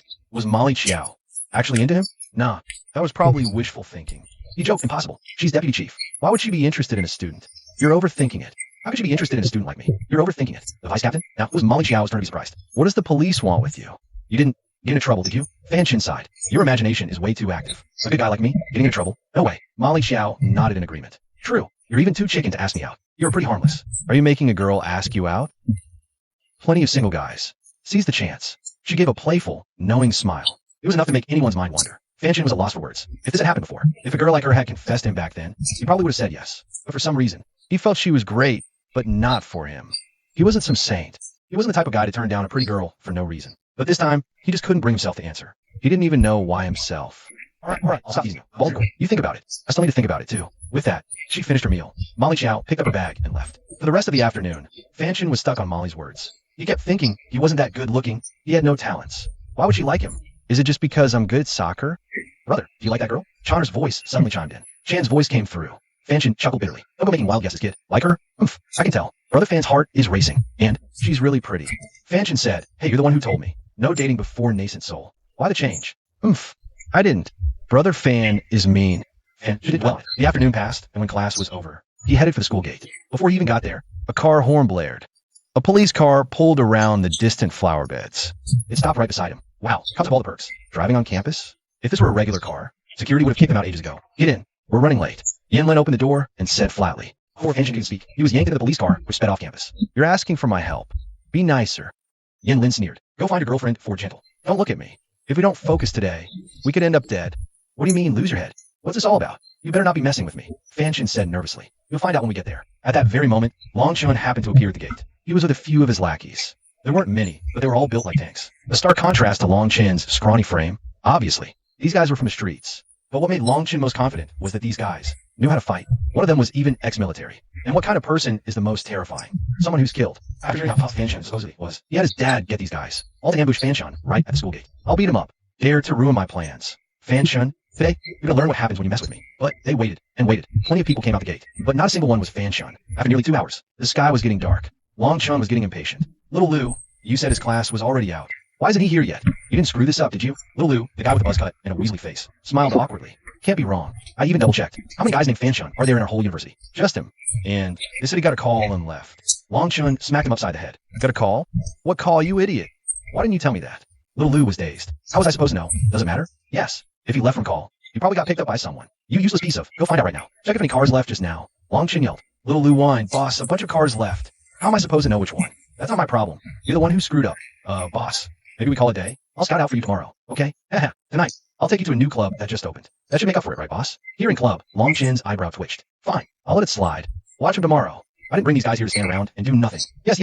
You three should come too. My treat. Little Lou said with a forced, pained smile. Where are we even going? Can you at least give me a clue? Fan Shin said, exasperated. If you don't start talking, don't you dare, Lin Yin. He glared back at her.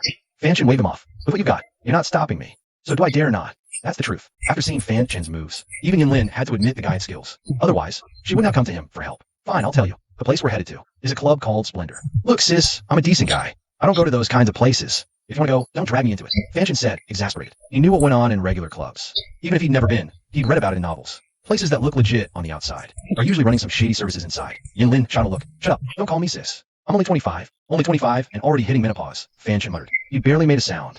But Yin Lin caught it anyway. She was ready to explode. She glared daggers at Fan Chen. But, surprisingly, she didn't blow up. Taking a deep breath, she continued. I'm not going to argue with you. Help me out this once, and we're even. 44-10. Alright, fine. What's the favor? Fan Chen gave in. What can you do when she's a cop? Picking Up Girls, Chapter 51. The police beauty takes me clubbing. Fan Chen stared wide-eyed at Yin Lin. No way. You're taking me to pick up girls? His eyes roamed over Yin Lin. Gotta admit, Yin Lin was stunning. She had the class. The looks, the figure. Especially that chest. Sure, her temper's awful. But it's kind of a unique charm, in a way. Just a bit too impulsive. Otherwise, maybe, Fan Chen thought to himself. Seeing Fan Chen's gaze sweep over her. 11. Yin Lin almost kicked him out of the car. Just last week, this jerk said I was all boobs and no brains. Keep looking and I'll gouge your eyes out. Our main goal isn't picking up girls. We're going to the nightclub to find someone. Tonight, the big shots from the Tiger Head gang are having a meeting there. My goal is to take them all down in one sweep. Fan Chen said, exasperated. Isn't catching criminals your job? Same rosters. Problem solved. The chief says not to tip them off. We need to find the right time. They haven't committed major crimes yet. It must get them a few days in lockup. They'd just be back on the streets. Only a one-way ticket to death row. Will be useful. That's a fair point. Fan Chen nodded, but he was met with a sharp glare from Yin Lin. That may be true, but the citizens can't wait. 0. As long as the Tiger Head gang exists, John, Ocean View City will never have peace. 11. And according to my informant, today, at the Grand Summit Club, all the big bosses will be there to discuss some shady deals. If that business goes through, who knows what Ocean View City will become? Now you get what I'm saying, right? She saw Fan Chen staring, tense. Curious, she asked what's wrong. Fan Chen said flatly, what does that have to do with me? You're not asking me to be your snitch, are you? Yin nodded with a chilling smile. Exactly. Be my informant. My bodyguard. I'll pay you. How about it? Why do I feel like I'm walking into a trap? A place like that isn't for a good citizen like me. I get beaten to a pulp. Don't act like I don't know what you're capable of. You could take 50 guys alone. I'll be there too. Don't worry. JF. Fan Chen thought, safe? I'd be crazy. This reckless woman with more guts than brains. She'll get herself killed and not even know it. But then he thought, aside from these flaws, she's decent. Few dare challenge the system, to bend the rules. But she does. Her only principle is making Ocean View City better. How many cops can you find who actually do that? How many work for the right reasons? Not for fame or money. Sure, not me. 02650. For the first time, Fan Chen felt a flicker of respect for Yin Lin. Alright, fine. For your sake. I'll help. But remember to pay me well. I'm still a student. I'm broke, said Fan Chen. She shot him a glare and snorted. Money grubber. After that, the two fell silent as they headed west. After crossing through West Main Street, they stopped in front of a massive, upscale club. Since it wasn't dark yet, clubs like this usually don't get going for another hour or two, so there weren't many people around. They parked in a nearby spot and changed their clothes. Fan Chen put on some casual wear. Plus, Shin's been for these past few days. He's lost that boyish look, more mature now. He's a working stiff here for fun. Yin Lin changed into a man's outfit. Gotta say, she looks stunning even in a suit. That was Fan Chen's take on it. 2 rows of beauties in Sean's hand stood at the entrance, seeing Fan Chen and his companion approach. Their faces instantly lit up with sweet smiles. They bowed in unison. Good morning, sir. Just looking at these hostesses. Each one is a rare beauty. At any regular place, they'd be the top draw. Here, they're just standing at the door greeting guests. That tells you the caliber of this place. Inside the lobby, it was all gold and glitter, luxury dripping from every corner. A woman who looked like a manager walked up. Good day to you both, she greeted with a smile. Do you have an appointment with a specific manager or masseuse? Fan frowned. Masseuse? Manager? What's that? No appointment. Yin Lin face bumped. What kind of man are you? She muttered. You don't even know that? Turning to the woman, she said, no appointment.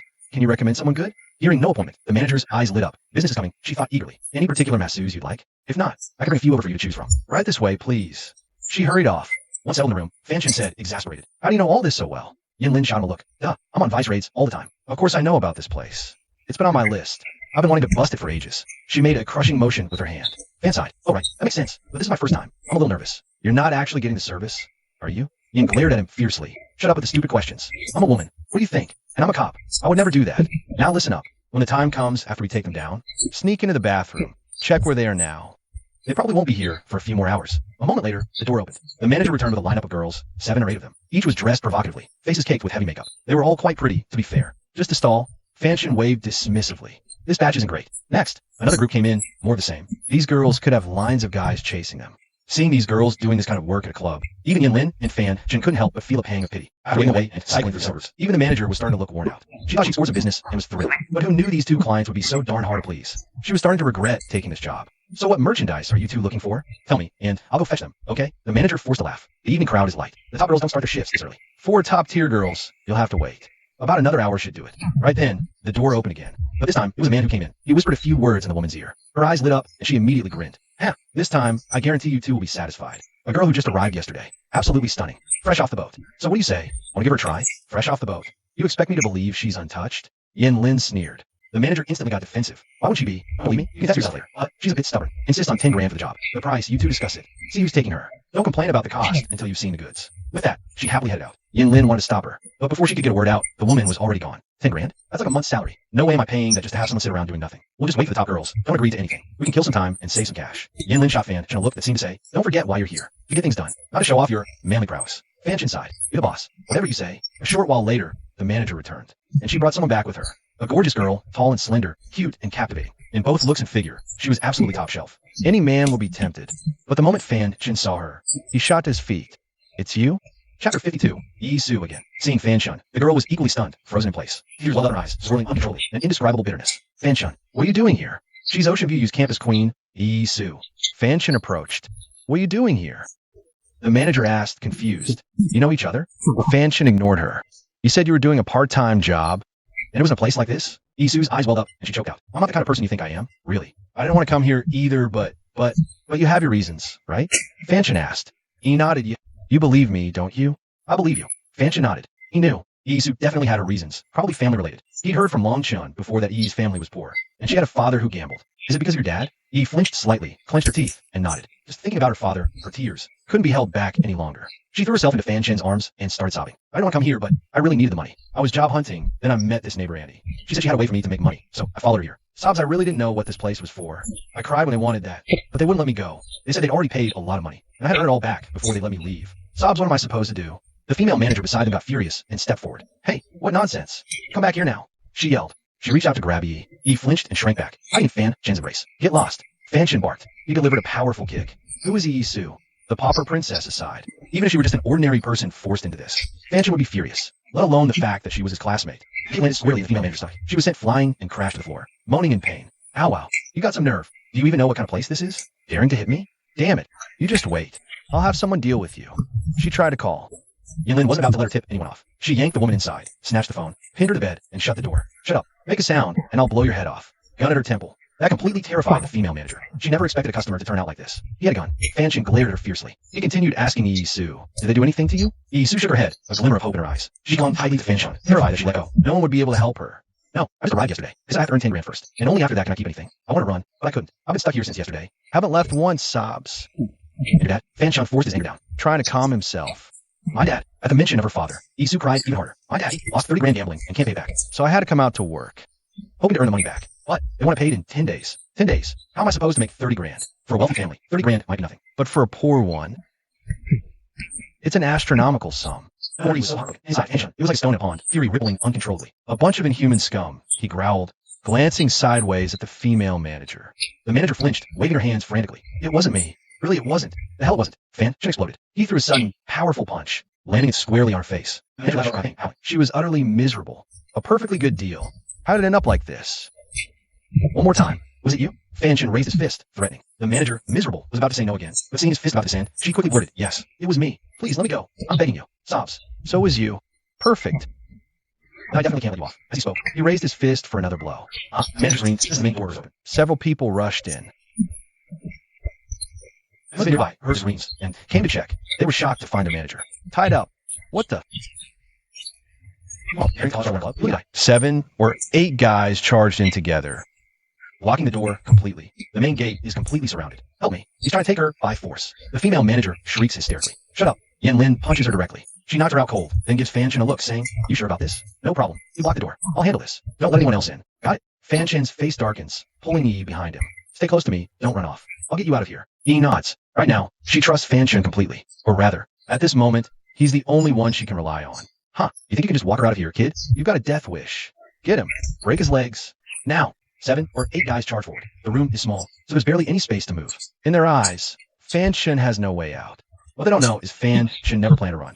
To him, these guys are already dead. He holds Yi, unleashing punches and kicks. He throws a punch straight at the elbow of the guy in front. The guy's arm is dislocated with a sickening crack, and he screams. He stumbles back, falling sideways on the bed.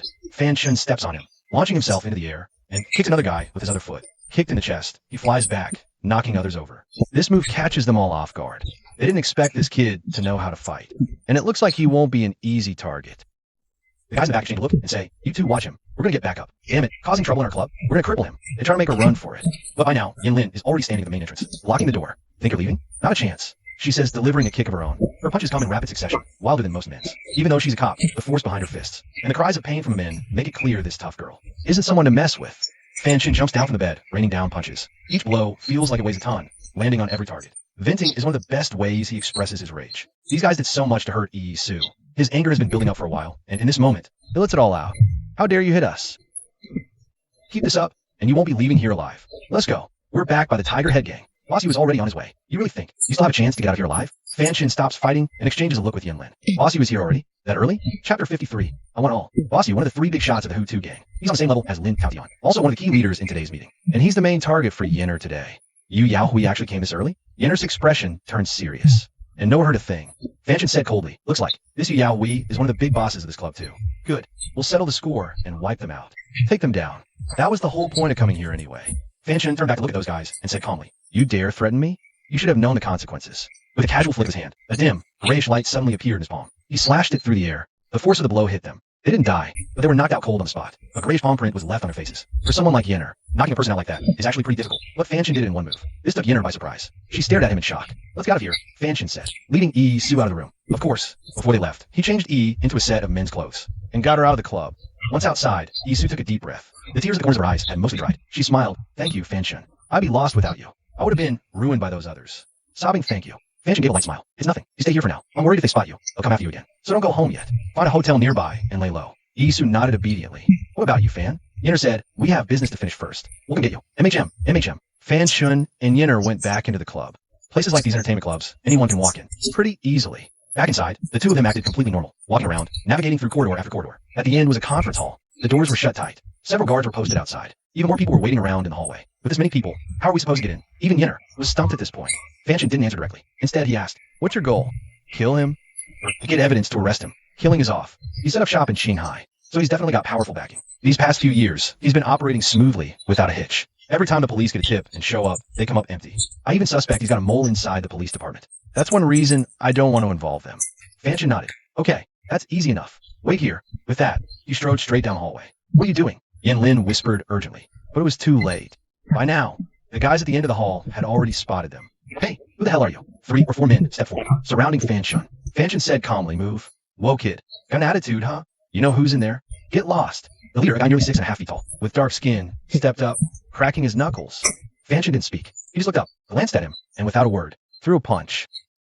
The tall guy took the hit. He flew back, slammed into the wall.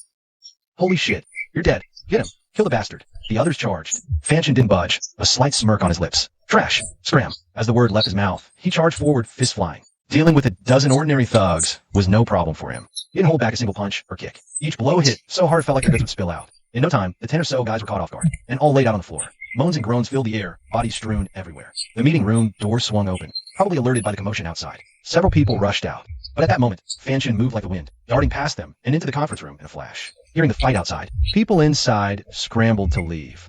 There were quite a few beauties, too. Fan Shin instantly understood the deal. It reminded him of Yi-Su. Rage surged. "It's just one guy. Don't panic. There are no cops outside." Someone yelled from the entrance. "Where the hell did this punk come from? Ruining my business." Several men immediately pulled out their guns. "Fan Shin, you've got some nerve showing up here alone. You really don't give a damn about Boss You, huh? Talk. Who sent you?" A tall, imposing man steps forward, pressing a gun against Fan Shin's head. "Wait." A man's voice cuts in from behind. He pushes the gun aside and walks up. "It's you, you little boss." That's the guy. He's the one who beat up our guys last time. Boss You, the top dog of the Tiger Head Gang, sits at the back, a cigar in his mouth, watching Fan Shin with a dark expression. "I hear you're quite the fighter." Finally, he stands up, slowly walking closer. "Yeah, boss, he's crazy good. None of US could take him." "Shut up. The boss is talking. Who asked you?" The gunman snaps. Lin Taotian immediately falls silent. Boss You sizes up Fan Shin coolly. "So, interested in working for me?" "I like people who can handle themselves." Boss You's not just big, but tall. Fan Shin looks up, meeting his gaze calmly. "You think I barged in here just to become your errand boy? Oh, what do you want then?" Boss You seems intrigued. Anyone else talking to him like that will be dead 10 times over. But Fan Shin is different. Because this guy...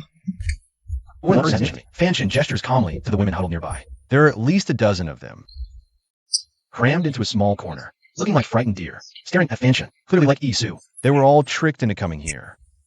Boss Yu laughter. Fine, I'll give her to you. Boss Yu. Lin Taotian cries out. Not just him. Several others look at Boss Yu in confusion. Boss Yu waves a hand. How about it? Pick your favorite. Even two, no problem. Join me. It will all make money. I value talent. Being noticed by Boss Yu Is a blessing from a past life. Many look at Fanshan with envy, while others, like Lin Taotian, burn with jealousy. Just when they think Fanshan will agree, he starts laughing. You're wrong. I want all of them. And the Tiger Head Gang, too. Chapter 54. Taking over the Tiger Head Gang. Chapter 54. Uniting the Hutu Gang. Boss Yu's smile freezes as he snarls. What did you just say? What I mean is, your time is up. Today. Fanshan coldly says, then strikes. He moves like lightning. 2 palm strikes send a man in front of him flying. It all happens in under a second. No one even has time to react. His left hand clamps around Boss Yu's throat. Boss. His men scramble. Some draw guns, others pull knives. They target Fanshan. Stop. What are you doing? Let Boss Yu go right now. You got some nerve. Do you have any idea who Boss Yu is? If you don't stop, you're not walking out of here alive. Fanshan's gaze sweeps over the others, holds sidelong glance. Finally, it lands on the dozen or so women. Get out. Now. There's backup outside. The women snap out of their daze and bolt for the door. Who runs dice? Lin Taotian yells, aiming his gun. Lin Taotian directly pulls out his gun and aims it at them. Oh, really? Fanshan smirks. Then maybe I should kill this old geezer first. As he speaks, his grip on Boss Yu's neck tightens. Boss Yu's face turns red with fury, his eyes burning into Fanshan. But he doesn't dare move. Let them go, he rasps. Damn it. Let them go. His men hesitate, but finally lower their weapons. When has the Tiger Head Gang ever been humiliated like this? And by some wet behind the ears kid, no less. It's more than they can stomach. One by one, they fix Fanshan with murderous glares. The dozen women finally make it out the door. Just then, Yin Lin rushes in. Seeing the scene, she can't hide her shock. Fan, hold on to those women. They're the evidence against these guys. Leave the rest to me. What? You alone? With all those guns? Yin Lin is anything but reassured. Evidence? You got guts, kid, using them to threaten me.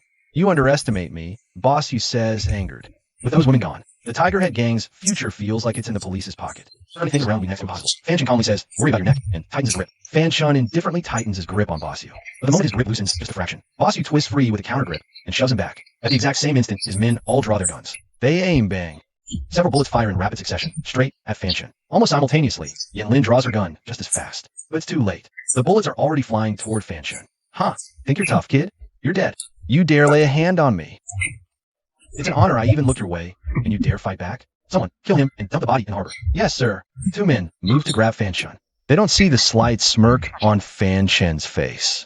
Suddenly, he throws a punch. Fast and vicious. The guy hit has his chest caved in. He's sent flying meters back. Before they can react, the second and third punches are already flying. Some are kicked away in rapid succession. The others are stunned. They never imagined this punk would be bulletproof. As they scramble for their guns, Fanshan is faster. A flip in the air, 3 consecutive kicks send 3 men flying, and he lands steady. In his hands now are 2 pistols. He looks at Boss Yu. Seems like your men are useless. This Tiger Head Gang isn't much. And you, their boss, your time is up. Boss Yu stares at Fanshan, utterly shocked. He knew the kid was tough, but not to this extent. He's immune to blades and bullets. His men are all top-tier fighters. Some even have martial arts training. Guys like that aren't something an ordinary person can handle. But this kid's skills are on another level. Just who the hell are you? You're not qualified to know. Let's go. He hoists Boss Yu up and walks him to Yin Lin. Yin is completely floored. She knew Fanshan was strong. She'd seen him fight before. Compared to him, regular people are just trash. But she never imagined he was this powerful. Taking down the Tiger Head Gang was like child's play to him. Mission accomplished. Satisfied, Chief Lin? It was adequate. She's still deeply shaken inside. She'd been trying to find a way to crush the Tiger Head Gang for ages. Today, she was ready to risk her life infiltrating to find evidence. She never expected Fanshan to handle it so swiftly and cleanly. Looks like I picked the right guy for the job. Don't let those hostages run off. But they're victims too. Go easy on them. Fine, I'll take him in first, Yin Lin says, hauling Boss Yu towards the exit. Let's go, my dear Boss Yu. She heads for the door, pauses just before leaving, and turns back. Fanshan, thank you. With that, she finally leaves. Fanshan clapped his hands and turned around. Those guys behind were still lying on the ground, groaning in pain. Seeing their boss get hauled off by the cops, they all took a deep breath, not daring to make sound. Done. They were terrified Fanshan might come after them next. Fanshan sat down, took a deep breath, his expression turning serious. Now that the Tiger Head Gang's boss he was dealt with, the gang was undoubtedly in disarray. In his mind, a plan began to form. Later, Fanshan, how many bosses in the Tiger Head Gang? Call them all here. The men exchanged glances, heads lowered. What, cat got your tongue? Do you need another beating? Fanshan angrily. Lin Taotian flinched. No. The Tiger Head Gang has 3 bosses. Boss Yu is one of them. The 3 bosses each run their own branch. They're in competition with each other. If you want the other bosses, you have to go yourself. Us going would be a death sentence. 3 branches. Fanshan pondered for a moment. Seems the Tiger Head Gang's reach is pretty big. So tell me, what exactly are the gang's illegal operations? Lin Taotian thought for a moment, gritting his teeth. With Boss Yu already arrested, what's left to hide? So he spoke up. The 3 branches are run by Boss Yu, Boss Lu. Boss Lu handles drugs. Boss Chong handles loans. And Boss Yu, as you saw, ran the nightclub business. Hearing this, Fanshan thought of Yi Su. The Tiger Head Gang traffics women out of town for prostitution, profiting from it. A gang that does all this evil. He wanted nothing more than to wipe them out himself. Taking a deep breath, Fanshan said, right, starting today, Boss Yu's branch of the Tiger Head Gang is under my control. What? Not just Lin Taotian. But many others were shocked. They wanted to say something, but didn't dare. Got a problem with that? Chapter 55. Beat them within an inch of their lives. Fanshan's tone carried an air of command and miss. They all hung their heads in silence. They finally said, "Yes, boss Fan."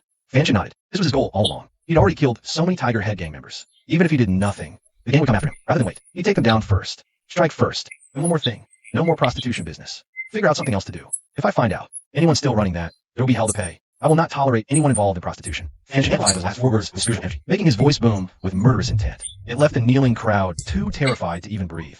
Those who wanted to argue couldn't even get a word out. We understand they were forced to reply, but they were seething with resentment inside. The mere thought of Fanshan's methods Shut them up for good. Fanshan gave a curt nod. Good. Now, get out. Remember what I said. With that, he left the club. He headed to the hotel to find Yi Su. Before he even entered, her terrified scream echoed out. "What are you doing? Long Chun, what are you doing? Stay away from me." Yi's sobbing and cries were audible from way down the hall. But the entire floor was deserted. Not a soul in sight. Looks like Long Chun had booked out every room on this level. Just then, the door to Yi's room swung open. Several of his goons stepped out. "Lock it up tight." "Ha, I told you." That girl walking on the road was definitely Yi Su. We knew we'd actually get her. Boss Long is gonna have a blast. "Yeah, Lil Lou, you redeemed yourself. After he's done, I bet he'll give you a nice little reward." The scrawny one, Lil Lou, grinned. "That'd be perfect. Let's go grab a drink. The boss won't be finished for a while." As they started walking away, they suddenly Saw someone approaching from the stairwell. Lil Lou stepped forward. "Hey, this floor is booked by Boss Long, get lost." Scram. Before he could finish, Fanshan was already on him, laying him out flat with a single punch. The others, seeing this, charged forward in anger, but Fanshan didn't give them a chance. a kick each sent them flying. Inside the room, Long Chun lit a cigarette. He slowly walked towards Yi, cowering in the corner. Ha! Don't you think? "It's fate. We even bump into each other in a place like this. Stay back. Don't come any closer." "What? If you come closer." Yi, trembling like a frightened fawn, curled up in the corner. Sobbing, she reached for her phone. Only to find it was gone. "Hell, looking for this?" He dangled it. "Want it? Not giving it back. After we're done here, you be my girl. You can have anything you want. How about it? Stick with me, and you won't lack for benefits." Long Chun felt great. He was frustrated about Fanshan, so he came to this club to have fun and spotted Yi Su. Even better, she was checking into a hotel all by herself. He wasn't about to miss out on a golden opportunity like this. He followed closely, only to find Yi Su was still alone. Having had a crush on Yi Su for a whole month, he misunderstood. "No, let me go home." Yi Su pleaded desperately, but Long Chun wouldn't back down. A look of utter despair quickly washed over her face. Bang, bang, bang, suddenly, there was a knock at the door. "Who is it?" Long Chun snapped impatiently. "Be boss. It's me, Little Lou." Little Lou's voice came through. "Damn it. I told you guys to keep watch outside. Can't you see I'm busy?"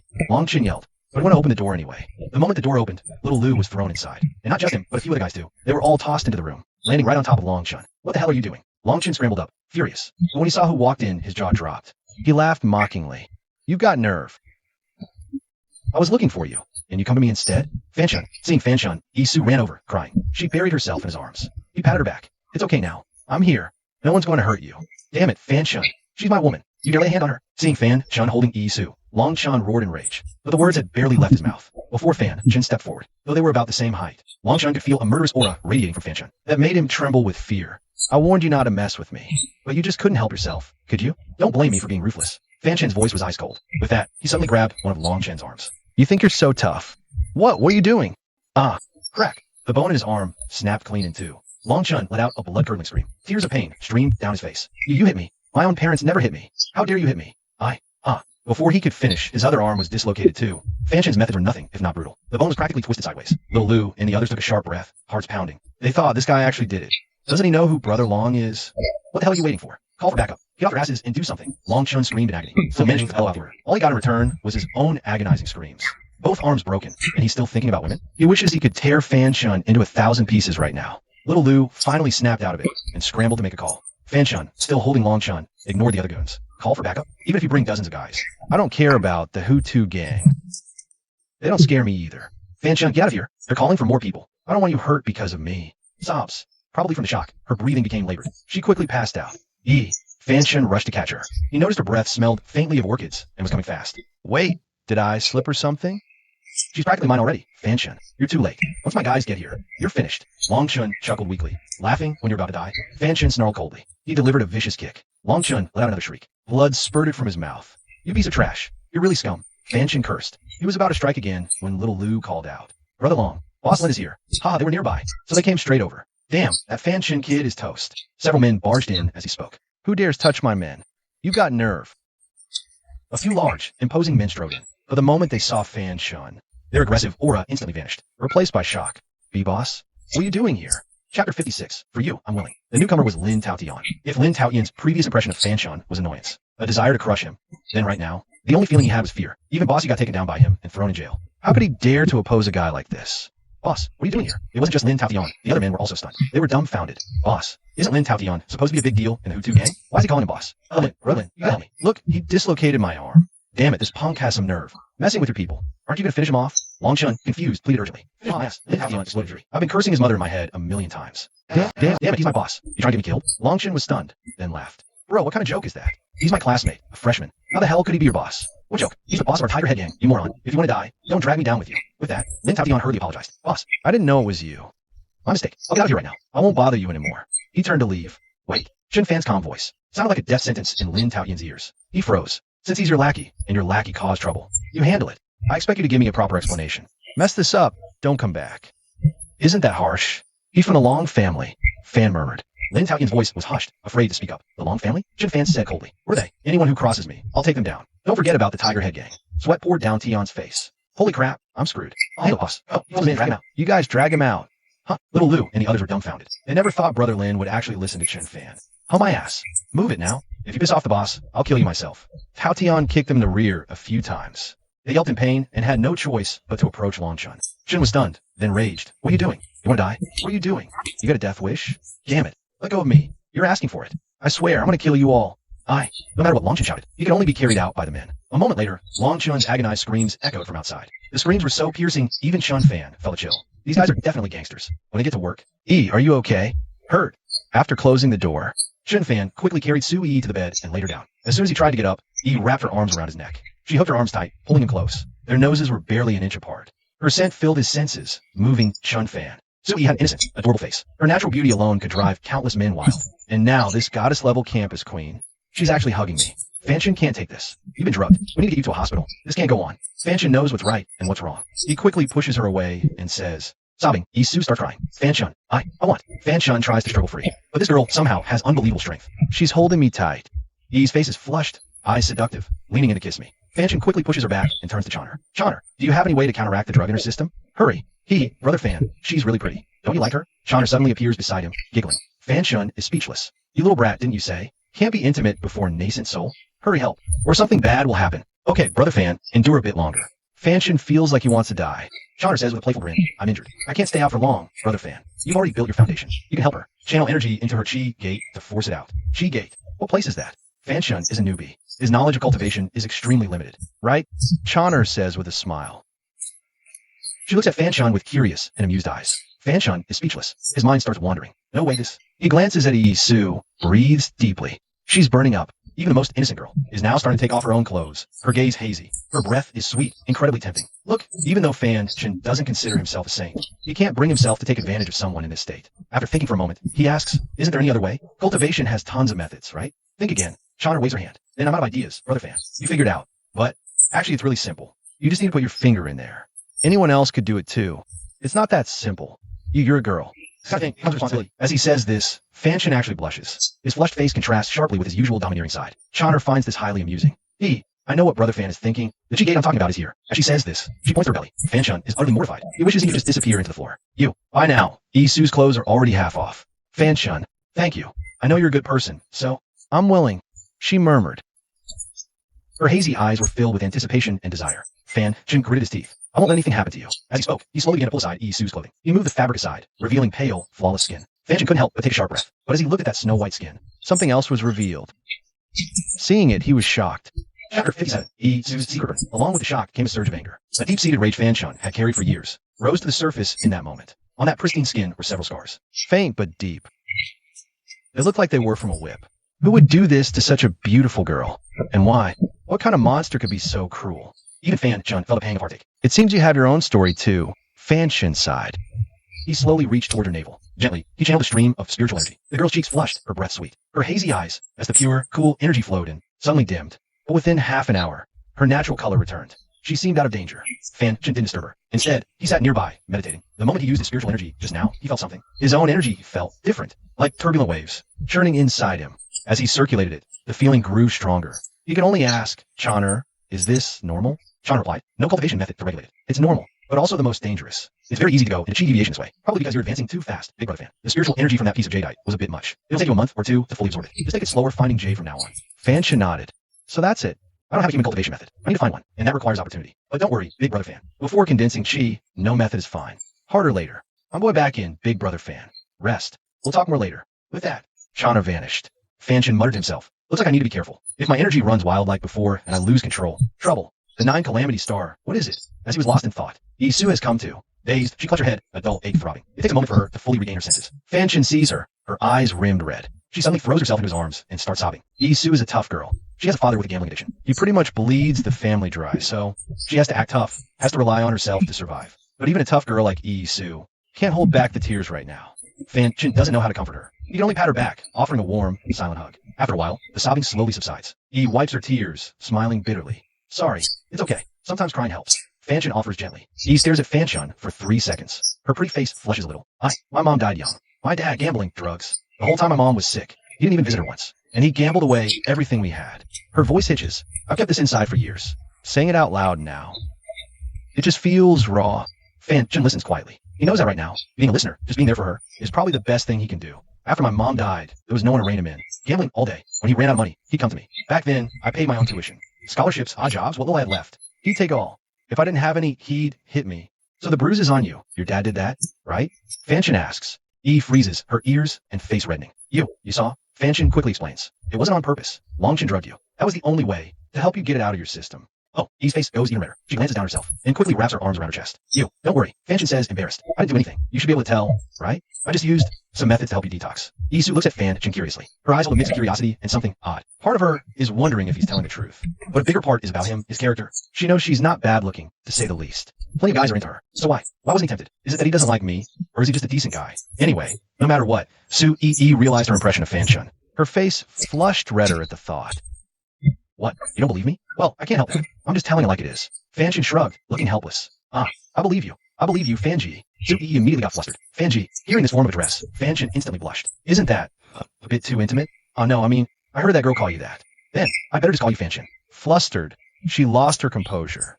She quickly turned her head away, not daring to let Fanshin see her crimson face. Su Yi. Fanshin couldn't help but feel a little moved. She was like a startled, favored little fawn. So utterly captivating. In contrast, Molly Xiao seemed much more inscrutable. Outwardly bright, inwardly unknown. Innocent versus complex, polar opposites. Just then, Su Yi's phone rang. Seeing the caller ID, Su Yi's expression instantly darkened. Her emotions, to stabilize, began to turn again. Tears trembled at the corners of her eyes. What's wrong? Fanshin asked. It's my dad, Su Yi said flatly. Though she didn't want to answer, she had no choice. She could only pick up the call. But the voice that came through after she answered left Su Yi utterly devastated. Her lovely face instantly turned deathly pale. She finally threw herself into Fanshin's arms, sobbing. What happened? Fanshin asked, trying to comfort her. What? Fanshin, tell me, do I really have a future? I don't want this kind of life. Not at all. Why? Why does he have to be my father? Fanshin patted her back. What on earth happened? If there's anything I can do to help, I will. Whatever I can do. He stood up, shaking her head. It's impossible. You can't help. And I don't want to drag you down. I'm sorry, Fanshin. I've troubled you enough. She started to leave. Fanshin grabbed her hand. You won't know if I can help unless you tell me. See, Dad, he gambled and lose money again. You money. Dad, she sobbed. Lost 200,000. They locked him up. They said I have 3 days to bring the money to get him back. Otherwise they'll kill him. Chapter 58, The Shameless Father. 200,000. For a wealthy family, that might be nothing. But for a family like Sue's, it's an astronomical sum. No wonder she's crying so hard. I don't know either. I just paid off his debt last month. Interest. But now sobs. I really don't know what to do. Fanshin, what should I do? Fanshin, if it were 100,000, I could manage. But 200,000 is a stretch. Still, I could try to figure something out for you. Isu looked at Fanshin. Her eyes glistening with tears moved, but she still shook her head. Big brother Chun, I'm afraid I'll never be able to pay you back in my lifetime. Enough, silly. Let's get your dad out first. I'll figure out the rest. After a moment's thought, Fanshin dialed Inying Lu's number. Inying, I need a favor. Inying Lu was probably in a meeting as the background was noisy, but seeing it was Fanshin's call, she quickly stepped out. Soon after, the line quieted down considerably. What's up? What do you need? I need to borrow 100,000. It's urgent. I'll pay you back. Okay, I'll wire it to you in a bit. Inying Lu was straightforward, not even asking what the money was for. Thanks, Inying. Just let me know if you need anything. Inying Lu laughed. It's fine, really. Just 100 grand. I'll send it to your card. Gotta go. I'm still in a meeting. Okay, get back to it. The call ended. A short while later, a text message came through. Money transferred. I have another 100,000. Together, it should be enough. Wait here. I'll go with you to get the cash. Then we'll go find your dad. Isu nodded obediently, her heart in turmoil, unsure of what to do. Thank you, Fanshin. If I hadn't met you, I'm afraid I'd be too ashamed to even face my dad right now. I don't know how I'll ever repay you. Silly. Let's just get your dad out first. Come on. Fanshin patted Isu's head and smiled. 10. The two then left the hotel and hailed a taxi. Isu's home wasn't far, in a small alley in the suburbs. The outside looked okay. The suburbs aren't exactly destitute. But as Chun Fan followed her into the alleyway, he realized there was actually a place this rundown. The floor was concrete, but cracked and crumbling all over. Potholes and muddy puddles were everywhere. The walls on either side were just as dilapidated. Some sections were even just patched together with tarps. It was hard to imagine Sue living in a place like this. Wasn't she afraid of muggers?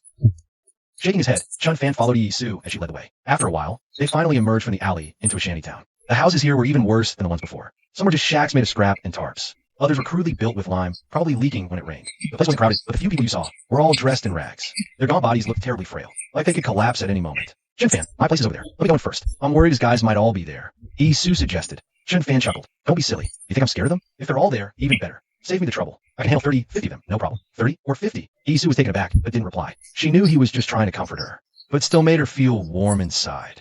so she nodded and led the way. Soon after, they stopped in front of a rundown building. It wasn't big, just a dilapidated old factory. After it went bankrupt, it became a gambling den for the local addicts. Wait here, Chun Fan said. Let me check it out first. I'll come get you. Before Sue could protest, Chun Fan grabbed a crack in the wall and, in one fluid leap, vaulted himself up to the second floor.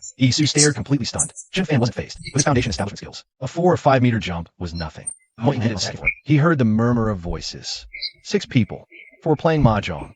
one was lying on a bed, doing who knows what. Another was just standing around, watching. Of the mahjong players, 2 looked in their 40s, 2 in their 20s. The one sleeping had his back turned, face hidden. The standing one looked older, more weathered, maybe in his 50s. Instincts told Chun Fan this was probably Sue's father. Watching you guys play makes me want to join in. Mind if I sit? Suyi's dad chuckled. Among the 4 playing mahjong, the guy with the buzz cut gave him a sideways glance and said, Pay back the money first, then we'll talk. if your daughter doesn't bring the cash by the day after tomorrow, we won't go easy on you. Chun Fan immediately understood. This man was indeed Siyi's father. Suchio's face fell. That's nonsense. How would she not pay it back? My daughter is so capable, and she even landed a great job. 200 grand is nothing for her. Another young guy chimed in with disdain. Listen, old Sue, having a daughter like that is your lucky break. But for your daughter to have a father like you, that's just plain tragic. Siyi's father gave an awkward laugh. His eyes flashed with anger. I raised her 18 years. I go off and study instead of making money to support her old man earlier. Huh. Another man laughed, taking a drag of his cigarette. You're something else, old Sue. Sell your own daughter to a place like that to make money. Aren't you afraid she'll find out it was you? Suchio flushed. It's a bit rough around the edges, but still a good opportunity. She can make tens of thousands a month, no problem. Where else are you going to find a job that good? She should be thanking me. Now it all clicked for Chun Fan. The story about the neighbor woman taking to that club. It was actually her own father's scheme. This despicable, inhuman father. Chun Fan watched, fury boiling inside him. His fists clenched instinctively. Your daughter's a looker. Wasting her in a dump like that. You're an idiot, old man. Only got 3 grand for her. That barely covers the interest. If you'd let her be with me, you wouldn't even owe this 200 grand. I'd be the one taking care of you. He laughed. Suchio stammered, red-faced. I wouldn't dare expect that. If you fancy her, I'd be more than happy for her to be yours. It'd be an honor for me. The buzzcut man they called Boss Chong suddenly stood up. He grabbed Suchio by the collar. Enough of your crap. We haven't even settled the score for you selling your own kid yet. If you don't deliver 400 grand by tomorrow, I'm feeding you to the fish in the river. Wah. Suchio was terrified. But it was 200,000. How did it become 400? Huh. Didn't you read the fine print on the IOU last time? Interest doubles daily. 20 grand yesterday. Means 40 grand today. As for tomorrow, 60 grand. Boss Chong even pulled out the IOU to show him. Seeing the evidence, Chio Su despaired. Broken. Let your daughter keep me company for a few months. Maybe we could forget about this whole debt. What to do? You figured out yourself. Chapter 59, no one gets a pass. Hearing the conversation inside grow more and more vile, Fanshin couldn't take it anymore. Rage boiled over. He kicked the window with all his might. Glass shattered with a crash, scattering everywhere. Everyone inside jumped to their feet instantly, including the guy who'd been asleep on the bed. They all stared at the window in shock. Kid, who the hell are you? Boss Chong stepped forward, furious. He was eavesdropping the whole time. That means he heard everything we just said. The thought made Boss Chang's face twist with murderous intent. Fanshin's cold gaze swept over each of them. Finally, it locked onto Su's father. That predatory stare made Yi's dad's blood run cold. He instinctively ducked behind Boss Chong. That kind of killer look was seriously terrifying. You can kill him if you want, but then I'll kill you, Fanshin stated flatly. He had no interest in saving a father like that. For scum like him, Fanshin preferred to handle it personally. You got some nerve, punk, whether we waste him or not. Our business, not yours, snarled the enraged man. He strode right up to Fanshin. Slap his hand. Fanshin watched him coldly. Su is with me now. She's not coming to save you. Chio Su's face lit up with hope. He was about to beg for rescue, but a vicious glare from Boss Chong shut him up instantly. The man sneered. Good see, picking a fight with Boss Chong. Since you're here, you're not leaving alive. With that, he swung the steel pipe at Fanshin. With his strength, even if it didn't kill the kid outright, it would at least leave him crippled. But Fanshin didn't flinch. He simply raised his left hand and effortlessly caught the pipe mid-swing. While they were still reeling in shock, he clenched his fist. Crack! The steel pipe snapped clean in two. The sheer force sent the wielder stumbling back several steps. Fanshin whirled remained half the hand. A steel pipe. A machine might not cut it. That's a steel rod. Even a machine might not cut it. What kind of monster is this kid? Breaking it with his bare hands. Seeing this, the guys were instantly stunned. Especially Boss Chong, whose cold voice now carried a slight tremor. Buddy, give me a name. If you've got enough weight behind you. I, Chong Wu Dao, would be willing to give you that face. Fanshin said coolly, you're not qualified to know who I am. I'm giving you one path. Either cut him down, or cripple yourself. Boss Chong was seething inside. Who did he think he was? One of the 3 top dragons of the Tiger Head Gang, the sector boss. Sure, he wasn't on the level of those exclusive family clans. But in Qinghai City, if you dared talk to him like this. But even with his clout, in front of certain heavy hitters, He was just a two-bit thug. The underworld is the underworld, shady business. There are plenty of people way more connected. Forget the city. Think of the whole Qinghai province. A kid with skills this insane? No way he didn't have backing. Boss John definitely didn't buy that. If he'd really stepped on the toes of someone untouchable, that'd be real trouble. So, swallowing his rage, he said, buddy, Aren't you looking down on me a bit too much? a life for a life, a debt for a debt. He owes me money. Me collecting, that's a problem? Fanshin said coolly, like I just said, Isu won't be paying back what he owes you. Since he wanted to toss him to the fish. Go ahead. Has nothing to do with me. Boss John was really fuming now, almost ready to make a move. With his temper, anyone else who talked to him like this would have been left dead in a gutter already. But he hadn't figured out this kid's background yet. He didn't dare act, forced to choke down the anger. Chiosu, silent until now, spoke up, face pale. Hey, Didn't you say he was your girl? I'm her father. Can't you help me out? Shut up. Fanshin barked a venomous glare, making Chiosu instinctively step back. Selling your own daughter for a loan? What kind of father are you?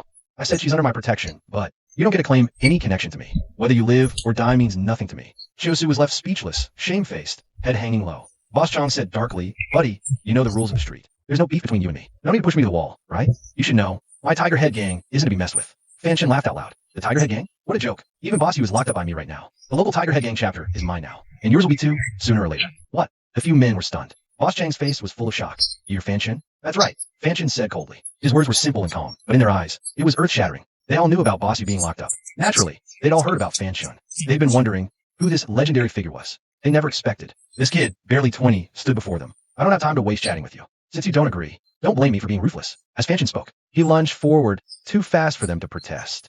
before he grabbed Boss Chang's arm, while the boss was still reeling from how fast the kid moved. Crack, his arm was dislocated. A scream ripped from his throat. Crack, another sound. His other arm was dislocated by Fanshin too. The brutality of the break made the others suck in sharp breath. But Fanshin knew this was just an eye for an eye. These guys had probably killed countless people in their day. A little pain like this was letting them off easy. Boss, kill that bastard. Get revenge for the boss. The other men charged forward together, knives and steel pipes in hand. The sight of this fight scared Chio-Su out of her wits. She didn't dare make a sound. Fanshin remained unmoved. After tossing Boss Chong aside, he launched a flying kick, sending one man flying. Immense force. Snapped the man's ribs. Fists flew. The others couldn't even get close. They were all thrown back by Fanshin. Not a single one was left unhurt. Sounds of agony rose from the ground. The men groaned in pain.